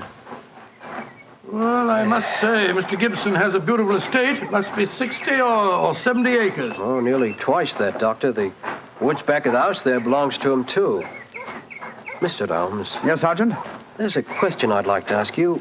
A question I wouldn't ask anyone else. Then please ask it. Don't you think there might be a case against Mr. Gibson himself, sir? I've been considering that possibility. That there Miss Dunbar's a bit of all right. If you ask me, he wanted his wife out of the way, and the pistol she was shot with was his pistol, you know. Oh, was that fact proven? Yes, Doctor. It was one of a pair that he had. One of a pair? Where's the other? Well, Mr. Gibson has a lot of firearms. We never quite matched that particular pistol, but the box was made for two. Well, if it was one of a pair, surely you'd be able to match it. Well, we have them all laid out at the house if you want to look them over. And we'll do that later. This, I presume, is Thor Bridge. That's right, sir. Found Mrs. Gibson's body lying right here at the approach to the bridge. I see. I gathered from the newspaper reports that the shot was fired at very close quarters. Yes, sir, very close. Near the right temple, wasn't it? Just behind it, sir. How did the body lie, Sergeant? Oh, on its back, Doctor. No trace of a struggle, no marks, no weapon. The note from Miss Dunbar was clutched in her left hand. Clutched, you say? Yes, sir. We could hardly open the fingers to get at it.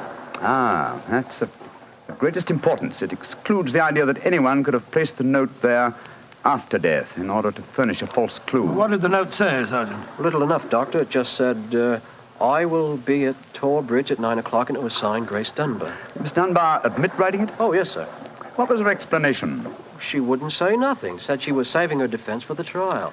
Yes, it seems odd that Mrs. Gibson was still clutching that note. Seems perfectly natural to me. Oh, come now, old fellow. Argue the thing out logically. If the letter is genuine, it was certainly received sometime before the tragedy, say an hour or two. Why then was the dead woman still clasping it in her left hand? Why should she carry it so carefully? She certainly didn't need to refer to the note at all at the interview. Doesn't it strike you as rather strange? Well, now you put it that way, it does seem a little peculiar. Hello. Did you notice this, Sergeant? Oh, you mean that chip out of that stone on the underside of the parapet of the bridge, sir? Yes, I noticed it. Didn't think nothing of it, though. It isn't a very large chip. Yes, but it's been done recently. Notice how the stonework is white just here. It took some violence to do that. Hand me your cane, Watson, will you? Here you are, fella. Thanks. Yes. It's a hard knock.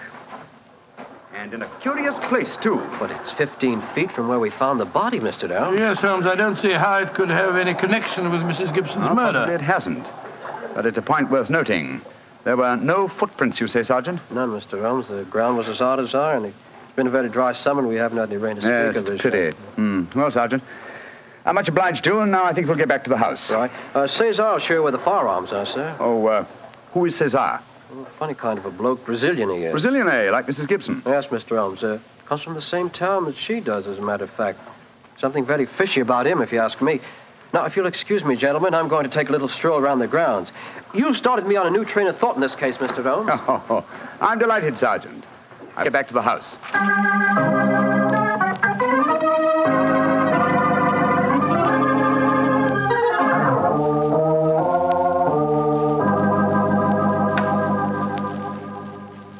I see.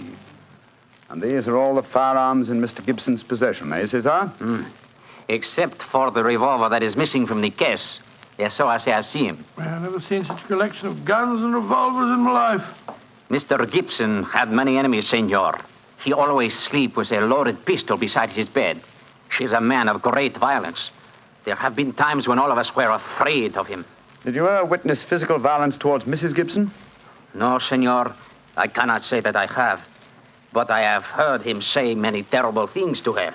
She would taunt her in front of we servants. I have heard him do it many times. Thank you, Cesar. That will be all. Muito bem, senor. You know, Holmes, I still think the case against Miss Dunbar looks very black. I should agree with you if it were not for one fact. The finding of the revolver in her wardrobe. On the soul, Holmes, that seems to me the strongest evidence of all. I think not, old chap. Huh? We must look for consistency.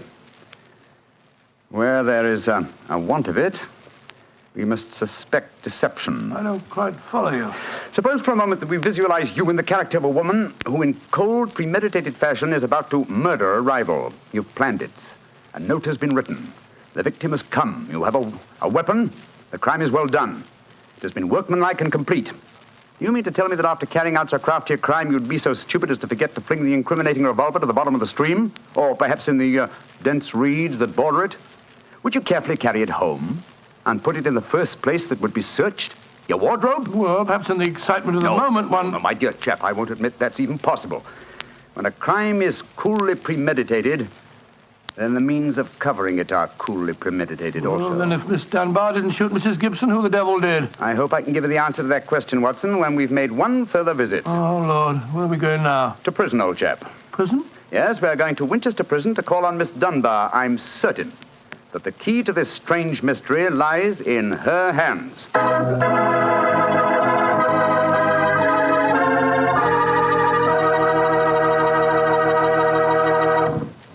You'll hear the rest of Dr. Watson's story in just a few seconds.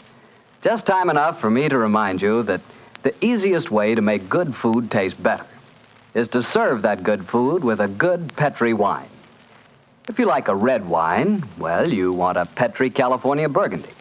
If you'd rather have a white wine, then you want a Petri California Sauterne. But red or white, Petri Burgundy or Petri Sauterne, you're choosing a dinner wine that's sure to turn a simple meal into a feast.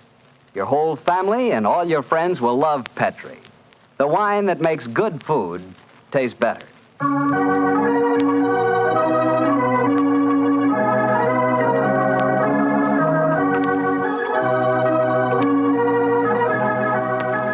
And now back to Dr. Watson and tonight's Sherlock Holmes adventure, The Problem of Thor Bridge. Well, Doctor, did you go to Winchester Prison and see Miss Dunbar? We did, Mr. Bartell. An hour later, found the two of us sitting in a dank and gloomy cell, talking to one of the most beautiful girls that I've ever seen. Her bright, flashing eyes and her air of quiet confidence seemed sadly out of place in such a setting. Holmes spoke to her quietly, soothingly. Dunbar, tell us of your true relations with the dead woman. She hated me, Mr. Holmes. She hated me with all the passion of her distorted mind. Please tell us exactly what happened on the evening of Mrs. Gibson's death. Well, I received a note from her in the morning. A note imploring me to meet her at the bridge after dinner that night.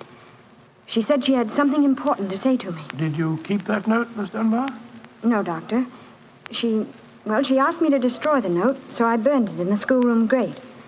I saw no reason for such secrecy, but, well, I did as she asked. And yet she kept your reply very carefully. It's interesting. Tell me what happened when you met her that night.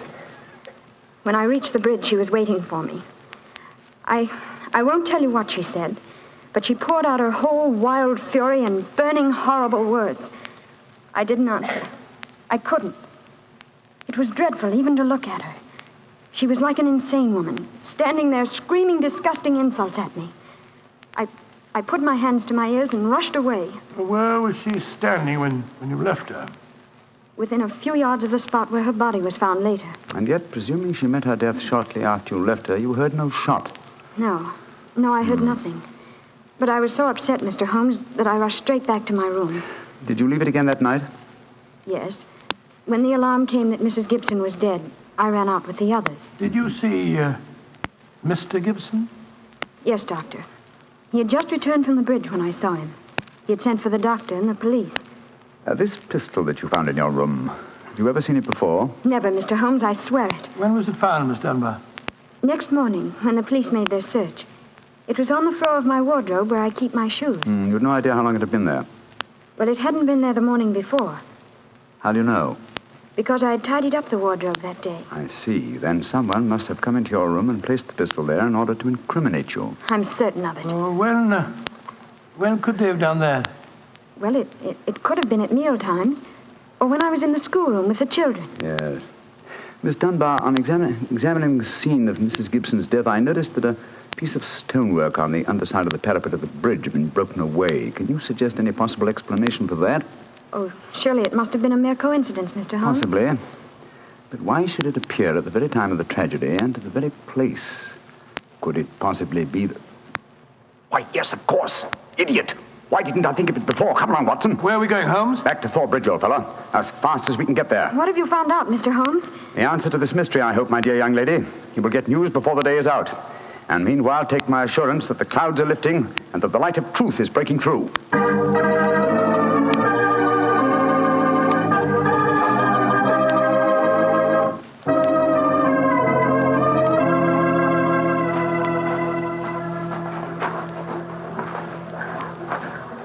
Well, Mr. Holmes, you're soon back here. What have you found out? Sit down a few moments. You got my message? Oh, yes, sir. Here you are. Ball of twine. What you wanted for, I can't imagine. You'll soon see, Sergeant. Watson, I have some recollection that you usually go armed on these excursions of ours. Yes, I'm carrying my revolver. Why? Give it to me, old chap, will you? Thanks. I believe your revolver may have a very intimate connection with the mystery we're investigating. You're joking. Now, Watson, I'm very serious. We have a test to make. If the test is successful, Miss Dunbar will be free before nightfall, and the test will depend on the conduct of this revolver of yours. Yes, I'll take the precaution of unloading it. There we are. Now, Sergeant, ball of twine, please. Wish I knew what you was up to, sir. I tie one end of the twine like this to the handle of the revolver. So. Sergeant, see if you can find me a heavy stone, will you? Oh, right, you are, sir. Holmes, what are you doing? Trying to reconstruct the killing of Mrs. Gibson. But you've seen me miss the mark before, Watson. I have an instinct for such things, and yet it has sometimes played me false. It seemed a certainty when it first flashed across my mind in Miss Dunbar's cell. But one drawback of an active mind is that one can always conceive alternative explanations which would make our scent a false one. And yet, oh well, we can but try. Here's a nice stone, Mr. Holmes. Thank you, Sergeant. Yes, now, sir. I tie the other end of the twine to the stone. Wait a minute. Like that. Splendid. Sergeant, will you please take this stone and stretch the twine across the parapet of the bridge there, so that the stone will swing just clear of the water on the other side of the bridge? Right, sir. I'll stand on the spot where Mrs. Gibson's body was found. That's it, Sergeant. Over the parapet. How's that, Mr. Holmes? The stone swinging about 8 feet above the water. Splendid. Now, Watson, watch closely. I raise the revolver to my head. Careful, Holmes, careful. Don't worry, old chap's not loaded. Now, let us imagine I am the late Mrs. Gibson. I raise the revolver to my head and fire it. Instantly, my fingers release their grip and... There's your answer, Watson. Great Scott, the revolver flashed back out of your hand, struck the parapet of the bridge, and then the weight of the stone flipped it over into the water. Was there ever a more exact demonstration? Come on, old fellow. You're a blooming magician, Mr. Holmes. That's what you are. A blooming magician. Look at that. Observe the second chip on the stonework, the parapet here. Same size as the first. And the murder of Mrs. Gibson... Wasn't murder at all. It was suicide. What? We can follow the various steps quite clearly. A note was extracted very cleverly from Miss Dunbar, a note which made it appear that she had chosen the scene of the crime. Mrs. Gibson, in her anxiety that the note should be discovered, somewhat overdid it by holding it in her hand to the last. That alone should have excited my suspicions earlier than it did. So she stole one of her husband's revolvers and planted the other one in Miss Dunbar's wardrobe. Exactly. After discharging one of the cartridges, which you could easily do in the woods without attracting suspicion, she then went down to the bridge, where she contrived this exceedingly ingenious method of getting rid of her weapon. When Miss Dunbar appeared, she used her last breath in pouring out her hatred, and then, when the girl had left, carried out her terrible purpose. Then the missing revolver? You'll find it with the aid of a grappling hook at the bottom of the stream, and also the stone and the string, with which this vindictive woman attempted to disguise her own crime and fasten a charge of murder on an innocent victim. Yes, Sergeant, and don't forget while you're at it that my revolver's down there, too. No, don't worry, Doctor. I'll get some grappling hooks right away. I must say, Holmes, you've solved this case brilliantly. Quite brilliantly. I disagree, old chap. And I fear that you will not improve my reputation by adding the case of the Thor Bridge mystery to your annals. Oh, nonsense, but that's ridiculous. Oh, no, it isn't, old boy. I've been sluggish in my mind and wanting in that mixture of imagination and reality, which is the very basis of my art. I confess that the chip in the stonework was a sufficient clue to suggest the true solution, and I blame myself for not having attained it sooner. Well, Holmes, personally, I agree with the sergeant's opinion of you. Oh? What was that, old fellow? You're a blooming magician, Mr. Holmes. That's what you are, a blooming magician.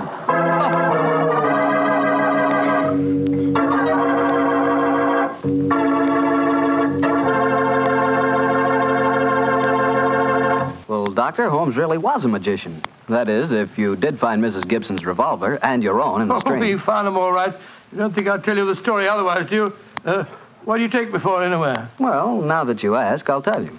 I take you for a very charming gentleman, a wonderful storyteller, and a fine host. Oh, that's very nice. Really, Well, you are a gentleman of the old school. Oh, and you do tell a fine story. You flatter me, you... And you are a perfect host. That meal we had tonight was wonderful. Oh, it was, eh? And, that wine, what kind was it? It was Petri wine, and you know it. And I should have known that you were leading up to something. Mr. Bartell, you should be ashamed of yourself. You will do anything to get a chance to talk about Petri wine. Oh, I can't say I blame you. Well, honestly, Doctor, I meant everything I said. But you don't really want me to stop talking about Petri wine, do you? After all, it's worth talking about, isn't it? What other wine is made with the loving care that goes into Petri wine? Don't forget, Petri wine is made by the Petri family. Winemaking is their business. Why, they've been making wine for generations, handing down from father to son, all their skill and knowledge and experience. You can be sure the Petri family really knows plenty about the fine art of turning luscious grapes into delicious wine. That's why, whether you want a wine for before dinner, with dinner, or for any time, you can't go wrong with a Petri wine, because Petri took time to bring you good wine. And now, Dr. Watson, what new story are you planning to tell us next week? Well, next week, Mr. Bartell, I'm going to tell an adventure that Holmes and I had amid the oriental magnificence of a Maharaja's palace in India. India? Sounds intriguing. What were you and Sherlock Holmes doing out there, Doctor? Well, we'll have to wait till next week for the answer to that question, my boy. But I can tell you that it was one of the weirdest problems that we ever had to solve. I call the story The Vanishing Elephant.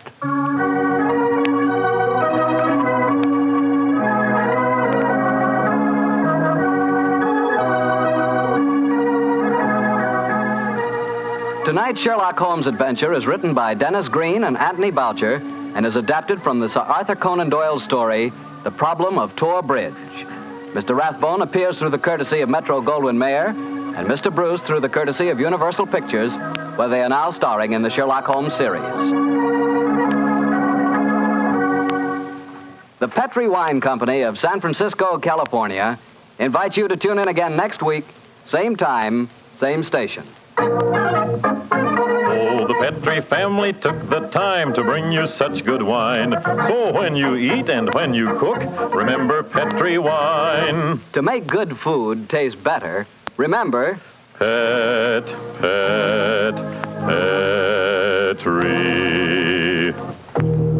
wine. This is Harry Bartell saying goodnight for the Petri family. Sherlock Holmes comes to you from our Hollywood studios. This is the Mutual Broadcasting System.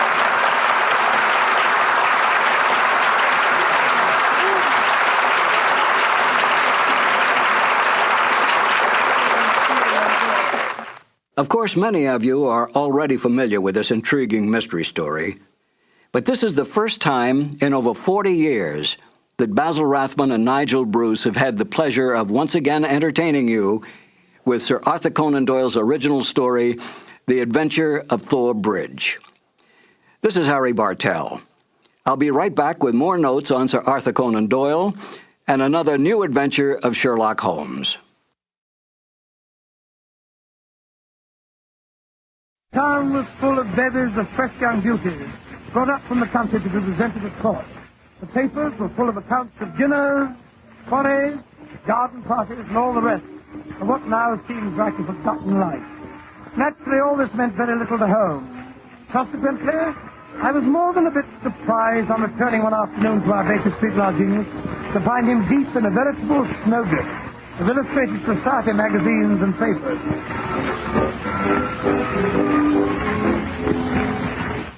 Watson, do you know about this man Damery? Damery? What Damery? Lord Damery, of course. He's got his photograph in all the society weekdays. Oh, that's true. The fellow's a household word in society. Yes. He's a man of the world with a natural turn to diplomacy, and he's asked me for a 4:30 appointment which I've granted. You mean that Lord Damery's coming here? But it's 4:30 now, and look at the mess of the place he's in. Calm yourself. It's sad as Mrs. Hudson. Lord Damery is not paying a visit to Baker Street to investigate our housekeeping, but to consult me in my professional capacity. That will be the gentleman now, unless I'm very much mistaken. Punctual to the minute.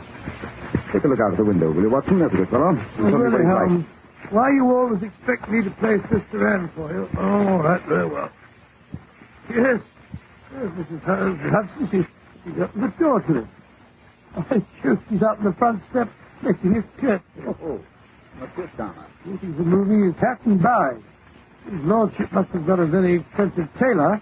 Every detail, from his black satin cravat to his straightened leather shoes, is perfect. The shape must have cost him Really an unmarried man, our Lord Damery. Why do you say that, Holmes? Well, only a bachelor squanders money on his wardrobe as such a laddie can. The married man is too busy putting his wife's bills for feathers and Oh, but it's worth it, my dear fellow. It's worth it. The pleasure of seeing the lady of one's choice in a fetching new bonnet or an agitating You can tippet wire. omit the Rhapsody, my dear Watson. Our visitor is just outside the door. Come in. Lord Damery, I presume. And this must be the celebrated Mr. Sherlock Holmes.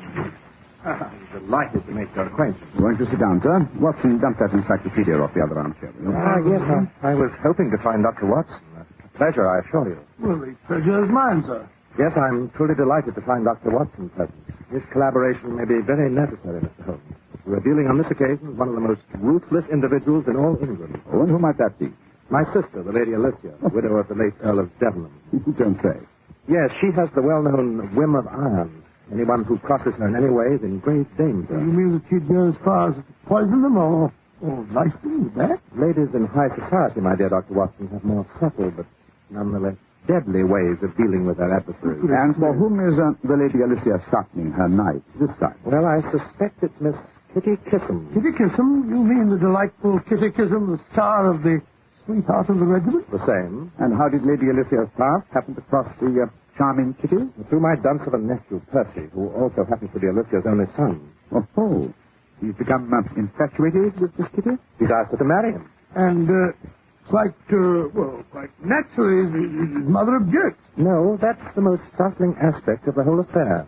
As soon as I heard of the engagement, I rushed round, expecting to find Alicia in the midst of hysterics, or at least having taken to her bed surrounded with smelling salts. And such was not the case. No, on the contrary.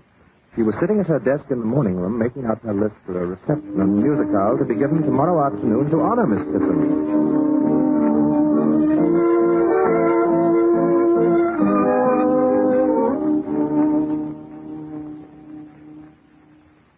Lord and Lady Coverdale, the Duke of Rossington, Lady Windermere. Well, I must say, my dear Alicia, I hardly expect to find you in such a cheerful mood. Why not? After all, what this family needs is new blood. They told me dear Kitty's father was a butcher and her mother a barmaid. Yes, I'm sure Percy should be very, very happy with the dear little thing. She's bound to make a big impression on all our friends. Alicia, I don't like the way you say that. You have that certain glint in your eye. What glint, dear? The glint you had the evening you met the Lady Eustacia de Vere at the top of the grand staircase at Buckingham Palace. Yes, we've been quarreling all the winter. It's much fun. Yes, you smiled politely and left her sweet card. Then you deliberately stepped on her train, ripping it off at the waist, revealing the fact that she wore certain red flannel undergarments. Dear Eustacia, she was the laughing stock of Mayfair. I warn you, Alicia, Kitty Kissam is no Lady Eustacia. Of course not, darling. She's no lady at all. That's what makes me so anxious to have our friends meet her.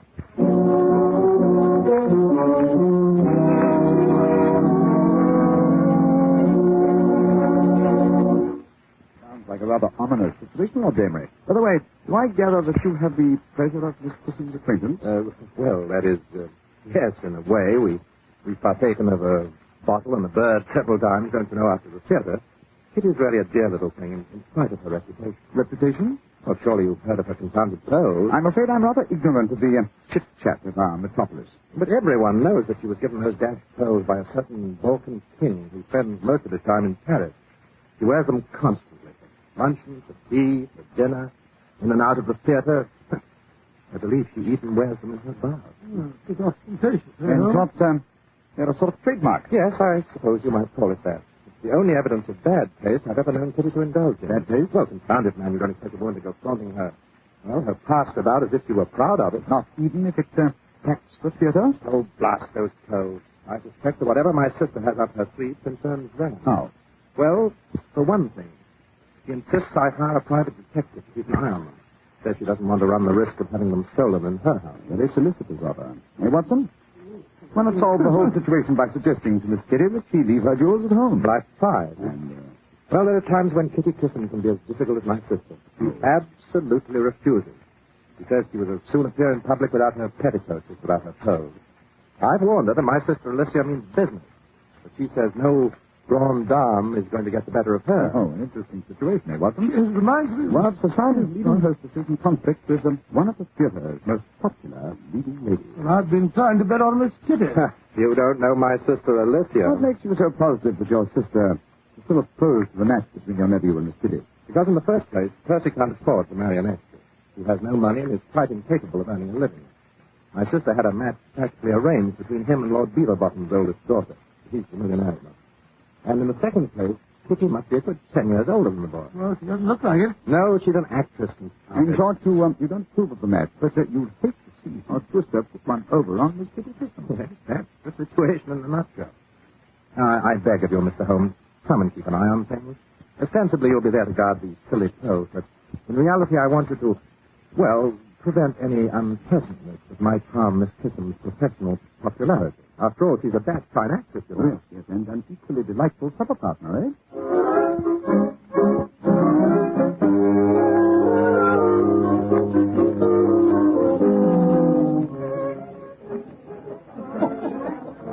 I warn you, my dear, if anything awkward happens to Kitty, Miss Kissam, at this party of yours, I shall cut Percy out of my will. He won't get a penny from me. And then where would you be?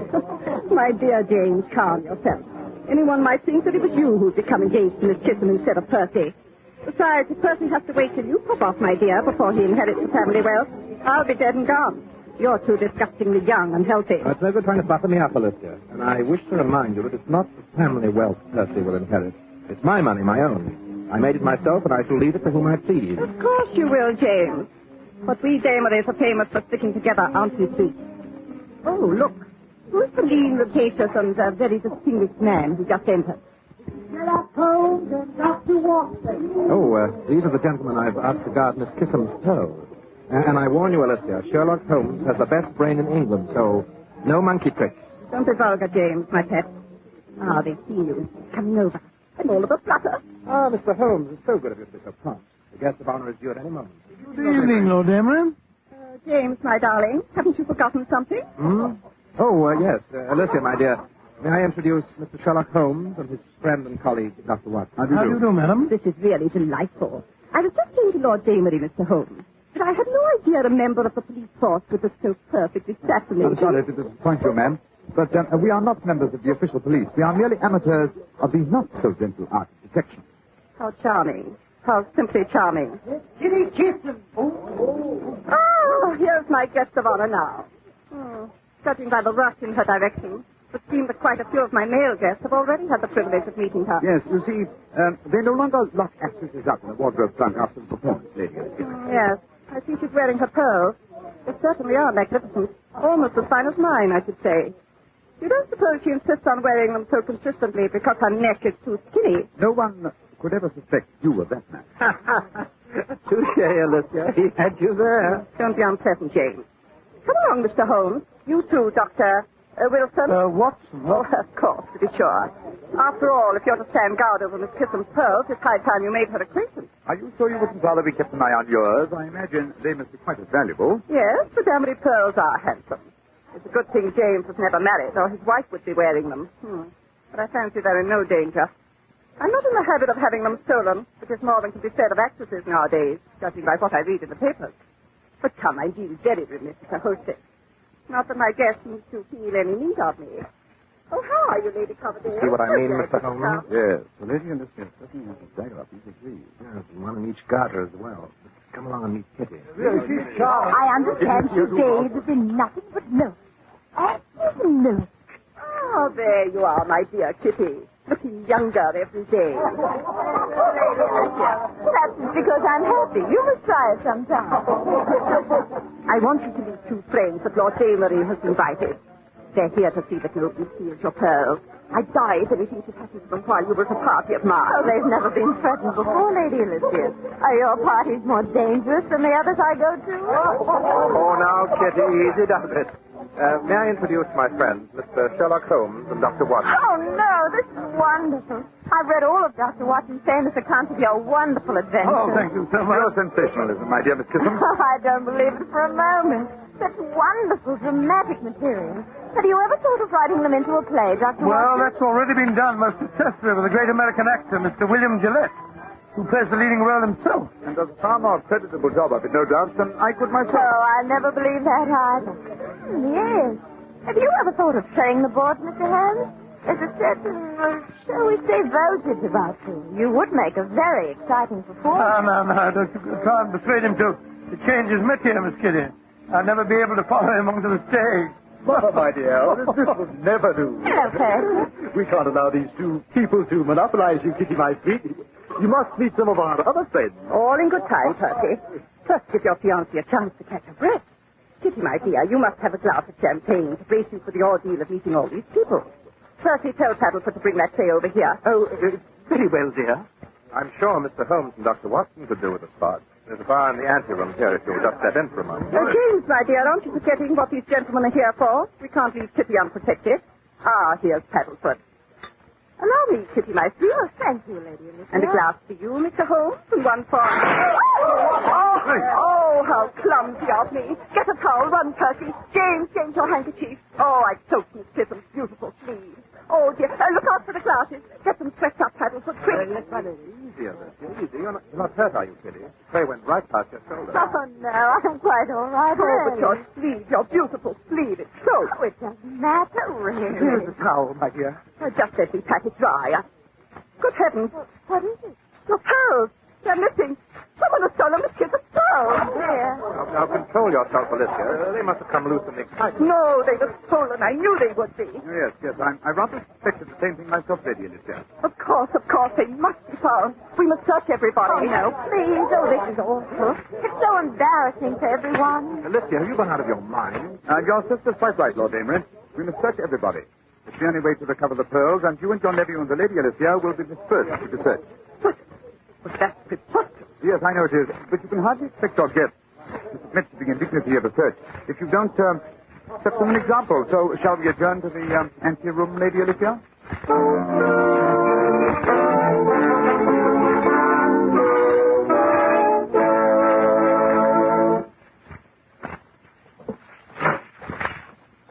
Well, here we are, Mr. Holmes. My sister, my nephew, and myself.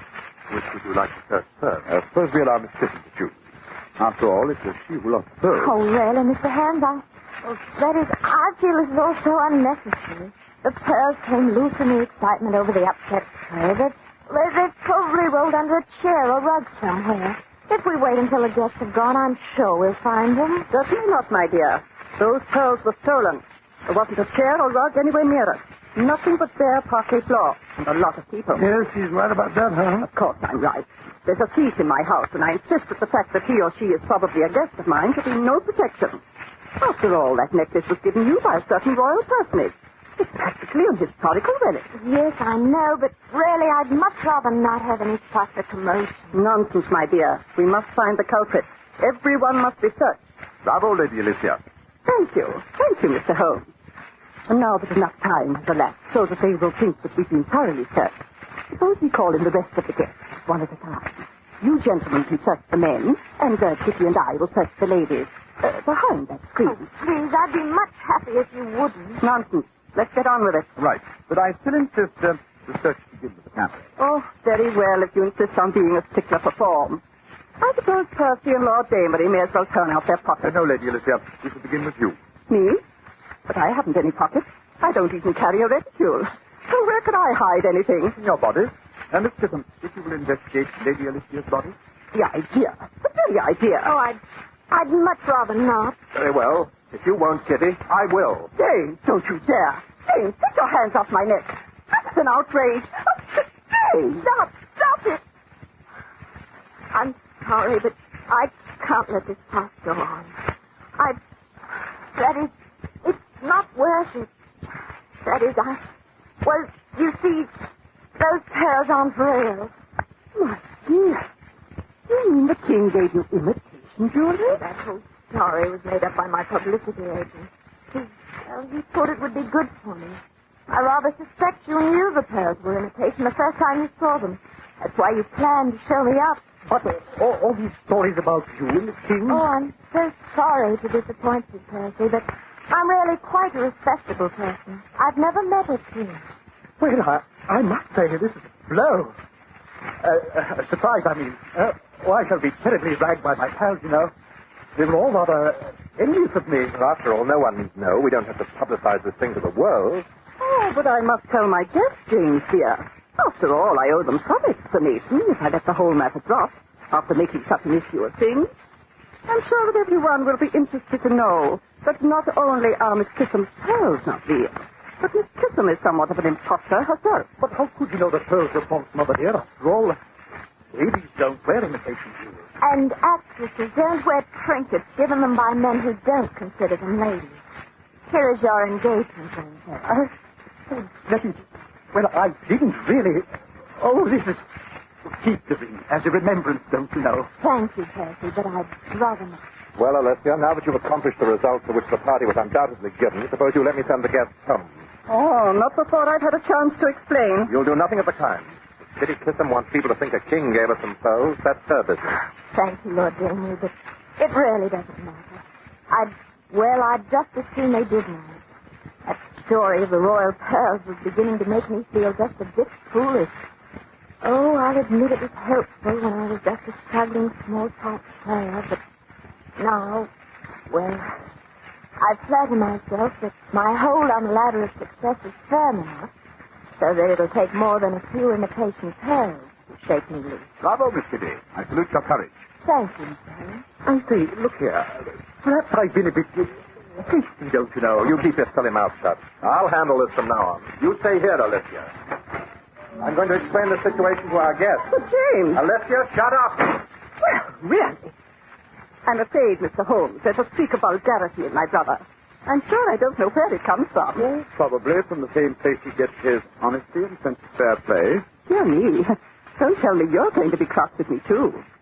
By the way, whatever made you think that I might have secreted Miss Kitten's pearls in my body? My dear Lady Alicia, when something of value disappears during a manufactured commotion, the first one suspected should be the person who did the manufacturing.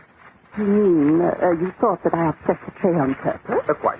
But come, let us join the others, shall we? I think we've given Lord Damery ample time to make his explanation. Miss Kittem, if you will do me the honor. Watson, you may escort the Lady Alicia. Thank you. Thank you very much indeed.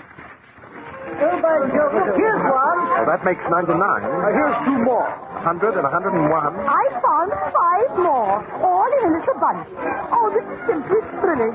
So much more fun than hunting for Easter eggs. Well, that makes 106. James, what on earth are you doing? Hunting for pearls. Seems I was right in the first place. Miss Kitham's pearls weren't stolen. The string must have broken and strewn them all over the place. Any more? We've looked everywhere. I'm sure there isn't an inch we haven't searched. Then here you are, my dear Kitty. Allow me to return your pearls. Oh, thank you. But I don't understand. Tell me, Miss Kittem. Yes? How many pearls were there on your string? 105. But Holmes, Lord Damery, just counted them. He mentioned 106. There's one more pearl now than there was when it was stolen. It's incredible. It's absolutely impossible. No, my dear Watson, no. It's not incredible. It's not even impossible. It's really enlightening. What do you deduce from the presence of this added proof of the humble oyster, Lady Alicia? Perhaps you can explain why there are now 106 pearls in Miss Kitten's necklace. Did you say 106? But my necklace, the Damery pearls have 106. Good heavens, my necklace, it's gone. Someone has taken my pearls. Then may I ask, Lady Alicia, what pearls are those still hidden in your body? Oh, but those are Miss Kitten's imitations. James must have taken mine off my neck when he was threatening to search me. And now he's pulled this trick to get even with me. The string that broke are my pearls. She has no right to them. They are the Damery pearls. My dear Lady Alicia, there is one person who has a better right to them than yourself.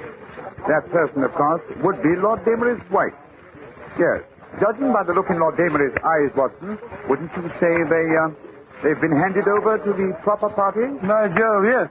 Elementary, my dear Holmes, elementary.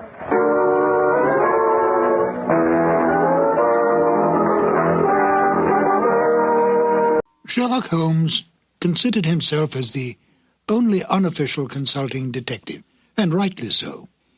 In point of fact, Holmes worked outside the law. If he'd been a policeman working for Scotland Yard, he would certainly not have had the freedom that allowed him to use his unorthodox methods. This both pleased the police and frustrated them.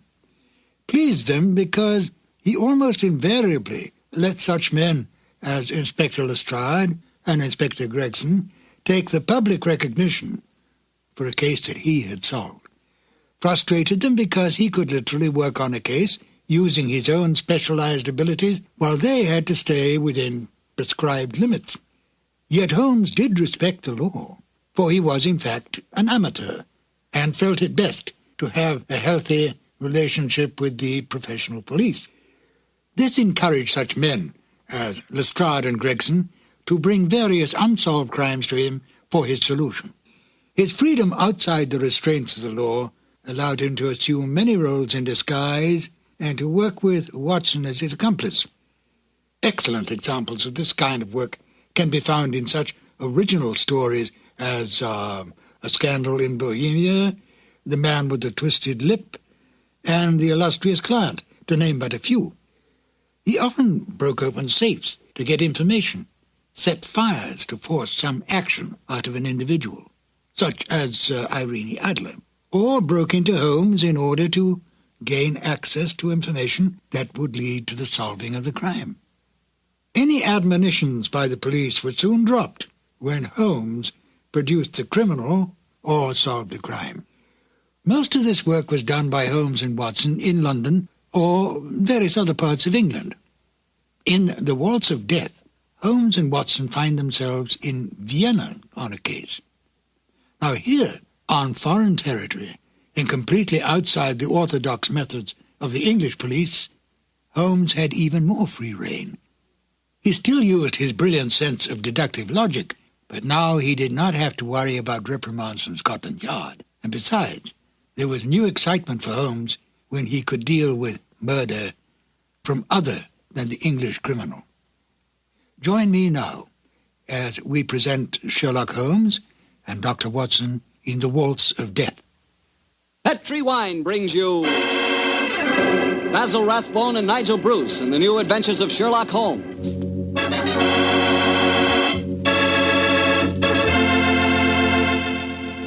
The Petri family, the family that took time to bring you good wine, invite you to listen to Dr. Watson as he tells you another exciting adventure he shared with his old friend, that master detective, Sherlock Holmes. And as for me, well, I'm going to tell you about a swell idea. The idea of serving Petri California sherry before dinner. Tomorrow night, just before dinner, instead of that last-minute rush, take it easy. Pour yourself a glass of Petri sherry. Now, if you'll do that just once, I wouldn't have to say another word about Petri sherry. You'd be a customer for life. Because Petri sherry is good wine with a capital good. Judge that Petri sherry any way you like.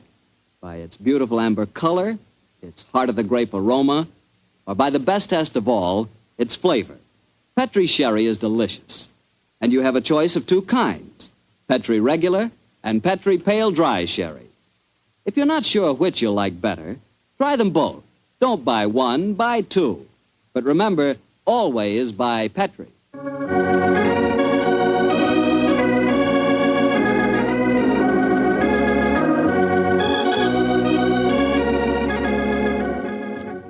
And now I'm sure our good friend Dr. Watson's expecting us. Let's go in and join. Good evening, Dr. Watson. Good evening, Mr. Bartell. All set for tonight's story? Yes, my boy, I'm all set. Put it.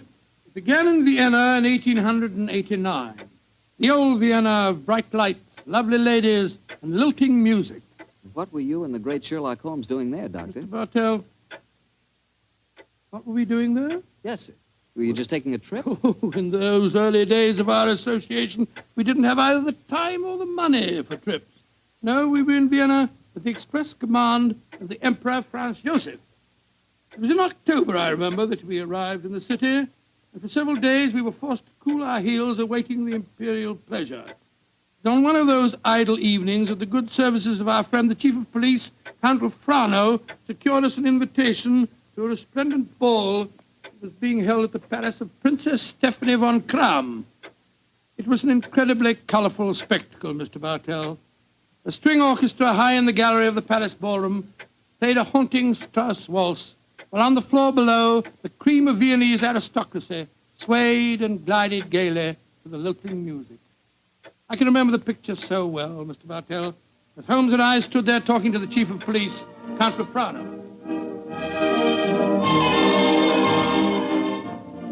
A colorful scene, is it not, gentlemen?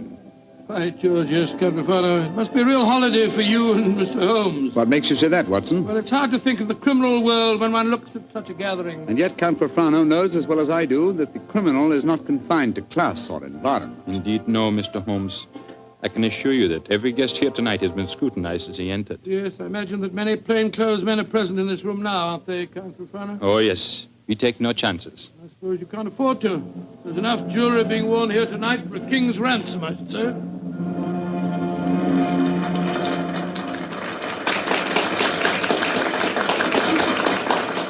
The waltz is finished.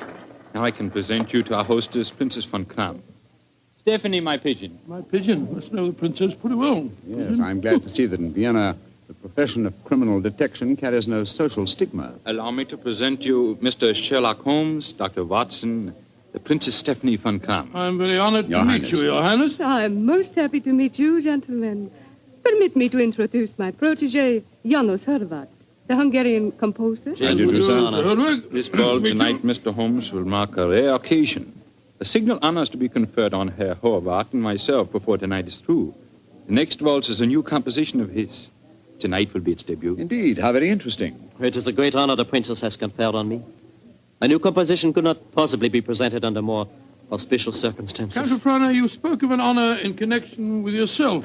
May I tell them our secret, Stephanie? No, I will tell them myself, Anatole. After your waltz has been played, Janusz, and Anatole and I shall be the first to have the privilege of dancing to it, my father is to make a public announcement. He is to announce my engagement to Count Anatole Refon. Oh, indeed, my congratulations to you both. Very lucky fellow. Am I not the luckiest of men? Is she not exquisite? I, the gay man of Vienna, the cavalier who swore that no one woman would ever capture him. I confess it, gentlemen, I'm in love. Oh, but I pity you. Even the great waltzes of old Vienna could hardly be worthy of this moment. Oh, Anatole, you are a born flatterer. Oh, come, the waltz is about to begin. I shall see you gentlemen later. Auf Wiedersehen. Auf Wiedersehen. The orchestra is tuning up, Herr Horvath.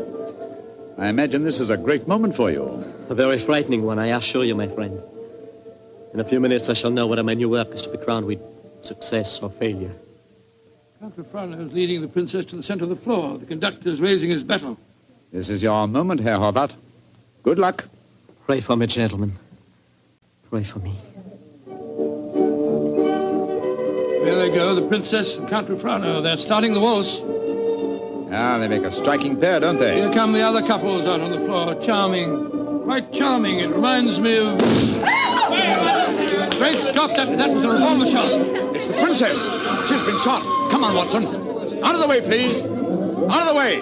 Count Frana. What happened? Stephanie, Dr. Watson, see what you can do for her. Count Frana, there's nothing I can do, I'm afraid.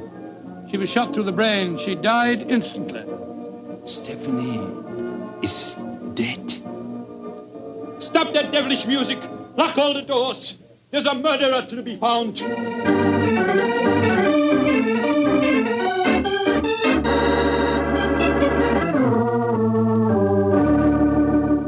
Count Frana, have you found any clues? One of my men found a revolver. It had been tossed into the earth of a potted palm. May I see it, please? Of course, here.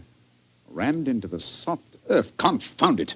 Count Frana, your fiancée was an extremely beautiful woman. You must have had rivals? Yes, several, but none of them are present tonight. Who will inherit her estate? A 6-month-old nephew. Who's his guardian? The Emperor Franz Joseph himself. No, Mr. Holmes. I know of no obvious motive for someone wishing poor Stephanie dead. Well, perhaps it was a political crime. She was a wealthy aristocrat and a very prominent one. Yes, it's very possible. Many nihilist assassins have been active in my country recently. Meanwhile, we have a ballroom full of suspects waiting for us. So I was just going to suggest we went back there. We can't find out very much by staying here in the library. It's a delicate matter. Almost everyone present tonight is known to me personally. May I suggest that you go back to the ballroom and have the male guests file past you? Detain for questioning anyone whose evening clothes do not fit perfectly. Clothes don't fit? What's the cut of a man's clothes got to do with this? Anyone invited to such a ball as this would naturally have his own tailor. I think, Count Frano, if you found a man who had to hire his costume, he might be an imposter and may well prove to be your assassin.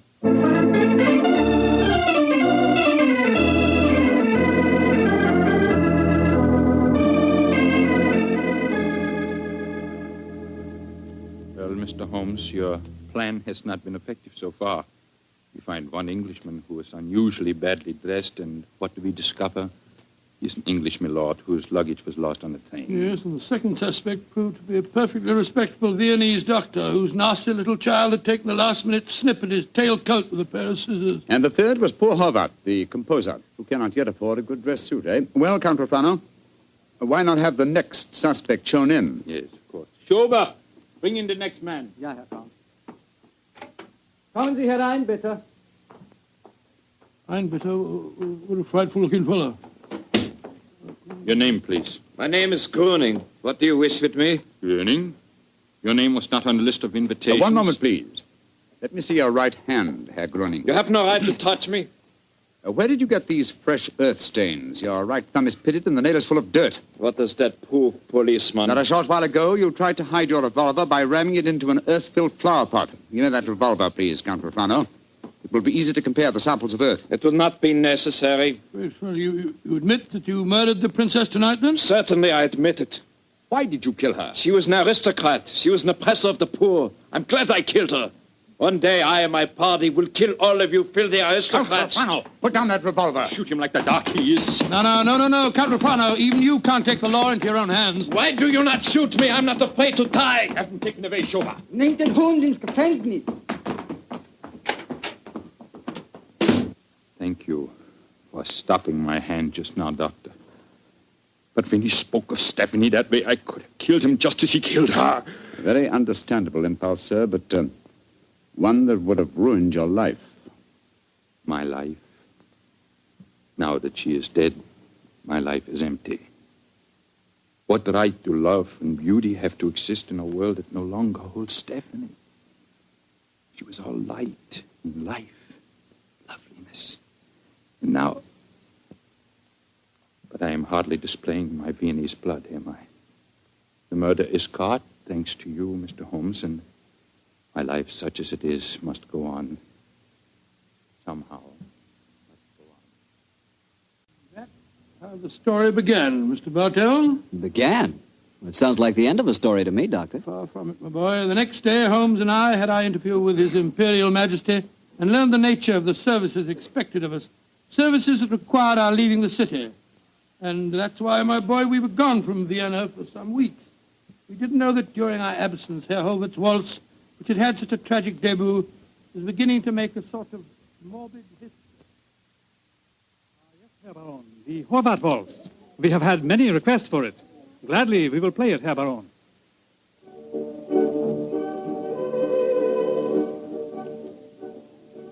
Isn't that the Horvath waltz they are playing? Yes, my dear, and she was walking on to the floor to dance to it.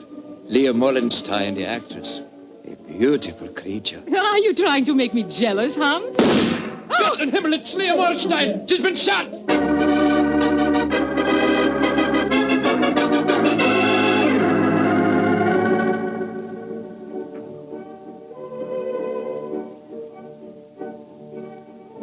A new ballet, and to the music of the Horvath waltz. Magnificent. Never has Krasnova danced better.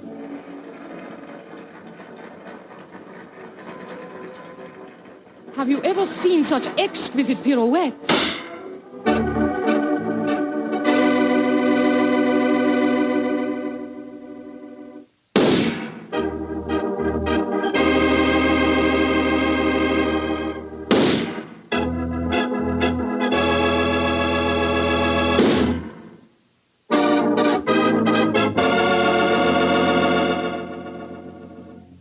Six deaths in 4 weeks, Schober.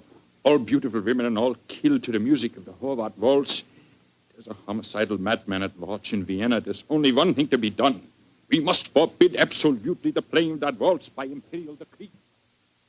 Hear all of this, Mr. Bartell, until we return to Vienna. And then, I suppose, Sherlock Holmes was drawn into the case again, Doctor. Yes, my boy. Holmes immediately made a close study of the newspaper reports on the tragedies, and it was with great difficulty that I tore him away from his investigations to attend the reception at which the Emperor was to thank us for our services on the mission that we just completed. As we arrived at the Imperial Palace, almost the first person we ran into was the Hungarian composer, Janos Horvath. Dr. Watson, you have heard of the tragedies connected with my waltz? Yes, we have indeed, sir, we have indeed. I was making a close study of the newspaper reports on them just before I came here. You must do something, Mr. Holmes. People will hardly listen to other music. They want my waltz. But that is forbidden. I'm losing a reputation and a fortune while that waltz remains unplayed. Or perhaps, Herr Horvath, you are laying an excellent foundation for a later reputation and fortune. What do you mean? All this publicity, however distasteful to you at the moment, must in the long run prove invaluable. Ah, there you are, my dear Count Rufano. Mr. Holmes, Dr. Watson, I'm glad to see you back in Vienna. You've heard of the murders? Yes, Count, we were just discussing them. I need your help again, my good friend. For over a month now, the murder has been at large, and I cannot seem to get on the trail. But I'm Cunning, the first killer. What have you done with him? Released him. What? Released him? Great Scott, why? At the hearing, it was obvious the man was an egomaniac. He boasted of the murder of Stephanie, apparently out of pure vanity. The liberal newspaper editors made quite an issue of the case. They brought pressure to bear, and we had to let him go. Confound it.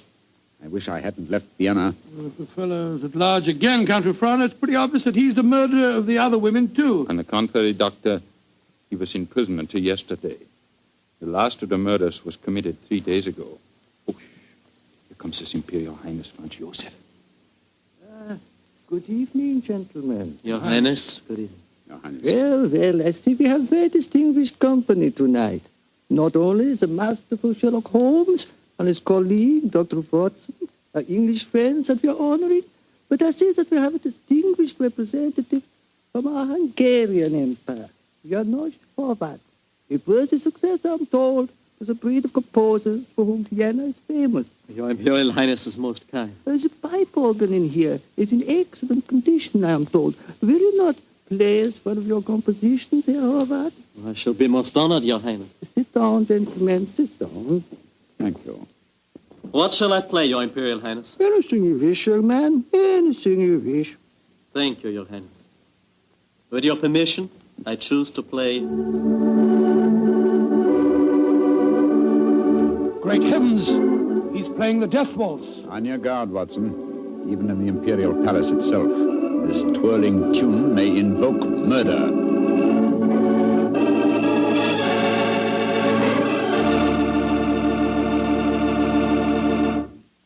You'll hear the rest of Dr. Watson's story in just a second, which just gives me time to remind you that if any one wine could be called the perfect wine for almost any occasion, that one wine would be Petri California Sherry. Petri Sherry is not only a fine before-dinner wine, but it's wonderful after dinner, too. And, of course, when you're entertaining or when guests drop in, whether in the afternoon or evening, there's nothing better than a glass of Petri Sherry. And it's comforting to know that you can serve Petri Sherry proudly, because the name Petri is the proudest name in the history of American wines. Dr. Watson, you certainly left me hanging on a cliff that time. You broke off your story just as the Hungarian composer started to play his ill-fated waltz to the Emperor Franz Josef. What happened? At the time, my boy, fortunately, nothing happened. Herr Horváth completed his composition without apparent incident, and shortly afterwards we attended a banquet that was given in our honor, a banquet that concluded with a rather curious ceremony at which the Emperor presented Sherlock Holmes with a medal to commemorate his services. I never got anything was. Never mind about that. Finally, it was shortly after 10 o'clock, I remember. Holmes and I, together with Count Frano, left the royal chambers and started to descend the spiral staircase leading to the main hall. You were greatly honored tonight, Mr. Holmes. I've only known His Imperial Highness to make 3 such presentations before, and they were all to my own countrymen. He might have made another while he was about Please, it. Watson, please. Sorry. The Emperor was most kind. I can't help feeling that he over-evaluated my services. You're being unusually modest, Holmes. Perhaps because I feel that my visit here is incomplete until I've solved the Death Waltz murders. I hope you'll be able to stay in Vienna long enough to do that. I confess I am at my wit's end. I've been giving the matter a great deal of thought, Count Frano. I have a plan for trapping the killer.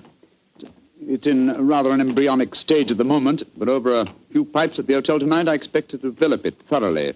I shall call at your office in the morning and explain it to you. I shall be awaiting your visit eagerly. One more of these murders and the newspaper outcry might become so loud that I should have to resign my post as chief of police. Well, when Horváth made that daring gesture and played the Death Waltz tonight, it proved one thing. It's not infallible. The death of a beautiful woman doesn't always follow the playing of the melody. Very true, Doctor, but... Watson. Yes, Holmes? Strike a match, will you? Huh? There's a figure here slumped on the landing. Great Scott, it's the body of a girl. And a very beautiful girl, too. Shot through the forehead. You were wrong, Watson. The Death Waltz is infallible, but I swear to you that the killer has struck for the last time.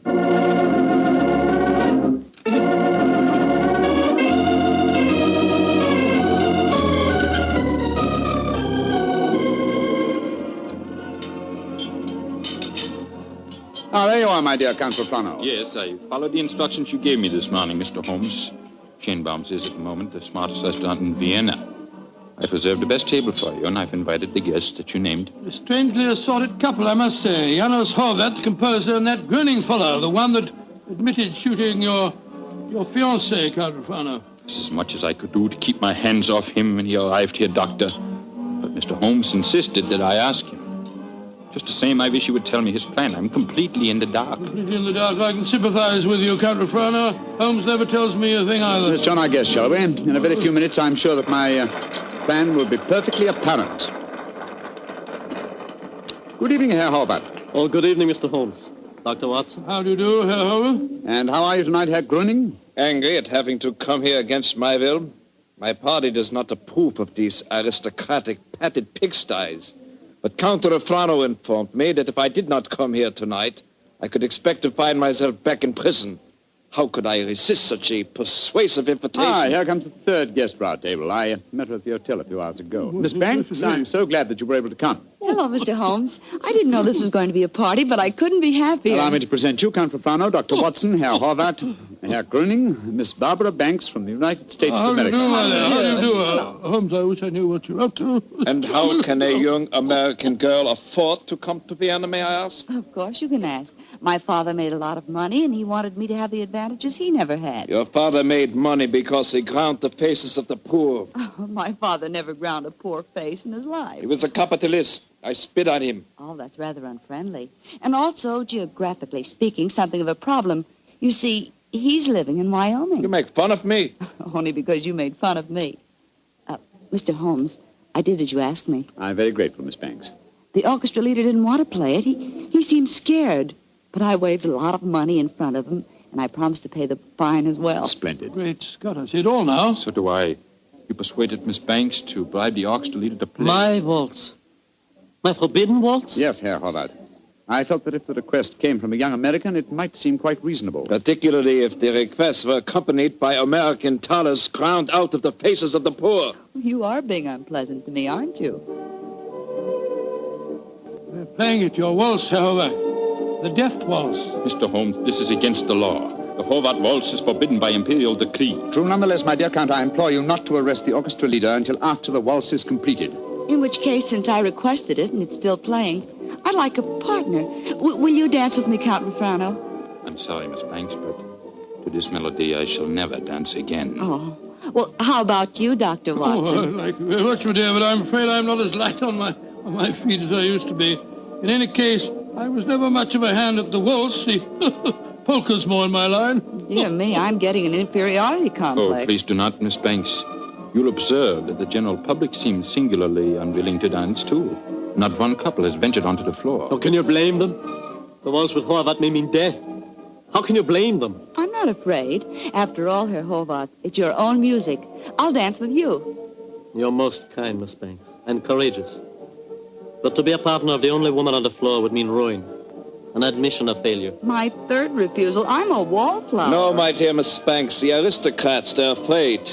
But I, plain, simple Gröning, I will dance with you, Miss Millions. Oh, bless you, Herr Gröning. And I assure you my father does not grind the faces of the poor. He does grind the faces of the poor, this I know. Stop her, it's suicide. I think not, Herr Horvath. I think so. And I'll not stay here to watch it. Where the devil's he off to? Do not worry, Doctor. I shall keep an eye on him. Yes, and we'll keep an eye on both of them. Come on, Watson. Horvath is leaving the room. Whereas Count Refrano has deserted his trail and has slipped behind one of those pillars. Good Lord, he's drawing a revolver. Exactly, Watson. He's our man. Put down that revolver, Count Refrano. Put it down, I say! He's turning it on himself. Count Refrano!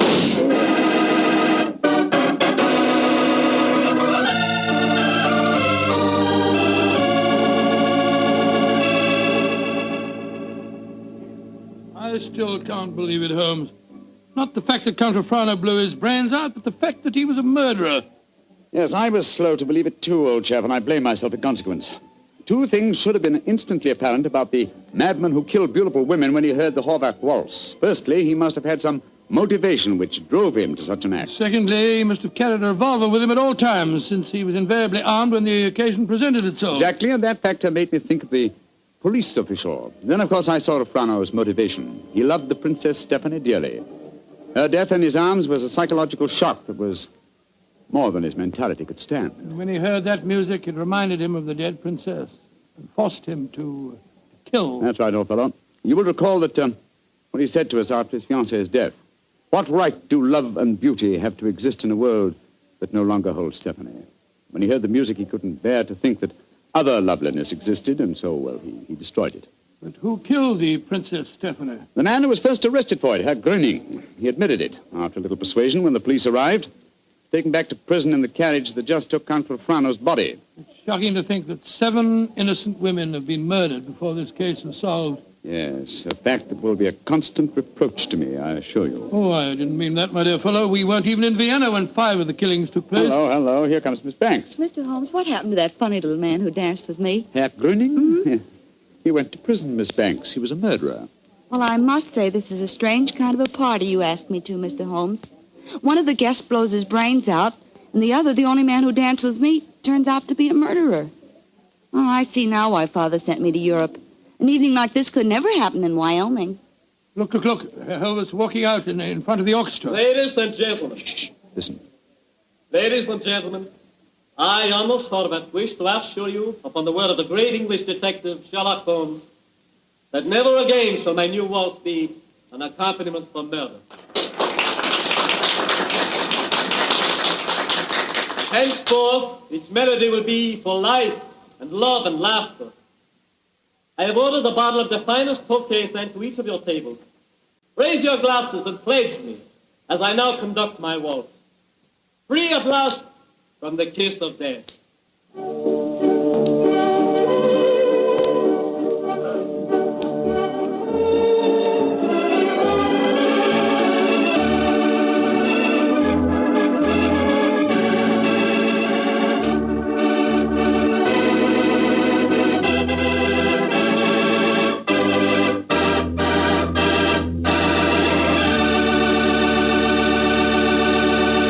Say, Doctor, I really like that story. That was a baffle. Yes, wasn't it? A highly placed police official is the last person in the world you'd think guilty of murder. I must confess I wasn't of so much help to Holmes in solving that case. Oh, don't let that worry you, Doctor. After all, Holmes almost missed solving it himself. Oh, thank you, my boy. Very nice of you. Thank you very much. But it certainly was one of the most interesting cases that I was ever connected with. I know what you mean. You know, I came across quite an interesting case myself the other day. Oh, you don't say where?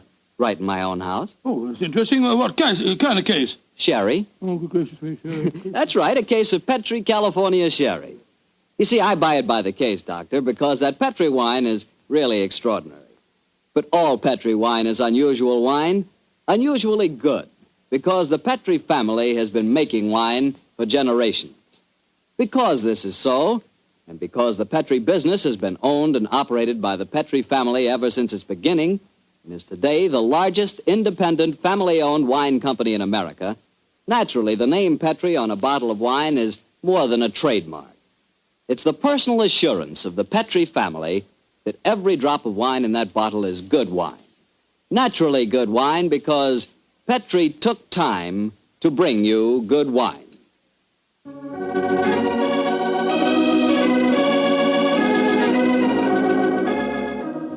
Tonight's Sherlock Holmes adventure was written by Dennis Green and Anthony Boucher and was suggested by an incident in Sir Arthur Conan Doyle's story, The Adventure of the Illustrious Client. Music is by Dean Fostler. Mr. Rathbone appears through the courtesy of Metro-Goldwyn-Mayer, and Mr. Bruce through the courtesy of Universal Pictures, where they are now starring in the Sherlock Holmes series. The Petri Wine Company of San Francisco, California, invites you to tune in again next week, same time, same station. Sherlock Holmes comes to you from our Hollywood studios. This is Harry Bartell saying goodnight for the Petri family. This is the world's largest network, the Mutual Broadcasting System. At first, when Herr Gröning confessed to the killing of the Princess von Kran, I didn't believe it. When the other women were killed, I felt sure that Herr Gröning was innocent. I at least suspected Count Refrano of having committed the other murders. But then, that's exactly what Dennis Green and Anthony Boucher wanted, don't you think?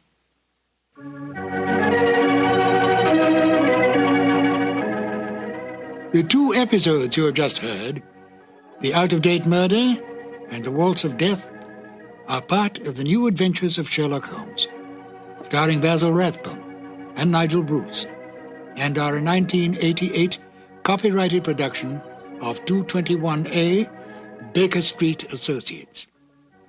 The Sherlock Holmes stories and the characters of Sherlock Holmes and Dr. John H. Watson were created by Sir Arthur Conan Doyle and are used with the kind permission of Dame Jean Conan Doyle. This is Ben Wright. Won't you join me again soon for more new adventures of Sherlock Holmes? Thank you for listening.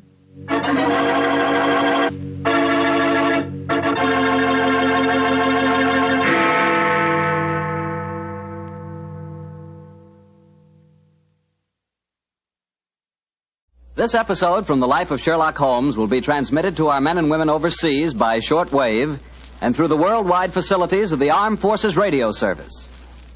Petri Wine brings you Basil Rathbone and Nigel Bruce in the new adventures of Sherlock Holmes.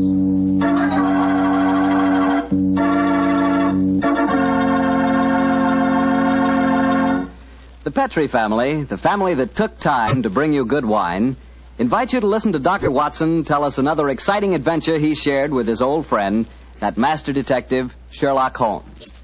And if you don't mind, I'd like to suggest something that you might share with your friends. And that something is a glass of sherry before dinner. Naturally, a glass of Petri California sherry. I say Petri sherry because it's the perfect before-dinner wine. You couldn't think of a better way to begin a meal. That Petri sherry has a beautiful, inviting color, like dark amber. And for flavor, well, you've heard sherry described many times as having a rich, nut-like flavor. But if you want to learn for the first time what those words rich and nut-like really mean, you just taste Petri sherry. It's wonderful. Serve Petri sherry by itself, or serve it with hors d'oeuvres or those little cocktail sandwiches. And incidentally, if you prefer your sherry dry, not sweet, just ask your wine merchant for Petri Pale Dry Sherry. Well, the important thing to remember is if you want sherry, you want Petri sherry, because that means good sherry.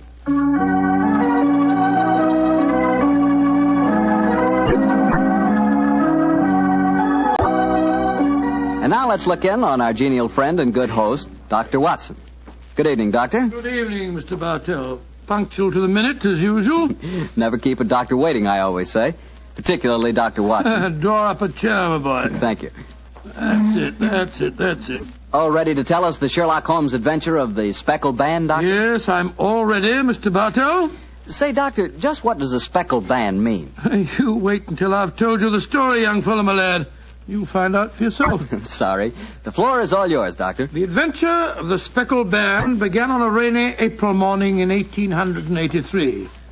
An urgent call from one of my patients had kept me up most of the night before, and in consequence, I came down to my breakfast rather later than usual to find that Holmes had already left our house some hours earlier. As I sat there reading the morning paper and consuming my 2 lightly boiled eggs, there was a knock at the door. It opened to disclose a typical example of the British working man, a bag of tools in one hand and a grimy cap in the other, as he spoke to me from the doorway. You sent for me, Mr. Holmes? I'm not Mr. Holmes. Oh, beg your pardon, Governor. But I've come to mend the gas bracket over the mantelpiece. Oh? What's wrong with it? I've got a leak in it. Oh, leak? Well, get along with your work. Yes, sir. Hope I won't be disturbing you, sir. No, that's all right, my man. Don't mind me.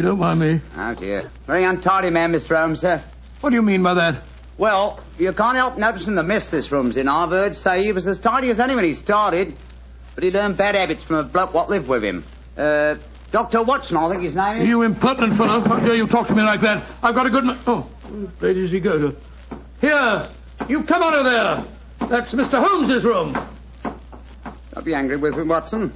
What? Just slipping out of these grimy rags into a dressing gown. Good gracious me. So was you, Holmes. Well, upon my soul, I'd never recognized you, but why the disguise? A case, my dear Watson, a case. One of those small problems which a trusting public occasionally confides to my investigation. To the British workman, old chap, all doors are open. His costume is unostentatious and his habits are sociable. Tool bag is an excellent passport, and a tawny moustache will secure the cooperation of the maids. But what's the case, Holmes? One modest little drama of life in the kitchen, one of those seemingly inconsequential affairs, and yet, Watson, the honor of a duchess is at stake. Duchess? A mad world, my masters, a mad world.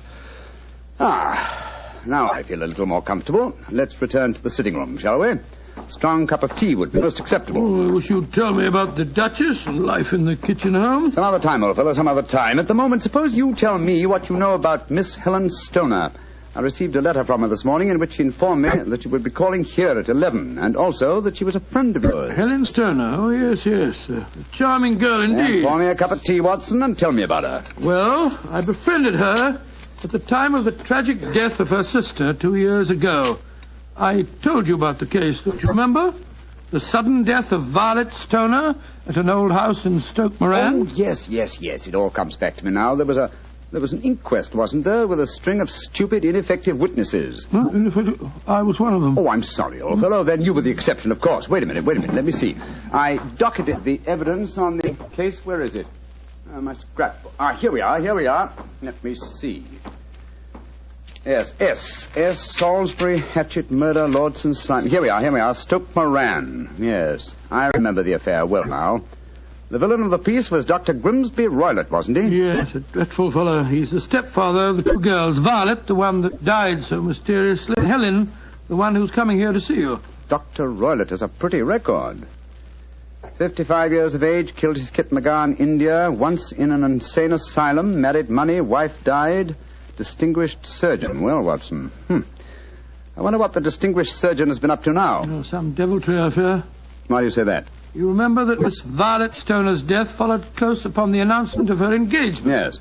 Well, I met Miss Helen Stoner on the streets a few weeks ago. She told me that she'd just become engaged to a young fellow in the army who was leaving for the Far East. She was very upset at the thought of being alone with her stepfather at Stoke Moran. Oh, naturally she was.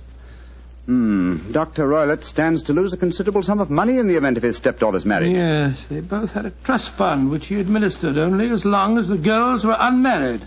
That fact was brought out at the coroner's inquest 2 years ago. But if Roylott did poison the other stepdaughter, and I'm pretty convinced that he did, it seems unlikely that he'd try it again. 2 sudden deaths in the same household could hardly pass the coroner. Oh, no, my dear Watson.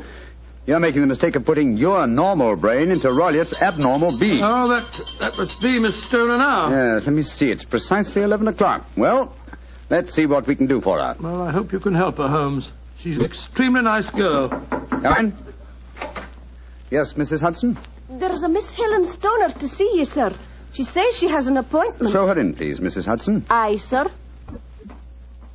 Come in, my dear. Thank you. Miss Stoner, I'm so glad to see you again. How do you do, Dr. Watson?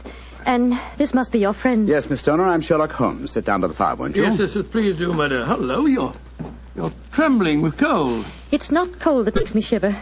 Tell me, Mr. Holmes, has my stepfather, Dr. Grimsby Roylott, been here? No, he hasn't. He saw me in the street. I dashed by him in a hansom cab, but he saw me. Our eyes met and he waved me to stop, but I came here as fast as I could. Very sensible move. Dr. Watson has already given me several hints as to your present problem, as well as having refreshed my memory as to the circumstances of your sister's death. My problem is a simple enough one, Mr. Holmes. I'm waiting to be murdered. No, my dear please girl. be a trifle more explicit, Miss Stoner. Very well, Mr. Holmes. My fiancé is leaving for the Far East today.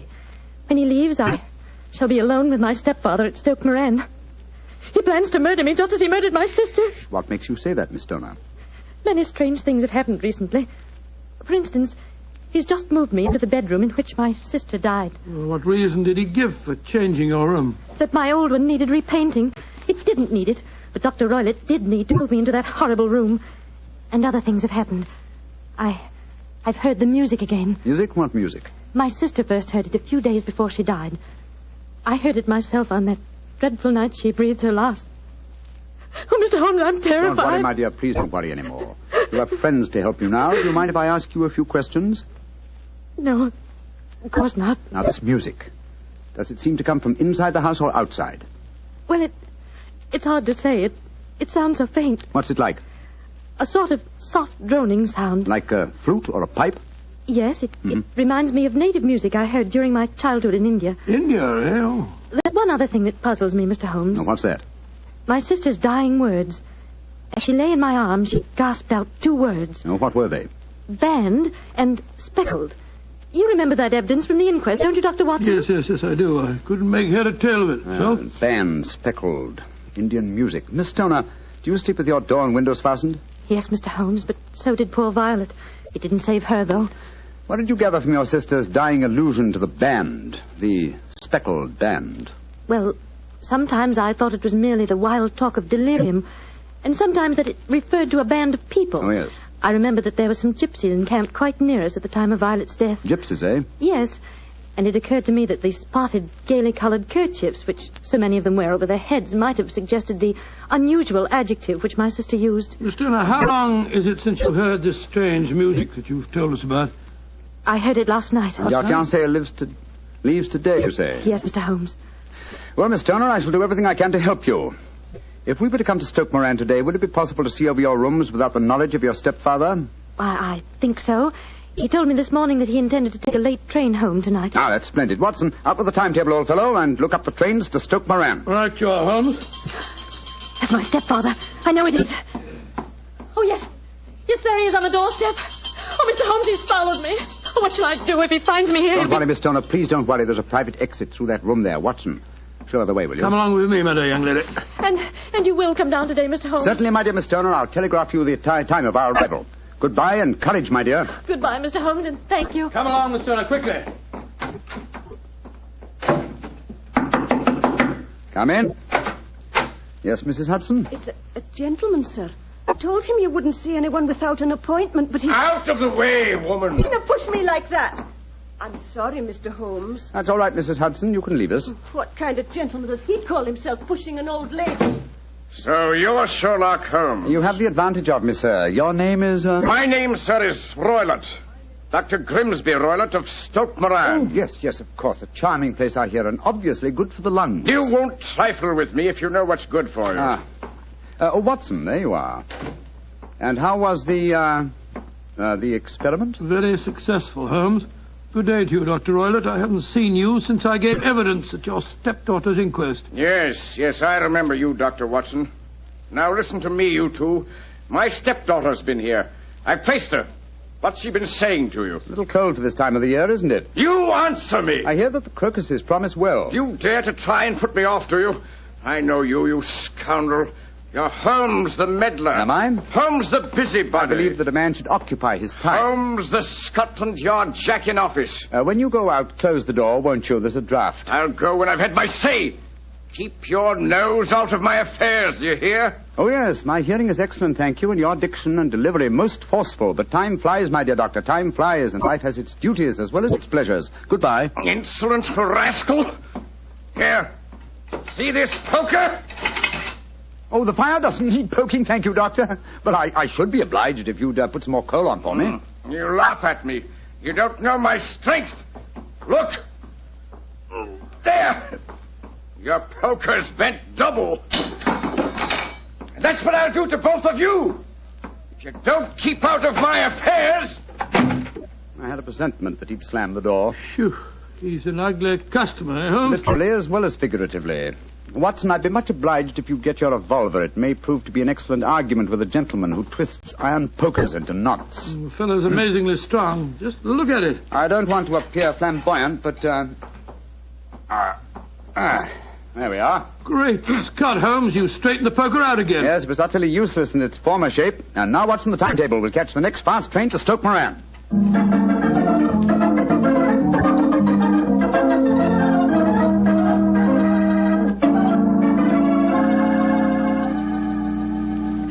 Oh, Mr. Holmes, Dr. Watson, I'm so relieved that you've come. But don't you think my stepfather might have followed you down here? I had to take that chance, Miss Stoner. A few hours' delay might mean the difference between our life and death. It was imperative that we examine this bedroom of yours before Dr. Roylott returns. Anyway, my dear, you mustn't worry any more. We're here in your house, and we're going to take good care of you, no matter what harm befalls you. Thank you, Dr. Watson. So this is the room in which your sister died, is it? It's much as I pictured it. And Dr. Roylott's room adjoins this one, you say, Miss Turner? Yes, Doctor, on that side. The room which adjoins it on the other side is my regular bedroom. The one that's being so conveniently painted, eh? Yes. Well, let's examine this room. No trapdoors or sliding panels, I suppose. It sounds solid enough, Holmes. Yes, I think it is. Hello, what's this?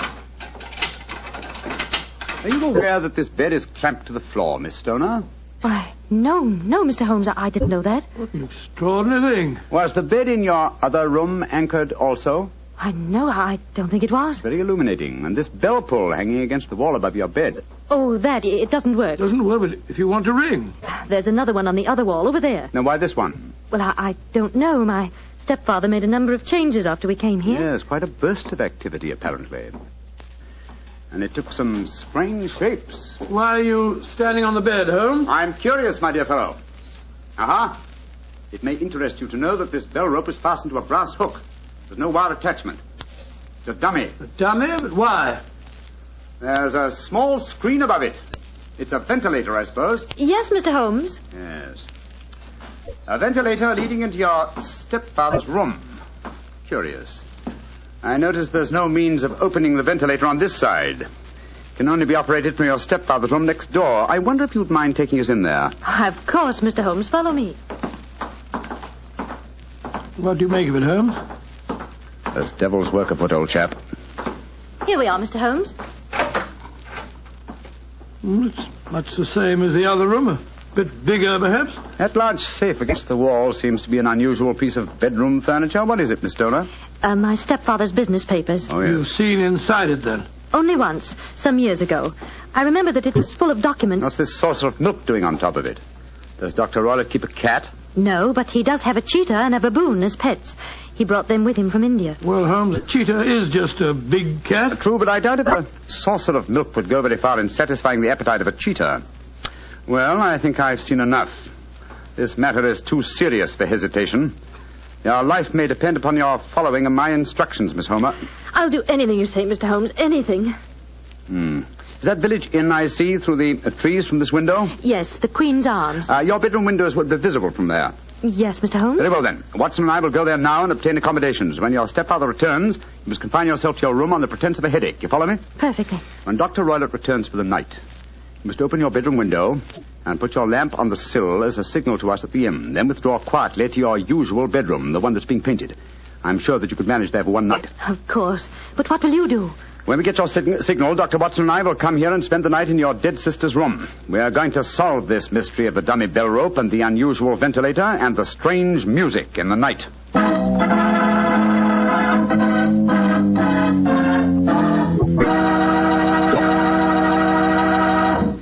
You'll hear the remainder of Dr. Watson's story in just a second, so I'm just going to point out that at any really important dinner, you know, like when diplomats get together, you'll find wine on the table.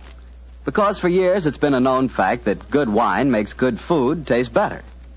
Prove that to yourself tomorrow night by having your dinner together with a glass of Petri wine. If you prefer a red wine for any meat or meat dish, try a Petri California Burgundy. That rich, hearty red Petri Burgundy is really out of this world.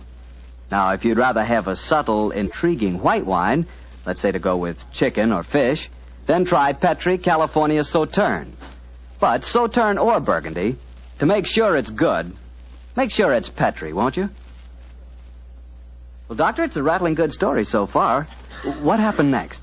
You went to the local inn, I guess, and waited for that lantern to appear in the bedroom window at Dr. Roylott's house? That's right, Mr. Bartell. We had an early dinner at the Queen's Arms and then retired to our upstairs bedroom and sat there side by side, puffing away at our pipes, our eyes straining through the darkness for that telltale lantern to give us the signal that there was dangerous work ahead for us.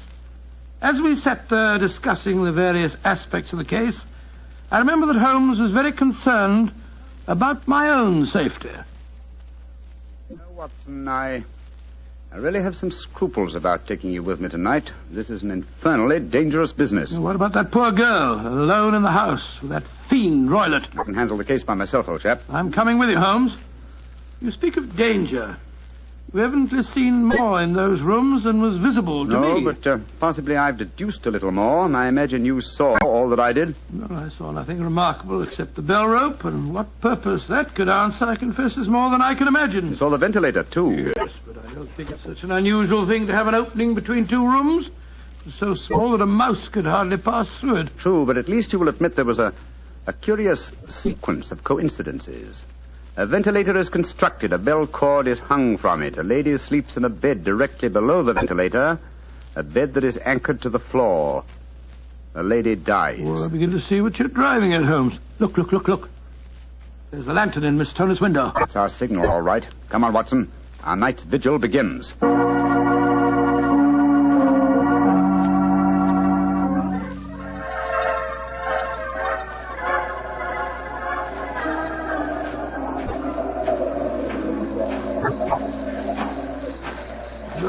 What a foul night. Foul night for foul business, Watson. Come on, through these laurel bushes. It's only another 50 yards to the house. Yes, the lantern's still burning away in the bedroom window. Yes, all the other lights are out. Including the one in Dr. Roylett's room. He must have gone to sleep. To bed, possibly, Watson, but not, I think, to sleep.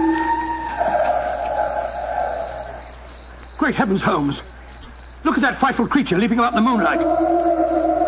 It looks like some hideous child. That's Dr. Roylett's pet baboon. Well, it looks positively human. Yes, probably a great deal more so than its master. Shh. They're directly below the window now. This ivy provides a most convenient ladder. I'll go up first. Careful, Holmes, careful. Wait a minute. I hope the thing's strong enough to hold us both. We look pretty stupid on our backs in the mud. Give me a hand, will you, Holmes? I can't quite get my leg up over this window ledge. Thanks, old boy. Oh, say, phew. Now to close the window shutters. This room looks exactly like the same as it did this afternoon. The sound would be fatal to our plans. Keep the lamp covered, so that if the ventilator is open from Dr. Roylett's room, no light will show from in there. That's it.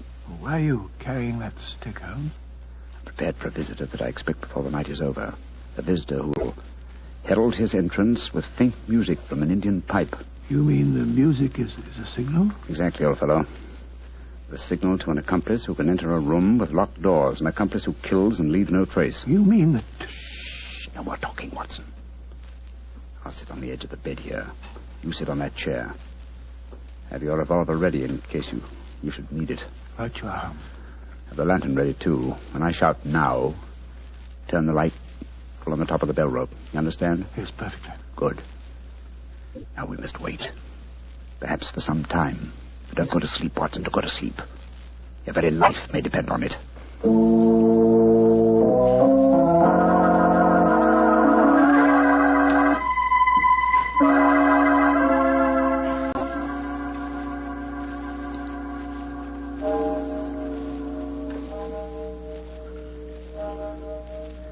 Watson.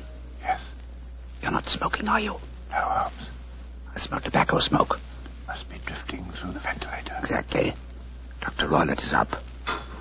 Look. There's a tiny shot of light showing up in the ventilator. Shh. Listen. There's the music. Yes. Heralding the messenger of death. Have your lantern ready, Watson.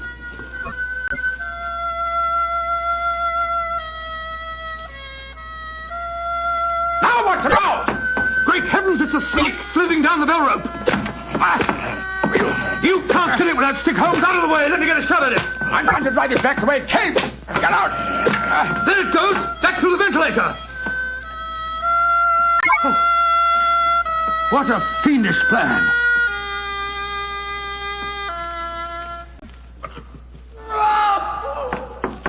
Scott, what's that?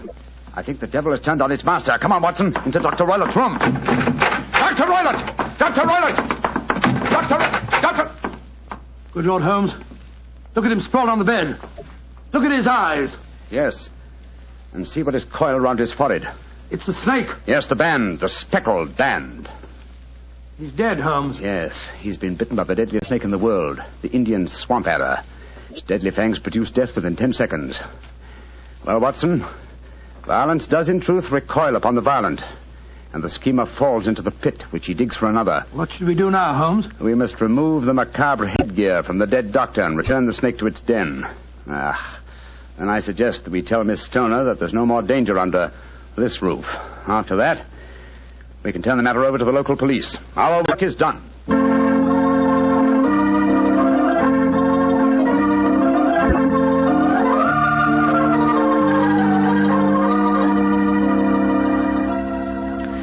Holmes, Dr. Watson, I can't tell you how grateful I am that you brought me back here to Baker Street. Stoner, it would have been inhuman to leave you in that house of horror and death. We have a spare bedroom, and Mrs. Hudson is a motherly and understanding woman, and I can assure you that Dr. Watson and I will be delighted to have you stay with us here until you've decided on your future plans. Yes, of course we will, my dear. As a matter of fact, it'd be rather refreshing to have a touch of youth about the place. You're both so kind. Mr. Holmes, I think it's wonderful how you foiled my stepfather's devilish plans. Yes, wasn't it a remarkable example of logical deduction? No, it wasn't, old fellow. At first, your mention of the gypsies, Miss Stoner, and the use of the word band put me on an entirely wrong scent. However, when we examined the fatal room, I drew the obvious conclusion. You mean the dummy bell rope, the ventilator, and the immovable bed? Yes, old fellow. It instantly gave rise to the suspicion that the rope was there as a bridge for something coming through the ventilator and traveling to the bed. I once thought of a snake.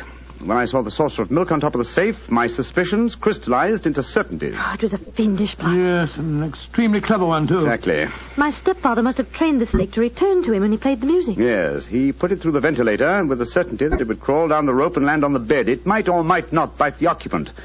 Perhaps she might escape every night for a week, but sooner or later she must fall a victim. Thank heaven I came to you, Mr. Holmes. Amen to that, Miss Stoner. You know, Holmes, if you hadn't lashed at the snake with your stick, I bet it wouldn't have turned back on its master. True, old chap. In that way, I am no doubt indirectly responsible for Dr. Grimsby Roylett's death. But I can't say it's a fact that's likely to weigh too heavily on my conscience.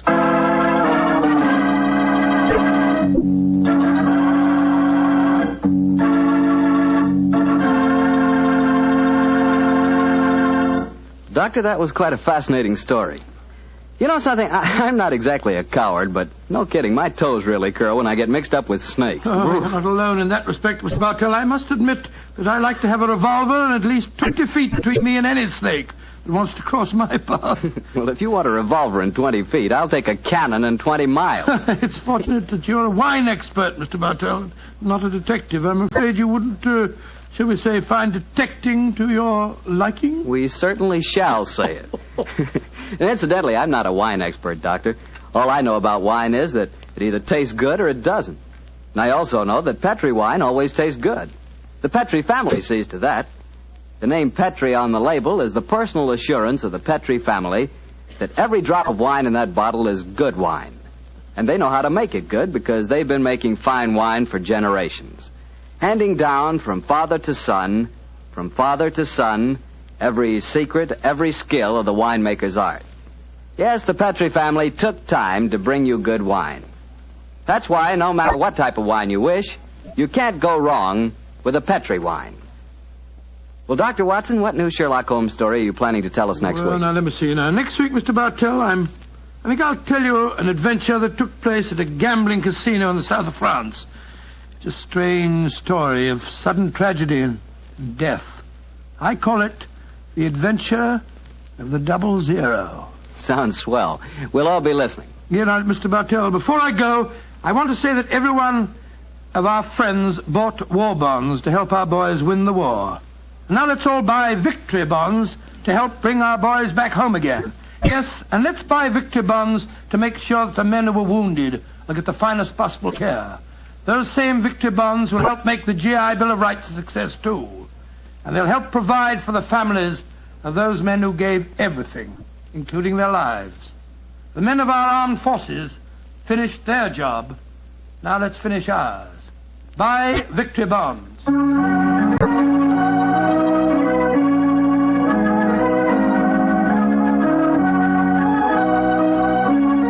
Tonight's Sherlock Holmes adventure is written by Dennis Green and Anthony Boucher and is an adaptation of the Sir Arthur Conan Doyle story, The Adventure of the Speckled Band. Music is by Dean Fossler. Mr. Rathbone appears through the courtesy of Metro-Goldwyn-Mayer and Mr. Bruce through the courtesy of Universal Pictures, where they are now starring in the Sherlock Holmes series. The Petri Wine Company of San Francisco, California, invites you to tune in again next week, same time, same station. This is Harry Bartell saying good night for the Petri family. Sherlock Holmes comes to you from our Hollywood studios. This is the Mutual Broadcasting System.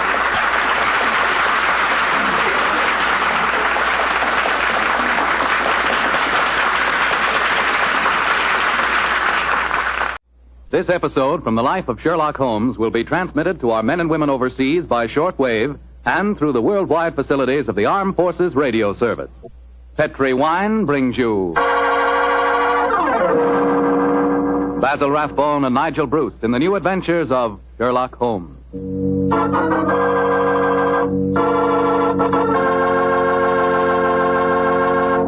The Petrie family, the family that took time to bring you good wine, invite you to listen to Dr. Watson tell us about another exciting adventure he shared with his old friend, that master detective, Sherlock Holmes. Say, and I've got a little something to tell you myself.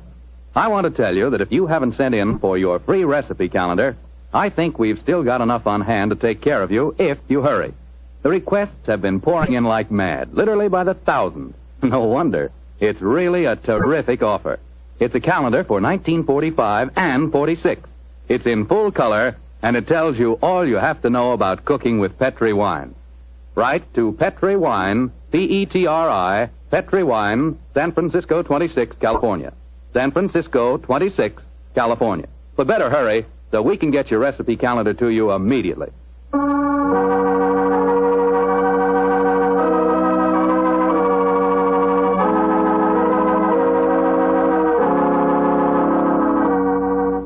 And now let's drop in on our good friend, Dr. Watson. Good evening, Doctor. Good evening, Mr. Foreman. Where are the puppies tonight? Well, I found them playing with a dead seagull, so they've been sent up to bed in disgrace. Well, you certainly look comfortable yourself, Doctor. What's that small blue book you're reading, the latest bestseller? No, indeed not. This book was never a bestseller, my boy. It's entitled Practical Handbook of Bee Culture, with some observations on the segregation of the queen. Quite a catchy title. Who's the author? A fellow by the name of Sherlock Holmes. He was engaged in writing it when the adventure I'm going to tell you about took place. Well, you told us last week, Doctor, that a pair of canaries played an important part in the story. That's quite right, Mr. Foreman. It was in the summer of 1908, I remember, and I had persuaded Holmes to leave his Sussex bee farm for a few weeks and to join me in a holiday at the little fishing village of Kingsgate in Kent. We were staying at a charming little inn called the Fisherman's Arms, and for the first few days, our holiday was a delightful one. And then, I suppose, Doctor, strange things began to happen. They did indeed, Mr. Foreman, they did indeed. Very strange things. One afternoon, we just finished a late tea, I remember, and were sitting outside on the lawn sunning ourselves and enjoying our pipes. Holmes lay back with his long, thin fingers clasped behind his head, gazing thoughtfully at the multicolored fishing boat bobbing at anchor in the harbor. After a moment or two, he spoke to me. Watson, you're really a splendid companion. I can't think of anyone else who would let me smoke my pipe in silence for half an hour without asking me what I'm thinking about. That's not very surprising, Holmes, after all the years that we've been together. Well, nevertheless, the gift is a rare one, old chap, and I appreciate it. Oh, thank you, old fellow. By the way, since the half hour's up, what have you been thinking about? A lack of enterprise of a modern criminal. Audacity and romance seem to have passed forever from the criminal world. Read this note I received this morning, old fellow. See for yourself how low I have sunk. All right, have a look. Mr. Holmes, I am staying in the same inn as yourself, and as I have had a very frightening experience, so should we, I thought perhaps you would help me. Please do. It's signed Mary Victor. An exciting document, isn't it? Written on lavender notepaper, reeking of perfume, and the handwriting is obviously that of an adolescent girl. You haven't bothered to answer, of course. Oh, yes, I have. I sent a message back by our good landlord that I would be glad to see her. Why, Holmes? You came down here to complete your handbook on bee farming. Oh, confound it. Those two wretched canaries are getting their sunbath on the windowsill above us. Oh, I think it's rather jolly to hear those fellows chirping away up there. Oh, I find the sound most distracting. Let's go inside. You know, Holmes, those birds are owned by a charming couple, a Mr. and Mrs. Wainwright. I was chatting with them on the stairs this morning. I'm afraid their charm will escape me as long as their pets continue to tweet in that irritating manner. You've spoken of the peace and quiet of the country inn, Watson, and yet I find that... Come in. Ah, Miss Mary Victor, I presume. Yes, Mr. Holmes.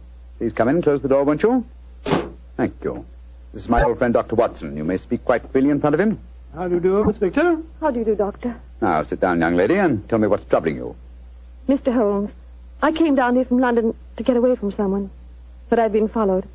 I've been afraid to leave the inn. Until last night I felt I couldn't stand being cooped up any longer. So I went for a walk on the seashore. Someone followed me, Mr. Holmes. I ran back here as fast as I could, but now he knows where I live. and I'm frightened. Please help me. My dear Miss Victor, I'm afraid you must be much more specific before I can help you. Who has followed you down here, and why are you afraid of him? I'll tell you the whole story. It'll sound strange to you, but I swear it. Oh, there he is again, down by the gate. I'm going to my room. Now. Don't you be frightened, Miss Victor. I'm sure we'll be able... Oh, that's all. Extraordinary thing. I don't see anyone outside who might have frightened her. There are 2 or 3 fishermen loitering about. Wait a minute. Here's a young fellow walking up the path. Come on, Watson. Out through the French windows again. Oh, gracious me. Here we go again. I think we'll take the liberty of accosting him.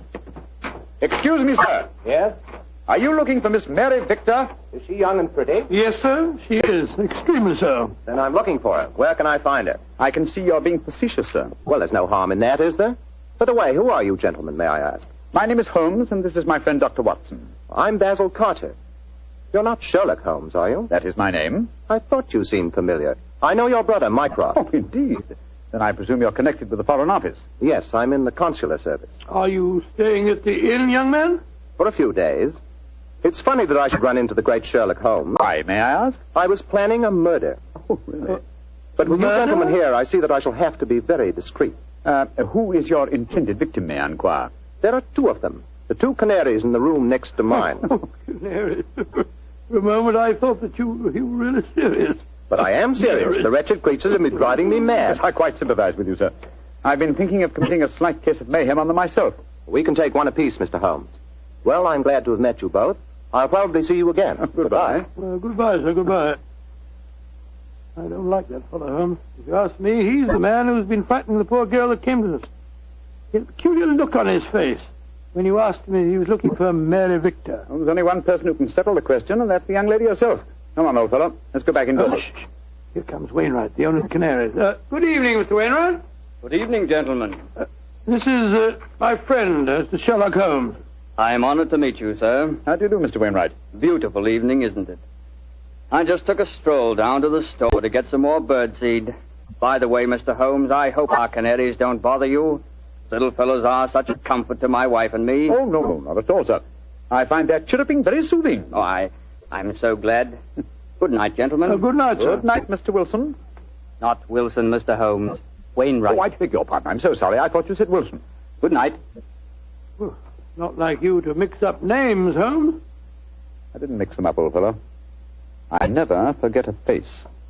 Mr. Wainwright is in reality Wilson, the notorious canary trainer, whom I had the pleasure of sending to prison for a 7-year stretch in '95.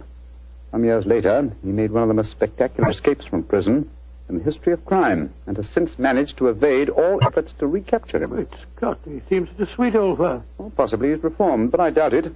Our stage is set for an intriguing problem, old chap, and our cast is an interesting one. A frightened young girl, a diplomat of uncertain integrity, and a noted criminal. Watson, I have a feeling that once again the game's afoot.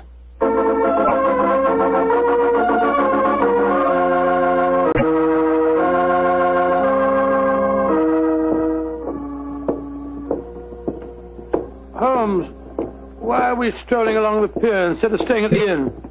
I thought you said that you were expecting trouble. I am, old chap, and I'm sure it'll find us out. You know, Holmes, I'm still completely mystified by the behavior of that girl, Mary Victor. I knocked at her door last evening, again this morning. I couldn't get any answer. And the landlord told me that she was not seen at dinner last night, nor at breakfast this morning, and yet her room has not been vacated.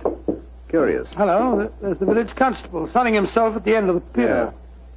Good morning, Sergeant Blake. Mr. Holmes, Dr. Watson. How are you, gentlemen? Yes, splendid, thank you, Sergeant, and very appreciative of the weather that you've provided for us. Oh, think nothing of it, sir. We always arrange that for our really distinguished visitors. By the way, Mr. Holmes, I was reading one of your friend's stories about you last night. The one called The Adventure of Mysteria Lodge. That was, Wisteria Lodge, you foolish fellow. Well, maybe it was. Anyway, I was reading it aloud to me old woman. And if you don't mind my saying so, Mr. Holmes, we both thought you made a bad mistake. Oh, really? Though, of course, you come out all right in the end. Dear me, Sergeant, I stand reproved.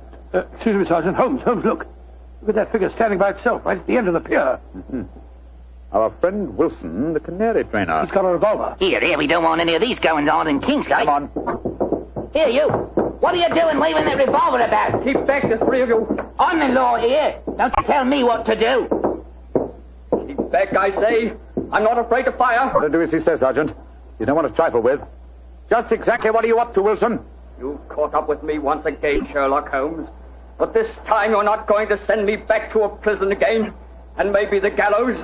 If I can't escape you, then I'll take my own way out with this revolver. Wilson, what in thunder are you talking about? The murder at the inn last night. I did it. Murder? I'm confessing in front of the three of you, so you leave my wife alone. She didn't know anything about it. Now, I hope you're satisfied, Mr. Sherlock Holmes. He's pointing the revolver as he hits. Wilson, you fool, stop it! Strike me pink. He done it. Over the pier and into the sea. Get help, Sergeant. It's possible he isn't dead. Right, sir. Come on, Watson. We're going back to the inn, I suppose. Of course we are. We've just heard a murder confession, but we don't know who has been murdered.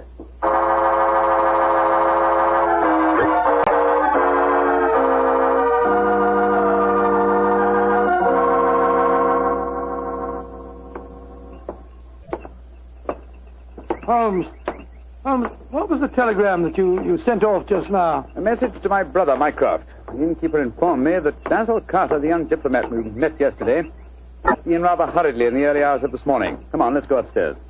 Well, we'll have to break the news to Mrs. Wainwright, I suppose. Before we do that, I think we'll see if Miss Victor's in her room. Which one is it? Here, top of the stairs. We'll take the liberty of looking in. Miss Victor hasn't been seen since last night. Uh-huh. Unlocked. Lord, what a mess.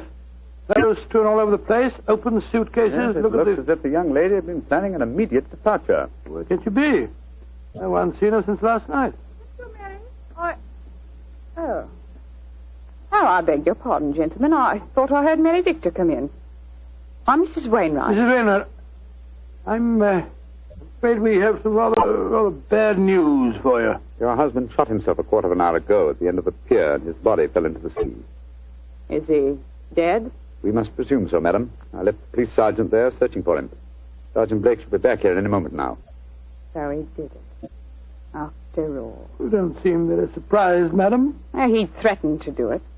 Mrs. Wainwright, before your husband shot himself, he confessed to committing a murder in this inn last night. A murder? Whose murder? At the moment, we're not quite sure. Oh, he must have been out of his mind. Mrs. Wainwright, I'm afraid I must ask you some rather painful questions. Are you aware that your husband was a criminal, that he served a prison sentence under the name of Wilson? Yes, I knew that. He told me when we were married 2 years ago. But he said that he'd gone straight ever since he'd come out of prison. That's why he changed his name. He was trying to make a fresh start. You know no reason for his planning to kill anyone at this inn? None. And unless you find someone murdered, I wouldn't give too much thought to it. Yes, if you'll forgive my saying so, madam, you seem remarkably unmoved by your husband's tragedy. Why should I pretend? We were very unhappy together. This might be the best way out of it for both of us. Oh, my soul. My husband carried quite a large amount of life insurance. In the event of suicide, would that be payable? Depends on the policy, madam. But I must say that from your attitude, I begin to doubt whether your husband is dead. What do you mean? I mean that if Mr. Wilson, or if you prefer it, Mr. Wainwright, wished to disappear in spectacular style, what could be simpler than to pretend to shoot himself, drop into the sea... Mr. Holmes! I'm up here, Sergeant. Did you find him? Yes, Mr. Holmes. We fished him out right away. Dead as a doornail. Shot himself through the head, he did. Well, that disposes of your last theory, Holmes. Did you find the revolver, Sergeant? Yes, ma'am. Got it right here with me. One bullet missing. Have you found out if anyone here's been murdered, Mr. Holmes? I found out very little as yet. Wait a moment. Listen. I don't hear anything. Exactly. You hear nothing. Yet we're within a few feet of the Wainwright's room. What do you mean, Mr. Holmes? I mean that there is one sound we should be hearing very clearly at the moment. Why didn't I think of it before?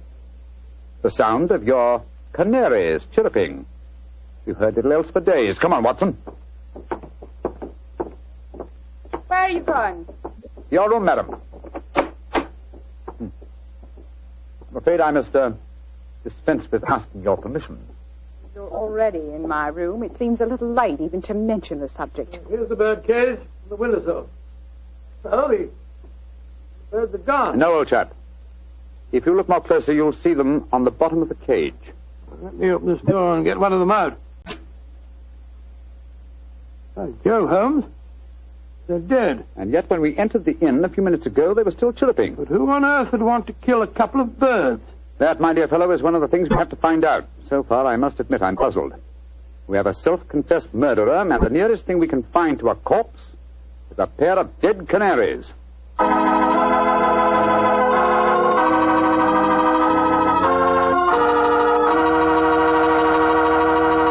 We'll bring you the rest of Dr. Watson's story in just a second.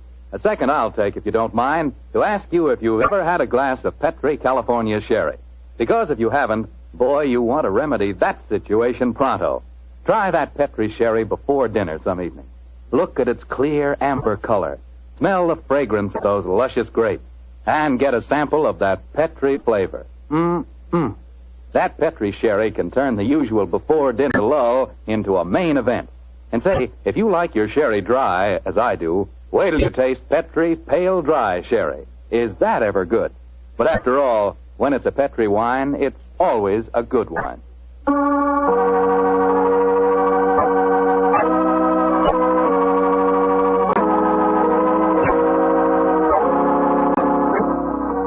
And now, back to tonight's new Sherlock Holmes adventure. Strange events are taking place in the Kentish fishing village of Kingsgate. A self-confessed murderer has committed suicide, but his victim cannot be found. As we rejoin our story, the great detective and his old friend Dr. Watson are once again examining the room of Mary Victor, one of the missing guests. You know, Holmes, the murder that Wilson confessed to before he committed suicide might have been the killing of those two canaries. I think not, old chap. Wilson obviously loved the creatures and kept them in spite of the fact that they were dangerously apt to identify him with his criminal past. Uh-huh. Interesting. Very interesting. Huh? What have you found? This note lying on Miss Victor's dressing table. Yeah. Let's have a look. You think you can hide from me, Mary, but you can't. Wherever I go, I shall follow you.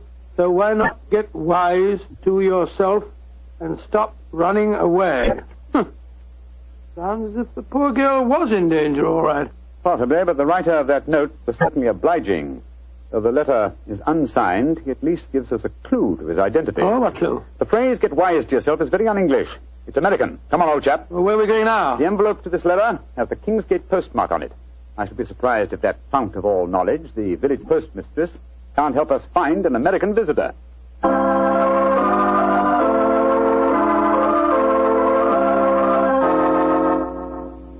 Yes, I know the young man you must be looking for, gentlemen. His name's Walter C. Bunker. He's been in here to send telegrams, and his accent's so strong you could cut it with a knife. Just like one of the Red Indian fellows you read about, you know. Can you tell me where he lives, madam? That I can, sir. He's been rooming at Mrs. Bell's house. 15 Laburnum Grove, down behind the gas works. 15 Laburnum Grove, Mrs. Bell. Thank you. Thank you very much. I'm very much obliged to you.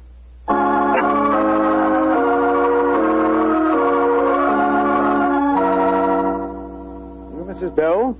Yes, sir. What can I do for you, gentlemen? Well, we understand that Mr. Walter Bunker has been staying with you, madam. That he has. A nice young American gentleman. Is he at home, may I ask? No, sir. And I'm worried about him. This morning, when he goes out, he asks me what the nearest cemetery is. Cemetery? Oh, gracious me. Huh? I tell him, and then he gives a queer kind of laugh. I'm not sure I'll see you anymore, he says. And then he walks off, and I haven't seen him since. I tell you, I'm worried about him, gentlemen. And where is the nearest cemetery, Mrs. Bell, the one you directed him to? About 3 miles from here. Mm-hmm. Just this side of Branson Wood. Thank you, madam. Come on, Watson.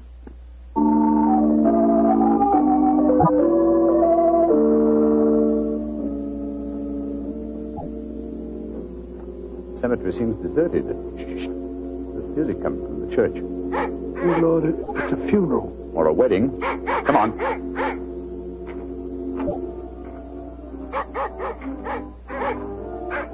By Jove, it is a wedding, Holmes. I'm afraid we're on the false trail, but we'd better make sure.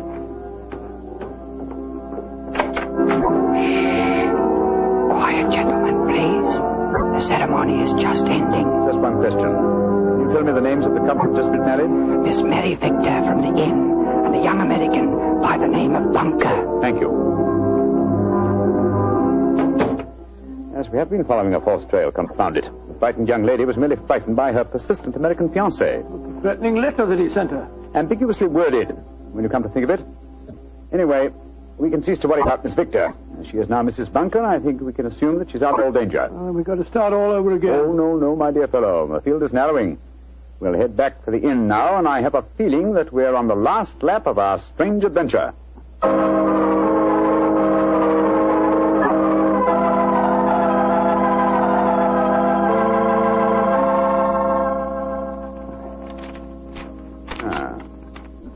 Yes, here's another suspect eliminated.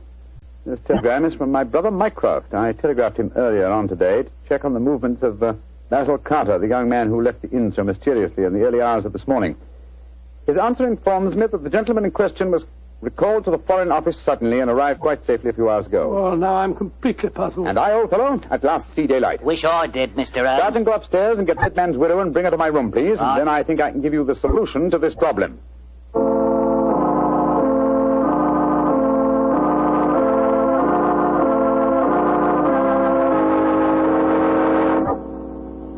What do you want with me, Mr. Holmes? Listen, madam. You and Sergeant Blake make yourselves comfortable. Now, in the first place, the murder occurred this morning and not last night. I know what you're hinting at. The canaries. I admit I killed them. But you can't do anything to me for that. Why did you kill those birds? I hated them. As much as my husband loved them. And when I knew he was dead, their singing drove me mad.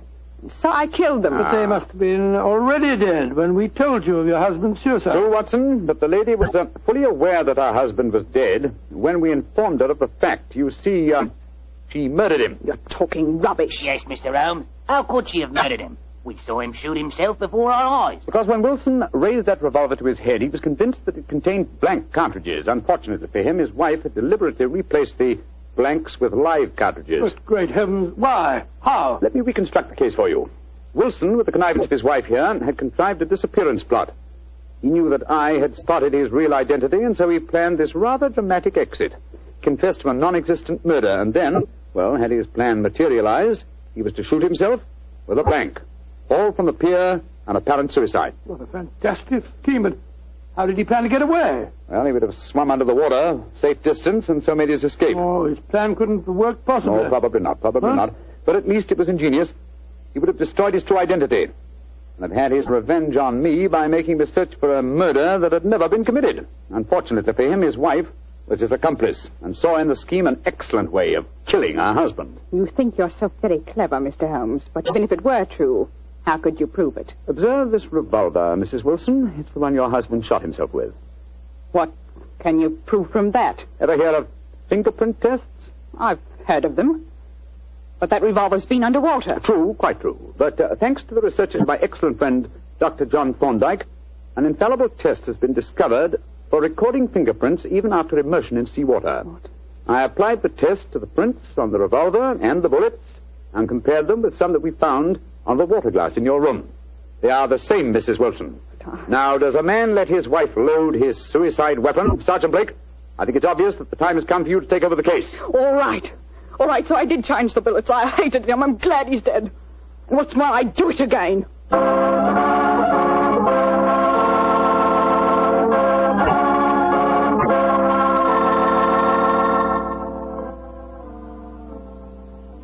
Mr. Holmes. Yes, Sergeant Blake? Well, now that I've taken Mrs. Wilson to the station and booked her on a murder charge, I wonder if you'd mind answering a question. With pleasure. This fingerprint test. I'd like to know about that.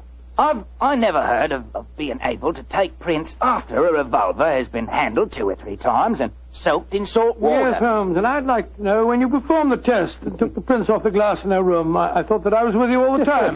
You were, my dear fellow. Well, then, I can give you the answer in one word. Bluff. What? There is no such test, my dear Watson. It would be almost impossible to expect clear prints after so much handling, and totally impossible after submersion. Fortunately for us, though, Mrs. Wilson was gullible enough to believe me and give me a confession. And there's no such person as Dr. John Thorndyke? Oh, yes, indeed there is. He had great success last year in the case of the red thumb mark. You didn't tell me about that case, Holmes? No, I didn't. It was deliberate, old chap. With your taste for writing sensational stories, I was afraid you might publish the affair. Huh? Would it have mattered if I had? Oh, yes, it would. Huh?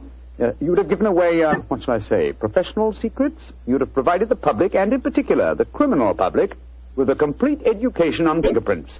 And when that happens, my dear Watson, we shall have no tricks left. That will be a sad day for detectives.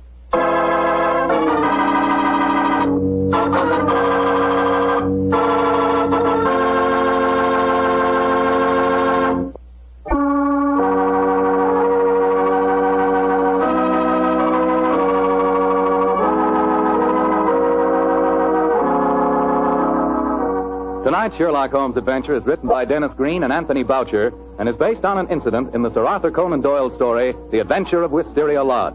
Mr. Rathbone appears through the courtesy of Metro-Goldwyn-Mayer, and Mr. Bruce through the courtesy of Universal Pictures, where they are now starring in the Sherlock Holmes series.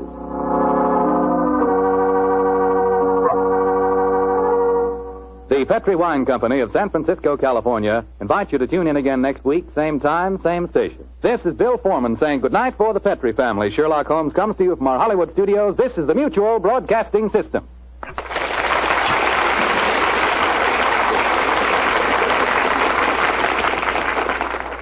This episode from the life of Sherlock Holmes will be transmitted to our men and women overseas by shortwave and through the worldwide facilities of the Armed Forces Radio Service.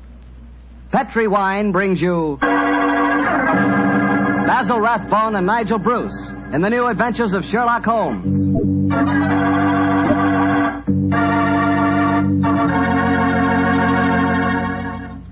The Petri family, the family that took time to bring you good wine, invite you to listen to Dr. Watson tell us another exciting adventure he shared with his old friend, that master detective, Sherlock Holmes.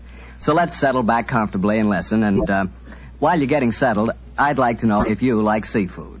And by seafood, I mean everything from broiled lobster to fried halibut. Because if you like seafood, any seafood, you'll love it together with Petri California Sauterne. Fish and Petri Sauterne were made for each other. No kidding. Boy, I'll never in my life forget a broiled brook trout on the plate in front of me and a glass of well-chilled Petri Sauterne right next to it. That fish and that Sauterne. Petri Sauterne has a pale golden color that's really good to look at. And as for taste, well, that Petri flavor is really something. Take my word for it and try it, won't you? Oh, and I'll tell you something else. Try that Petri Sauterne with chicken sometime. Look, I better stop before I get hungry all over again, but just remember this. The best friend a good meal ever had is a glass of Petri wine.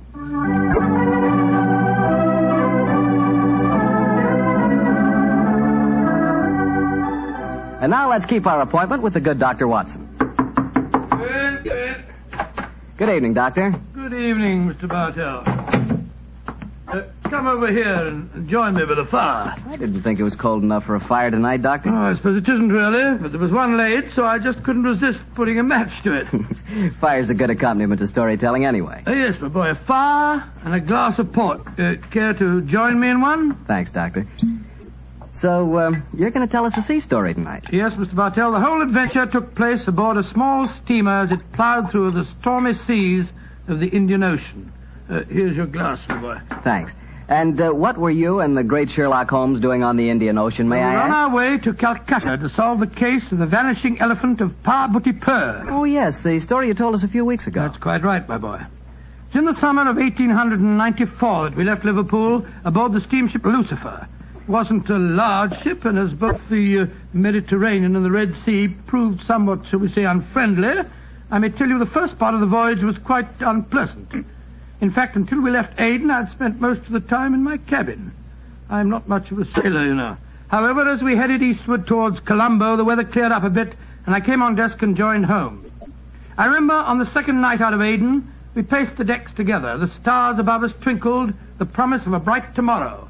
And the faint tinkle of a piano being played in the passenger lounge formed a perfect setting for an evening stroll. Only seems like yesterday that Holmes said... Watson, it's good to see you on your feet again. Yes, it's good to be on 'em, Holmes. It's been a miserable trip for me so far. The captain told me tonight that we can expect good weather between here and Caravati, our next port of call. I thought Colombo was the next stop. And where is Caravati, whatever you call it? Anyway, I never heard of the place. It's a tiny island in the Indian Ocean. It's a British protectorate. Those are the only facts I was able to glean from the encyclopedia and the ship's library. Did you ask the captain why we're stopping there? No, I didn't. As we're traveling incognito, I felt it wiser not to ask too many questions. I find this incognito business something of a strain. Every time a steward calls me Mr. Hamish, I can't think who on earth he's talking to. Whereas I find myself answering to Mr. Mycroft almost automatically. By the way, old chap, Now that you're going to mix with the ship's passengers, I suggest that you adopt a Scotch accent. It would seem more appropriate for Mr. Hamish, and I don't want anyone aboard to suspect our true identities. I'll do my best, but I must say, Holmes, I think you're being unnecessarily mysterious. Possibly I've been influenced by reading too many of your rather florid stories of our adventures together. My stories are not florid. They're all perfectly true. Oh, don't be angry with me, old chap. Don't be angry, please. By the way, you'll be interested to know that I've unearthed a little mystery aboard this boat. I trust you to do that. Where is she? I mean, where is it? Oh, you observe that suite of cabins on the bridge deck above us? Yeah? What about them? Well, I've been watching them during my nightly strolls for the past 2 weeks. The suite is occupied and the blinds are never raised. And I've never seen meals taken in there. I presume, therefore, that it must contain a private galley and a cook. I don't see anything mysterious about that. It's probably occupied by some wealthy invalid. Oh, possibly. Another interesting fact is that the occupants are not entered on the ship's passenger list. It all sounds very mysterious. There's probably a perfectly simple explanation for it. In any case, you must save your energies for the problem that awaits us in India. You're Mr. Mycroft now, remember that. I will, Mr. Hamish. Mr. Mycroft? Yes, Mr. Hamish? Would you care to join me for a wee drop of brandy in the smoking room? Mr. Hamish, I shall be delighted.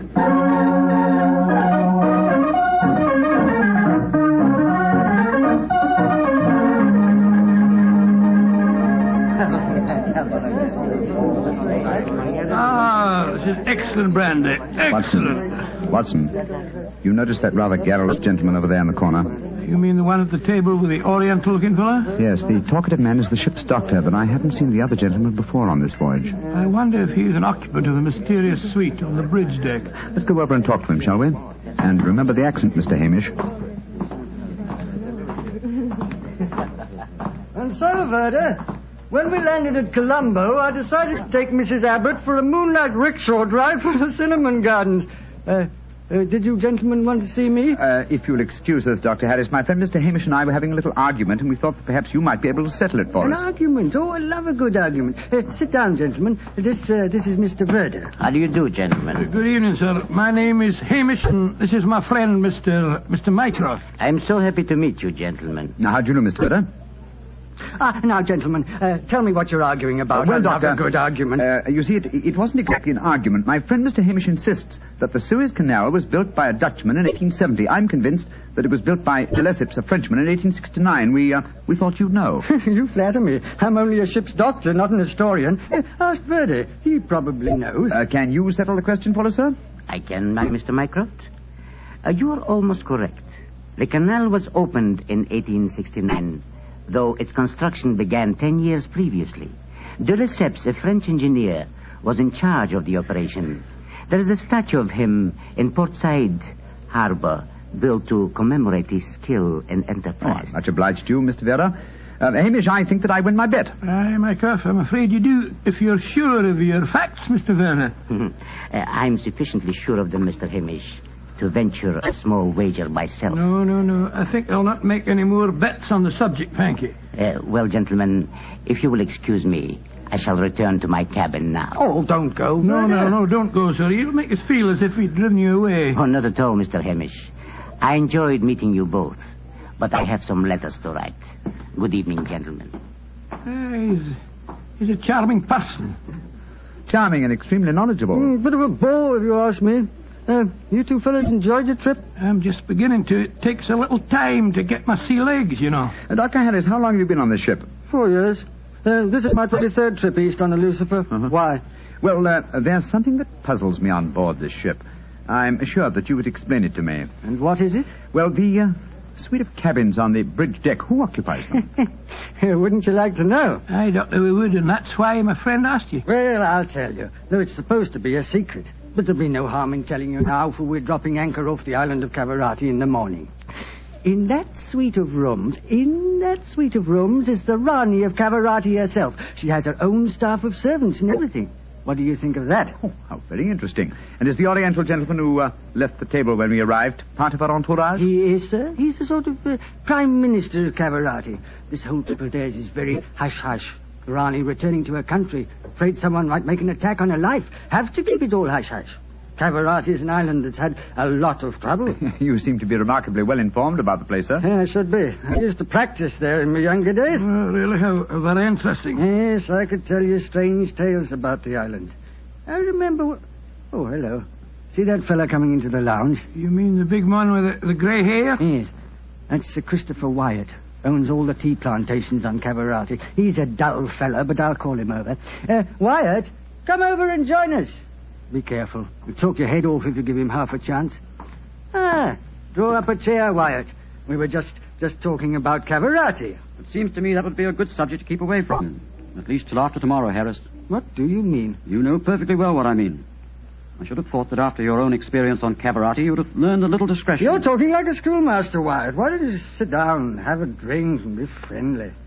Thank you. I prefer my own company. Pompous ass.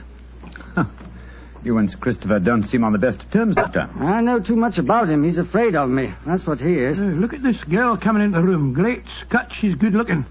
Judging by our oriental costume, she must be a member of the Rani's retinue. She's coming to our table. Yes, my dear. What is it? Which of you gentlemen is Mr. Mycroft, please? I am.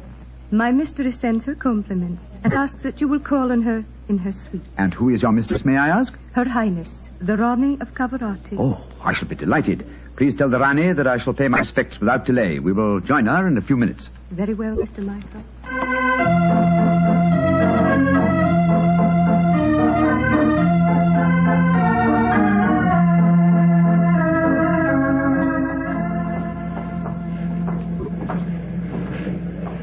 You know, Holmes, this is pretty exciting. The girl that just brought us the message was a stunning creature.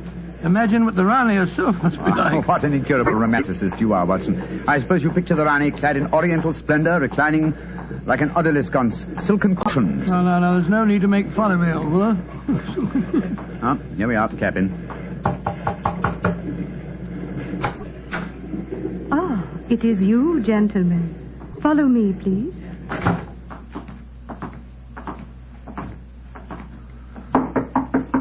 Come in.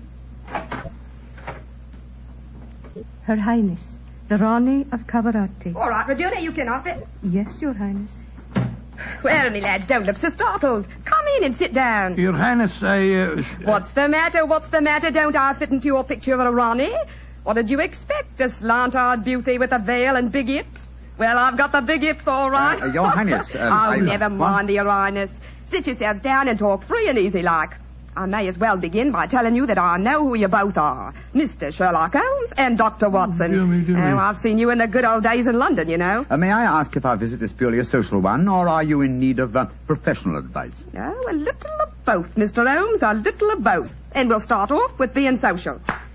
Bruma. Mem Sahib. Champagne. Botachi, Mem Sahib. If you'll pardon my asking you, madam, but I've never seen you before, someone.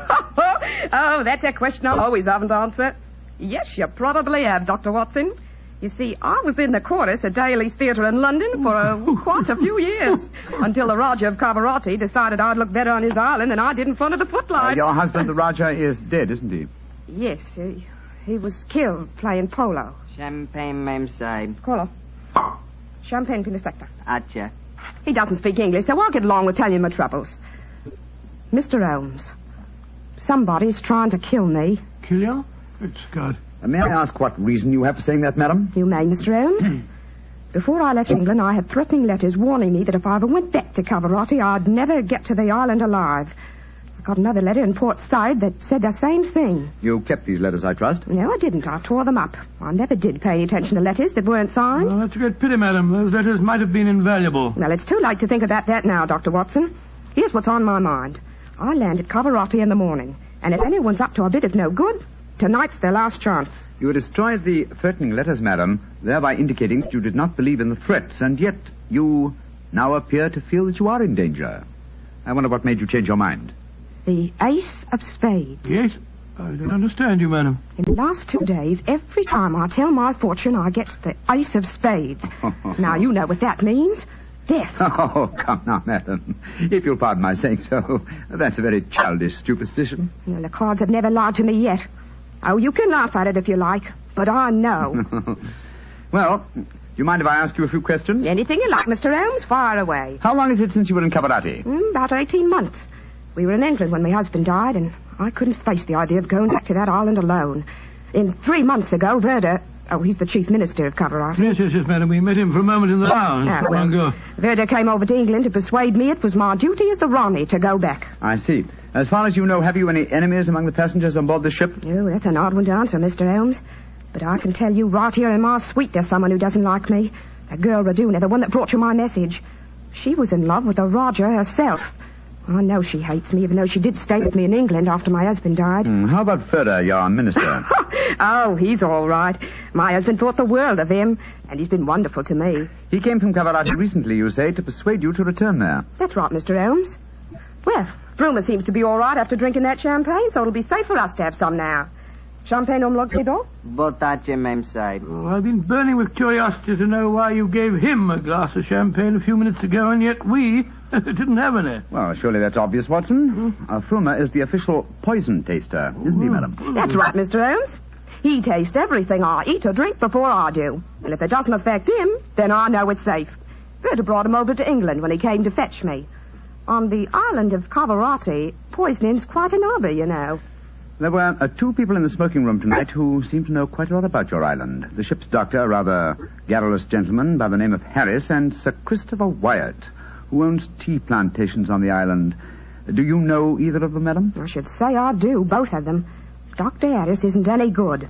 He was on the island for a bit, but he got into some kind of trouble, and my husband had him thrown out. And how about Sir Christopher Wyatt? Oh, Chris is all right. I saw quite a bit of him in London after my husband's death. As a matter of fact, well, if I weren't going back to Cavarati, I don't think he'd be on the boat at all. He hasn't been there for over 5 years, ever since he had a row with my husband over the wages he paid the native labour. It seemed to me that several people aboard this boat have a personal interest in the island of Cavarati. Interests that might be influenced by your death. Yes, just what I was going to say, madam. I think we should keep an eye on you. Oh, that's just what I was hoping you'd say, Doctor. You see, I'm giving a bit of a supper party tonight. All the people we've been talking about have been invited. And I thought if you two were to be here, perhaps you'd be on the lookout for any funny business. How about it? Well, of course we'll come, won't we, Holmes? I think it might be a good idea. Though I would suggest that we retain our incognitos as Mr. Hamish and Mr. Mycroft. Whatever you say, Mr. Holmes. And now, let's have that champagne.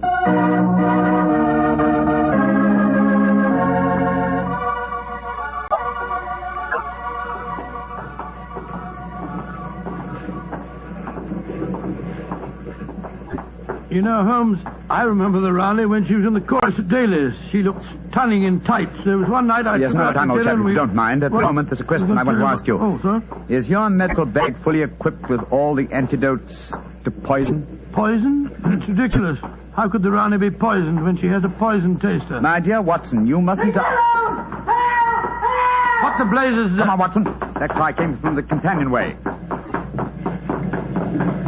There are 2 figures struggling by the rail there. Good heavens! One of them has pushed the other down the companionway.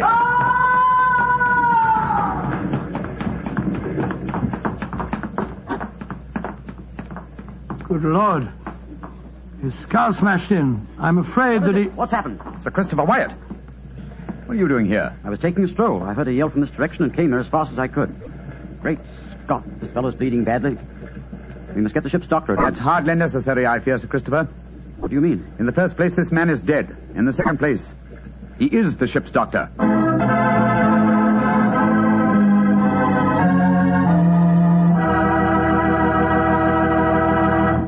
We'll hear the rest of Dr. Watson's story in just a second, so I'm just going to ask you to do one thing for me. Well, I should say for yourself. Tomorrow night, if you're having meat or any meat dish for dinner, why not open up a bottle of Petri California Burgundy? That wonderful, rich, red Petri Burgundy will turn your dinner into a real feast. You see if it doesn't. Because there's nothing like a good wine with good food. And I know your family gets good food, and I know that Petri Burgundy is a good wine. In fact, it's a perfect mealtime wine. Try it and see. And now, Dr. Watson, tell us what happened next. You said you found the ship's doctor dead at the foot of the companionway? Yes, Mr. Bartell. His neck had been broken instantly. Imagine there was a good deal of excitement aboard. No, my boy, as a matter of fact, there wasn't. We managed to get the body back to its cabin without attracting attention. Holmes, after revealing his true identity, was able to persuade the captain to hush up the killing until after the Raleigh's party had taken place. Oh, he didn't want to scare the murderer, I guess. What happened next, Doctor? Holmes and I returned to our cabin to dress for the party. Holmes, I remember, was in a state of suppressed excitement. He spoke quietly and deliberately. Watson, surely it's obvious why the doctor was murdered? Oh, it isn't obvious to me. It's elementary, my dear fellow. If you are planning a subtle murder by poison, how wise to remove the one man who might save the victim's life, a doctor. Oh, you keep harping on poisoning. It seems to me that to be the last way a murderer would try to dispose of the Rani. Everything she touches is first tested by the poison tester. Exactly. That's why I call it a subtle murder attempt. Didn't you notice the physical attributes of Frumer, the poison tester? Which in particular, Holmes? His unusually glossy hair, his remarkably clear complexion, his plump figure. Look here. Just tell me one thing, will you? What's that? I presume that in your medical bag you have a supply of magnesia. Naturally. Do you also have hydrated ferric oxide? Yes, I do. Splendid. Then it's be off to the party. Oh, funny things to take to a party, I must say. That's true, my dear fellow, but I'm afraid that this party may not prove as convivial as the Rani thinks.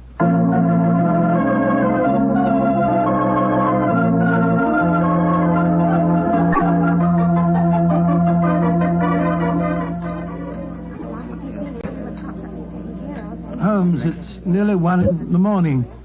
Everything seems to be going splendidly. It seems to be, Watson, but keep your eyes on the Rani. Yes, I have been. The poison testers tested everything that passed her lips.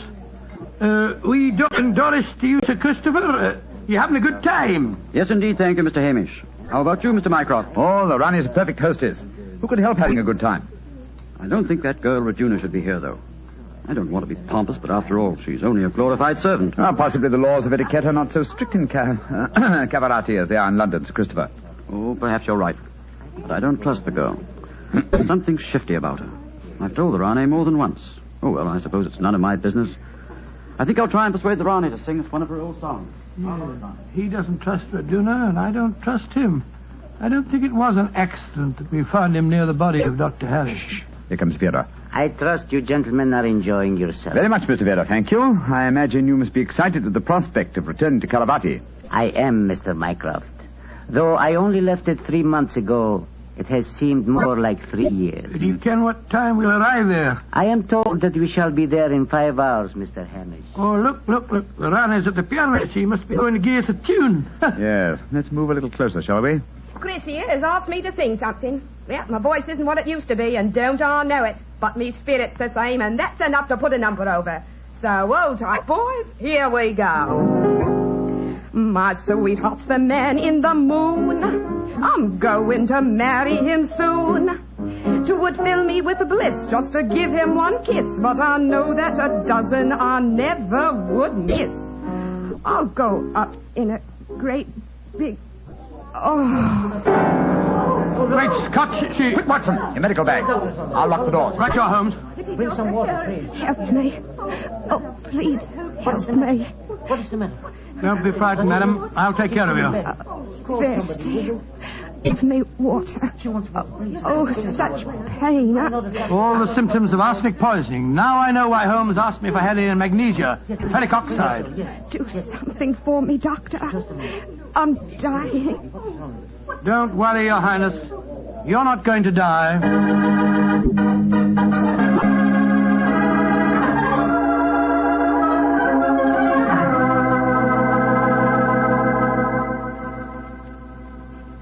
She's going to live, Holmes. Ah, gracious me, I'm tired. It's touch and go there for a while, though. Well done, Watson, old chap. Well done. Now that she's out of danger, why can't we all go back to our cabins? It's nearly dawn, and we've been locked in here since 1 o'clock. You've no right to do this, you know. Possibly not, Sir Christopher, but there's a murderer in this cabin, and I don't intend to let him escape. Mr. Holmes, what happened? How could I have been poisoned when Frumer tasted everything first? Why wasn't he poisoned? For a very simple reason, Your Highness. The murderer has been conditioning Frumer for over a year. What do you mean? He's been feeding him gradually increasing doses of arsenic until he has finally become immune to the poison. Great Scott, I never thought of that. Frumer's glossy hair, his complexion, and stout figure are all typical of a person who consumes arsenic regularly. But who could have done it? Only one person had the opportunity. Well, tell us who that person is. No, not you, Sir Christopher, not you. For you haven't been on the island for years, whereas Frumer returned from Caravati but 3 months ago. Ryduna has also been in London with her mistress for the past 18 months, remember? The answer is obvious. You did it, Verda. You brought the taster over when you came to fetch me.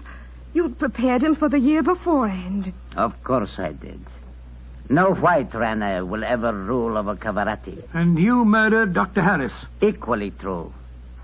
Mr. Holmes, give me the key to the door, please. Oh, no. What? Do not come near me. Please throw it on the floor. Do not hesitate. You see this revolver? I should have no compunction in using it, I assure you. How do you expect to escape, Vera? The key, please. Thank you. You'll never get away with this, Verda, you devil. But I shall. We are now in the harbor of Cavarati. I shall swim ashore and arrange your welcome, my dear Rane. Turn your backs, please. Turn them. Thank you. Goodbye. He's gone. Come on, Watson. After him. You have your revolver, Watson? Yes, but I didn't get a chance to draw it. He had me covered. Well, draw it now, old fellow. Aim for a leg or an arm and don't hesitate to shoot. There he is, up on the lifeboat. He's climbing up on the rail. Where is he? Where did he go? Out there on the rail above us, madam. He's going to dive. Give me that revolver, Dr. Watson, quick. That's it. Come down off there, Verda. Fools! Meddlers! Keep out of my affairs! There he goes. He's dived. Madam, you shot to kill. Of course I did, Mr. Holmes. Remember that we're now in Cavarati waters, and that though I may not look like it at the moment, I am still the Ronnie of Cavarati.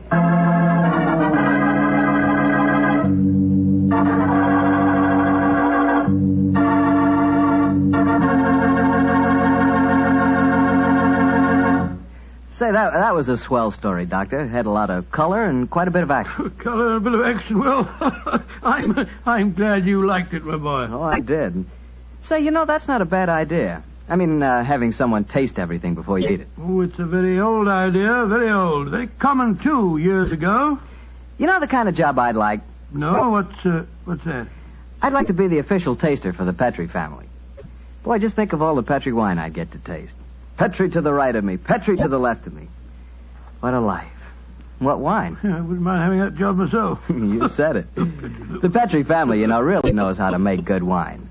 They've been making wine for generations. And because they've always owned and operated their own business ever since it was started way back in the 1800s, well, the Petrie family has sure piled up plenty of skill and experience. Yes, they've been handing down in the family from father to son, the fine art of turning luscious grapes into delicious wine. That's why you can't go wrong with any Petrie wine. It must be good, because Petrie took time to bring you good wine. Well, Doctor, what new story do you have lined up for us next week? Next week, Mr. Bartell, I'm going to tell you an adventure that Sherlock Holmes and I had many years ago. It concerns a series of bonfires, an underground cellar full of gunpowder, and a strange death on the rooftops of London.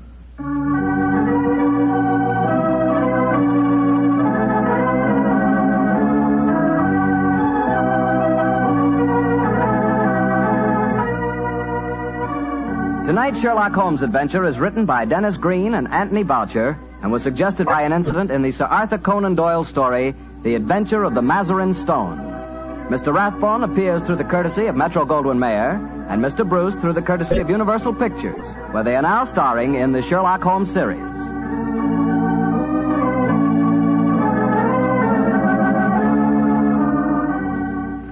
The Petrie Wine Company of San Francisco, California, invites you to tune in again next week, same time, same station. This is Harry Bartell saying goodnight for the Petrie family. Sherlock Holmes comes to you from our Hollywood studio. This is the Mutual Broadcasting System.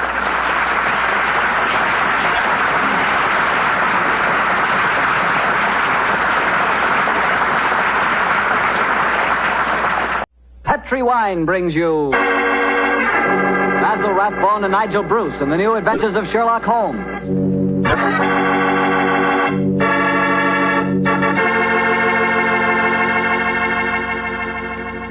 The Petrie family, the family that took time to bring you good wine, invite you to listen to Dr. Watson tell us another story about his old friend, that master detective, Sherlock Holmes. And incidentally, I'd like to tell you about a swell American custom. The custom of serving sherry wine just before dinner. Petrie California sherry. You know, especially when you have guests, while you're waiting for that call to the dinner table, there's nothing better than a good glass of that good Petrie sherry. You don't need fancy glasses for Petrie sherry. No, sir. That wine tastes good out of any glass. And it looks good, too. Beautifully clear and the color of precious amber. Just try that Petrie sherry and you'll feel like smacking your lips after every sip. Oh, and say, Petrie makes two kinds of sherry. The regular sherry and Petrie pale dry sherry. Just to make sure you get the perfect sherry for the whole family, don't buy one, buy two. But do be sure the sherry you buy is Petrie sherry. Petrie, the proudest name in the history of American wine.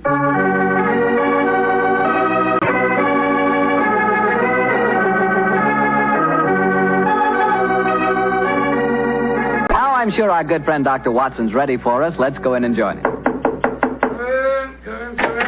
Oh, there you are, Mr. Bartell. Good evening, Doctor. Say, where are the puppies this evening? Mr. Bartell, don't you think it's about time you began to refer to them as the dogs? They're almost a year old, you know. I stand corrected. Where are the dogs this evening? Well, they had another furious battle with a dead seal on the beach today. My housekeeper, Mrs. West, is giving them a much-needed bath. They certainly have an aversion to seals, don't they? Well, Doctor, are you all ready with tonight's new Sherlock Holmes adventure? Yes, my boy, and as yesterday was St. Patrick's Day, I decided to tell you a story that took place in Ireland a few years before the turn of the century. I imagine that you've heard of kissing the Blarney Stone, haven't you? Oh, yes, Doctor, though I've never understood exactly what it meant. Well, let me explain it to you, because the ceremony plays a very important part in the story tonight. Blarney Castle is an imposing 15th century ruin a few miles outside the town of Cork. The castle is many stories high, and in the foremost tower, the famous Blarney Stone is situated. What's supposed to be the point in kissing it, Doctor? The stone is considered a powerful talisman, and the legend runs that whoever kisses it is endowed with eloquence for life. Say, Doctor, if I ever get over to Ireland, I'll certainly kiss that stone. But you're such a storyteller yourself, Doctor.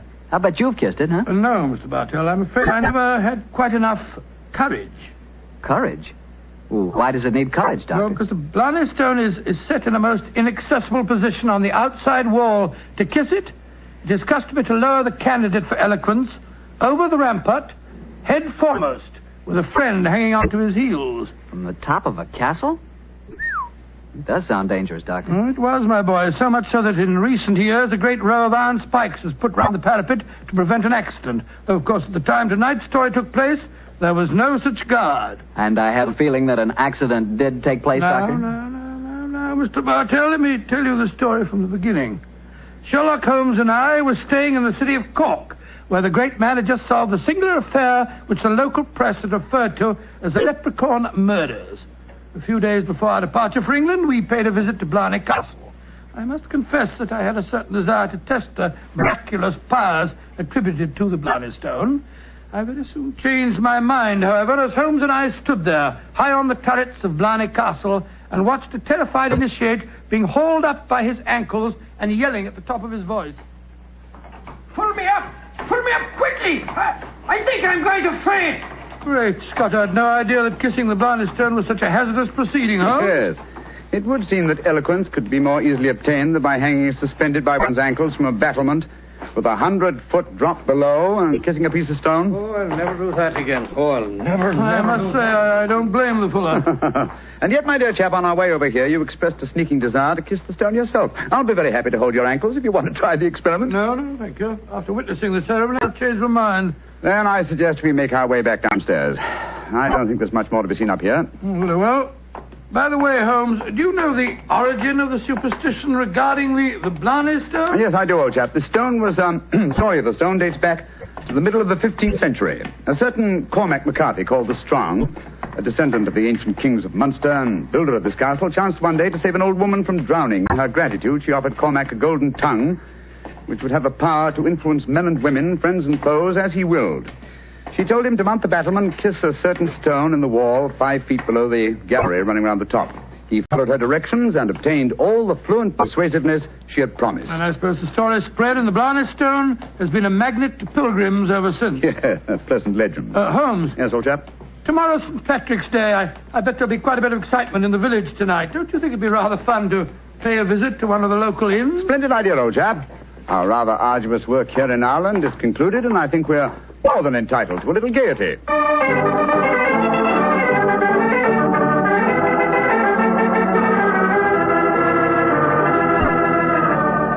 In Dublin's fair city, the girl so pretty was there that I first met sweet Molly Malone. She wheeled her wheelbarrow. Charming, quite charming. A waiter and singing at his work. Singing very well, too. Just the same, I wish someone would come and take our order. Oh, there's a barmaid. I'll see if I can catch her eye.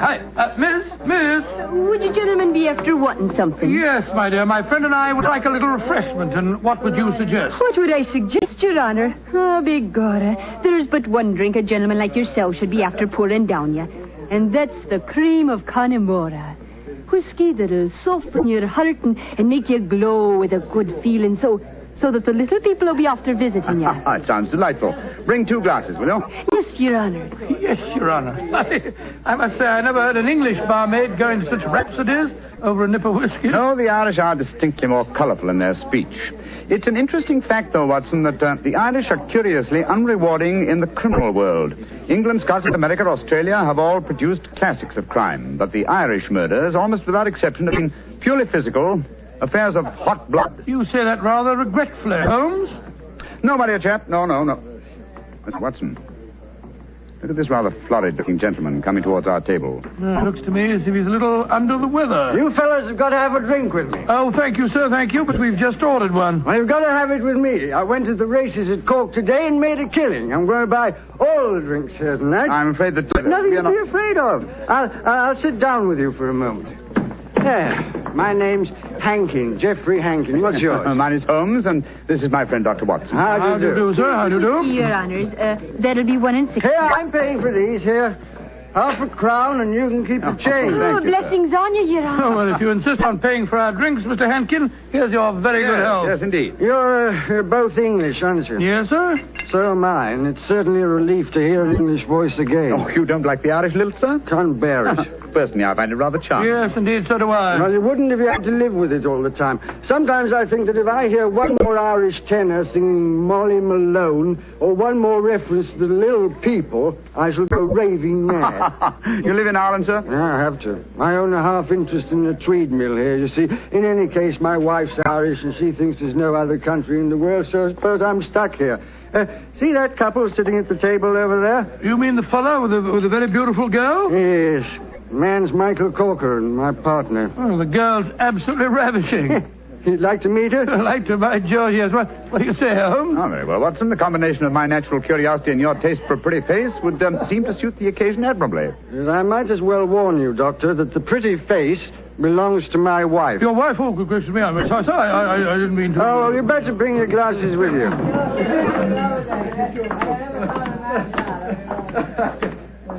Molly, my dear, I want you to meet 2 English friends of mine, Mr. Holmes and Dr. Watson. How do you do? How do you do, Mr. Holmes, Dr. Watson? Won't you sit down and join us? And this is my partner, Michael Corcoran. How do you do, Mr. Corcoran? How do you do, sir? I'm glad to meet you. Please be seated, gentlemen. Are you visiting here in Cork, Mr. Yes, Holmes? Mrs. Hankin, but we're returning to England in a few days. You've been to Blarney Castle, I hope. Oh, yes, we were there this afternoon. And did either of you have the courage to kiss the Blarney Stone? No, we didn't. I'm afraid it's an athletic feat that's beyond me. It's a lot of rubbish, that's what it is. Kissing a slab of stone. Have you the courage to do it, Geoffrey? Well, of course I have, but I don't want to make a fool of myself. Where's the barmaid? Kathleen. I'll make a wager, Geoffrey, that you haven't the courage to kiss the stone. How much will you bet, Michael? I'll wager a £10 note on it. It's a bet, and you fellas witnessed it. I'll kiss the Blarney Stone at noon tomorrow, and you'll be £10 the poorer, Michael. And I suggest that Mr. Holmes and Dr. Watson be present as well. They can act as referees. Geoffrey, dear, don't get so excited. Well, I don't like it when Michael suggests I don't have courage. You want some more drink, Mr. Henkin? Yes, all of us want some. No more for me, thank you, Mr. No more for and me, I thank you. think you've had enough, Geoffrey. Don't tell me when I've had enough, Molly. In Dublin, Dublin's fair city, the girls no, not that filthy song. Firstly, Mr. Hankin, I find the traditional Irish melodies quite beautiful. And I find them revolting. Stop! Geoffrey, quiet. Would Your Honor be wanting me to sing another song? My honor would like you to shut up that filthy caterwaul. Really, sir, really. I call that Geoffrey. Sean, please go on with your singing. In Dublin's fair city. You heard me, you great bog-trotting gazoo. I said shut up, and I meant shut up! Geoffrey, I'm leaving here at once. Michael, please to take me home. It'll be my pleasure, Molly. You're an ugly man, Mr. Henkin. Knocking down poor Sean when he was singing just like a bird. Oh, the devil with him, and all of you. No Irishman will be after forgiving you for this night's work. No, not the little people of old Ireland either. You've made more enemies, Mr. Henkin, than you'll ever see. But you'll be knowing they're there. Fiddlesticks, you can't frighten me with your stupid Irish superstition. Well, bless my soul, that was a charming little party, I must say. Englishmen like Hankin are a disgrace to their country. Fortunately, they're not representative, though. Yes, I must say I'd hate to have a curse put on me like that barmaid laid on him. Watson. Yes? Did you see the glances which Mr. Hankin's partner and his wife exchanged as the brawl started? There was more menace to him in those glances than in all the threats of all the little people in Ireland. Yes. I thought that there was something between them. I say, Holmes, that bet about Hankin kissing the Blarney Stone at noon tomorrow, do you suppose... I suppose nothing, old fellow. But there are forces at work here that I don't like. I think, Watson, that you and I will be at the Blarney Stone at noon tomorrow. It's possible that the bet made tonight is all part of a definite plan, and I have a feeling that the bet is still on.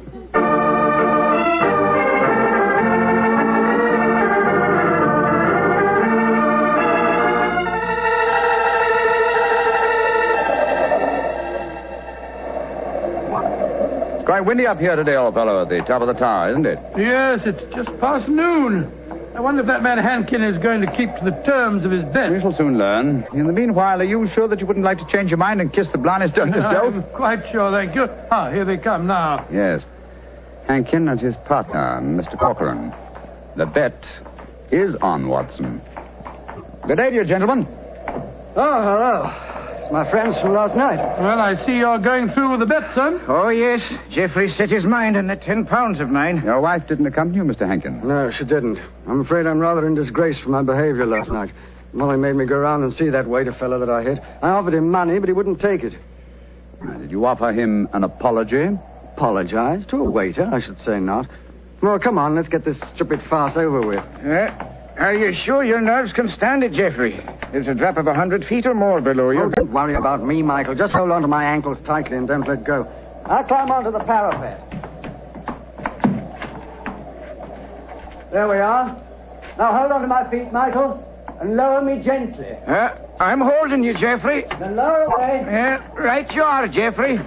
Great Scott, I wouldn't do that for 100 pounds. Sliding head first down a vertical wall. That's enough, Michael. I can reach the stone. Oh, his boot! They're slipping through my fingers. I can't hold him. Let me help you. I'm slipping. Pull me. Hold on to him. Hold on to him. Oh, he's gone. I just couldn't hold him. Great heavens. No man could survive that drop. Mr. Corcoran, you deliberately let your partner slip to his death. This is murder. Yeah, but I don't understand. I'm a strong man. But he just vanished out of my hands like a greased pig. Let me see your hands, Mr. Corcoran. This is dreadful. Dreadful. There's grease on your hands. Grease.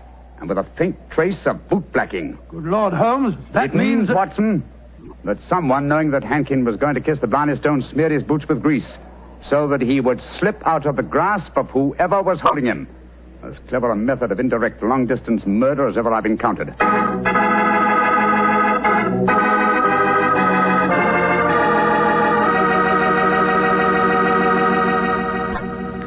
You'll hear the remainder of Dr. Watson's story in just a second, so I'm going to remind you that Petri California Sherry is not only wonderful before dinner, but it's good almost any time.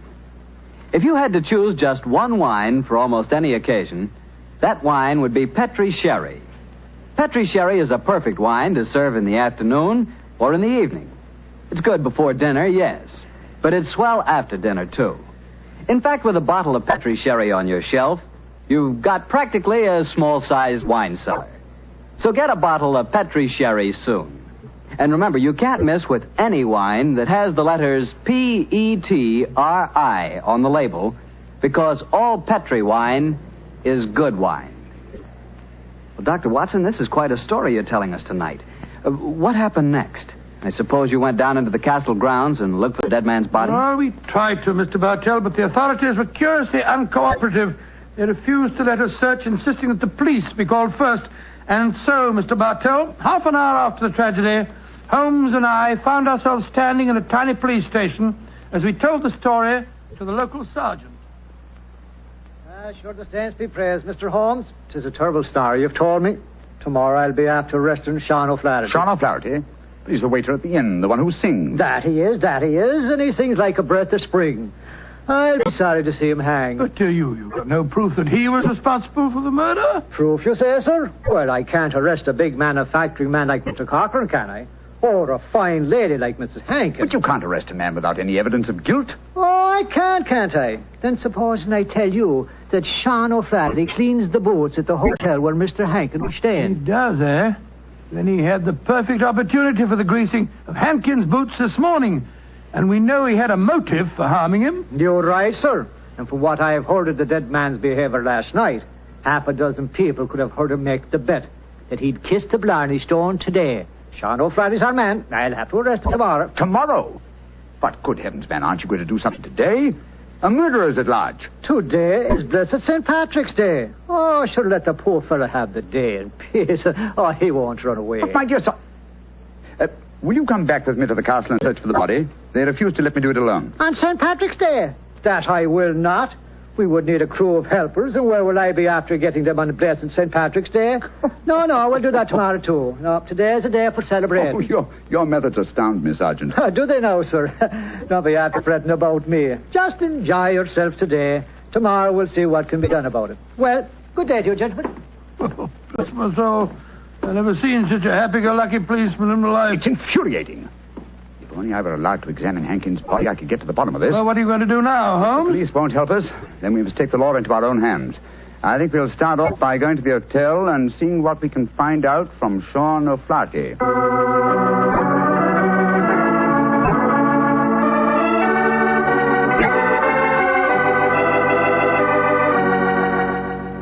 As I was going to Ballinure a day, I well remember, for to view the lads and lasses on the 5th day of November with a meringue-do-a-day and a meringue-do-a-daddy. Oh, your honours would be after speaking to me, Sean O'Flaherty, perhaps? Yes, Sean. Did you know that Mr. Hankin, the man who struck you last night, was dead?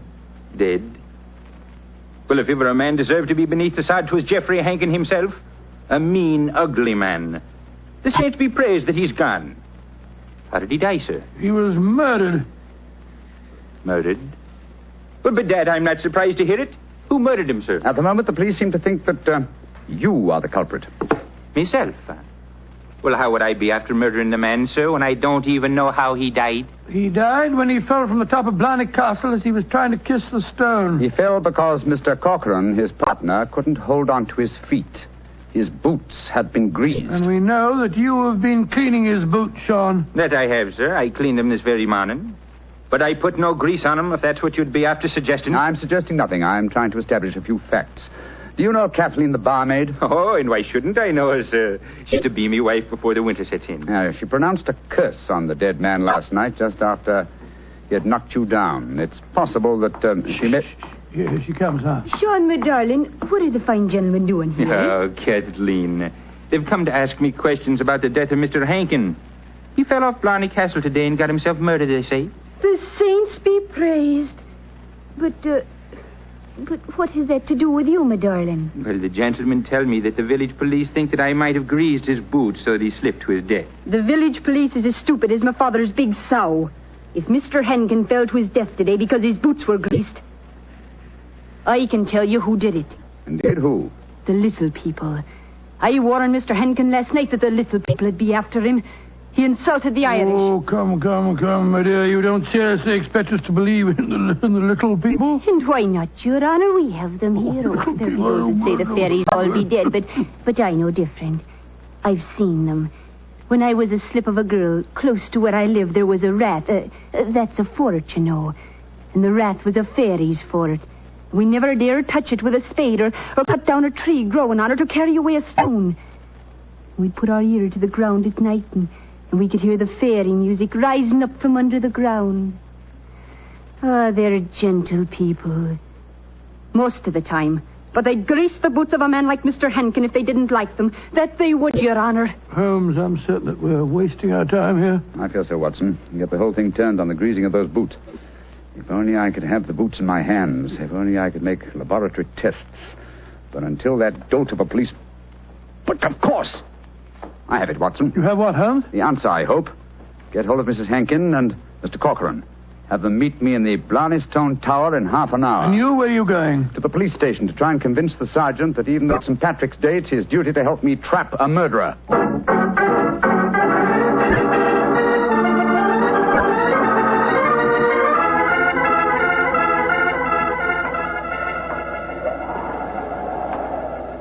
Do you know, Mr. Holmes, you're an obstinate man. It's blessed St. Patrick's Day, and yet you insist that we meet here on the top of Blarney Castle. What do you think you can prove? Who murdered Geoffrey Hankin? Yes, but why do Molly and I have to be here? Yes, Mr. Holmes. And poor Geoffrey's body still lying somewhere below us. Mrs. Hankin and Mr. Corcoran, I asked Dr. Watson to bring you here for a good reason, I assure you. You ready, Watson? Quite ready, Holmes. Good. Sergeant. Yes, sir. You asked me why I've assembled the three of you here. I'm going to reconstruct the crime. I shall play the part of the victim. My friend Dr. Watson will represent you, Mr. Corcoran. Now, I straddle the parapet. So. Watson, hold on to my feet, will you? I've got him, Holmes. And lower me down the face of the wall. Right, you are. Holmes, hold tight to the wall. Try and push yourself back. The murderer's tried to get you. Your boots are covered in grease. Stand back. Come away. Grab my trouser legs, Watson. I've got him, Holmes. Come, up you come. There we go. Oh, A devilish plot. That was a near thing. Devilish plot, Sergeant, and very cleverly carried out. My boots were ungreased when I entered the castle, and yet someone has been able to apply grease to them without my knowledge within the last few minutes. Sure, and how is that possible, sir? I don't know, Sergeant, I must confess. Holmes, you stumbled as you came up the darkened staircase. Do you remember that? That's true, old chap, I'd forgotten. And you, Mrs. Hankin, and you, Mr. Corcoran, were kind enough to assist me to my feet. An excellent opportunity to apply the grease. Now we know that one of you two is the murderer. I must have a jar of grease somewhere. Sergeant, will you search the lady while I search Mr. Corcoran? But this is ridiculous. Of course it is. How could we be guilty? Well, if you're not guilty, you've got no objection to being searched, ma'am. Well, upon my word, here in your purse, Mrs. Hankin, is a jar of grease. What? Now, what have you to say of yourself? Now, can't you say, Sergeant? Except that she engineered her husband's murder and tried to engineer mine. Oh, no, I knew nothing about Geoffrey's murder. Oh, Michael, darling, I swear to you. Don't worry, my darling. I'll not let them hurt you. I'm telling you, you're wrong, Mr. Holmes. I was the murderer. Oh, no, Michael. You mustn't sacrifice yourself for me. I think this little play acting has gone far enough. Mr. Corcoran, you have just offered us what you think we will accept as a false confession. But I've established the one thing I wish to know, that you love your late partner's wife and she you. I'm proud to admit that, Mr. Holmes. And now that she's a widow, I can say it in the open. But what are you implying? That you murdered your partner. But the grease on your own boots, sir. I just found a jar of it in Mrs. Hankin's handbag. Oh, that, my dear Sergeant, was all part of my little plan. As to the grease on my boots, I confess I placed it there myself. Just as I planted the jar of grease in your bag, Mrs. But why, Holmes? A fraud accomplished two ends. It forced you, Mr. Corcoran, into a betrayal of your love. But what was more important, it proved from what Dr. Watson's natural reactions were that a man holding the greased boots could not fail to realize that fact at once. You brazenly committed murder before our very eyes, Mr. Corcoran, hoping to appear as an innocent victim of another's plot. Your theory is an ingenious one, Mr. Holmes, but how can you prove it? I can claim that my hands are unusually insensitive, not the delicate fingers of a doctor like your friend. Yes, he's right, sir. How can you prove it? When, with your kind cooperation, Sergeant, we find the body of Mr. Hankin and examine it, I shall study his boots. If the grease was applied at the hotel, as it would have been if Sean O'Flaherty had done it, the boots will reveal dust from the walk here. If there is no dust, the grease must have been applied as you grasped your partner's boots with grease-smeared hands, Mr. Corcoran. You should know best what my test will Grab reveal. him, Sergeant. Grab him. He's come back heading here. for that Come back. parapet. Oh, Michael, don't! Please don't! Goodbye, Molly, me darling. No! Great Scotty. He jumped off the parapet. Now, Mr. Holmes, you can see that I was right, sir. Wasn't I? What do you mean, Sergeant? In waiting until tomorrow to get the search party. Now we can be after finding both bodies at the one time.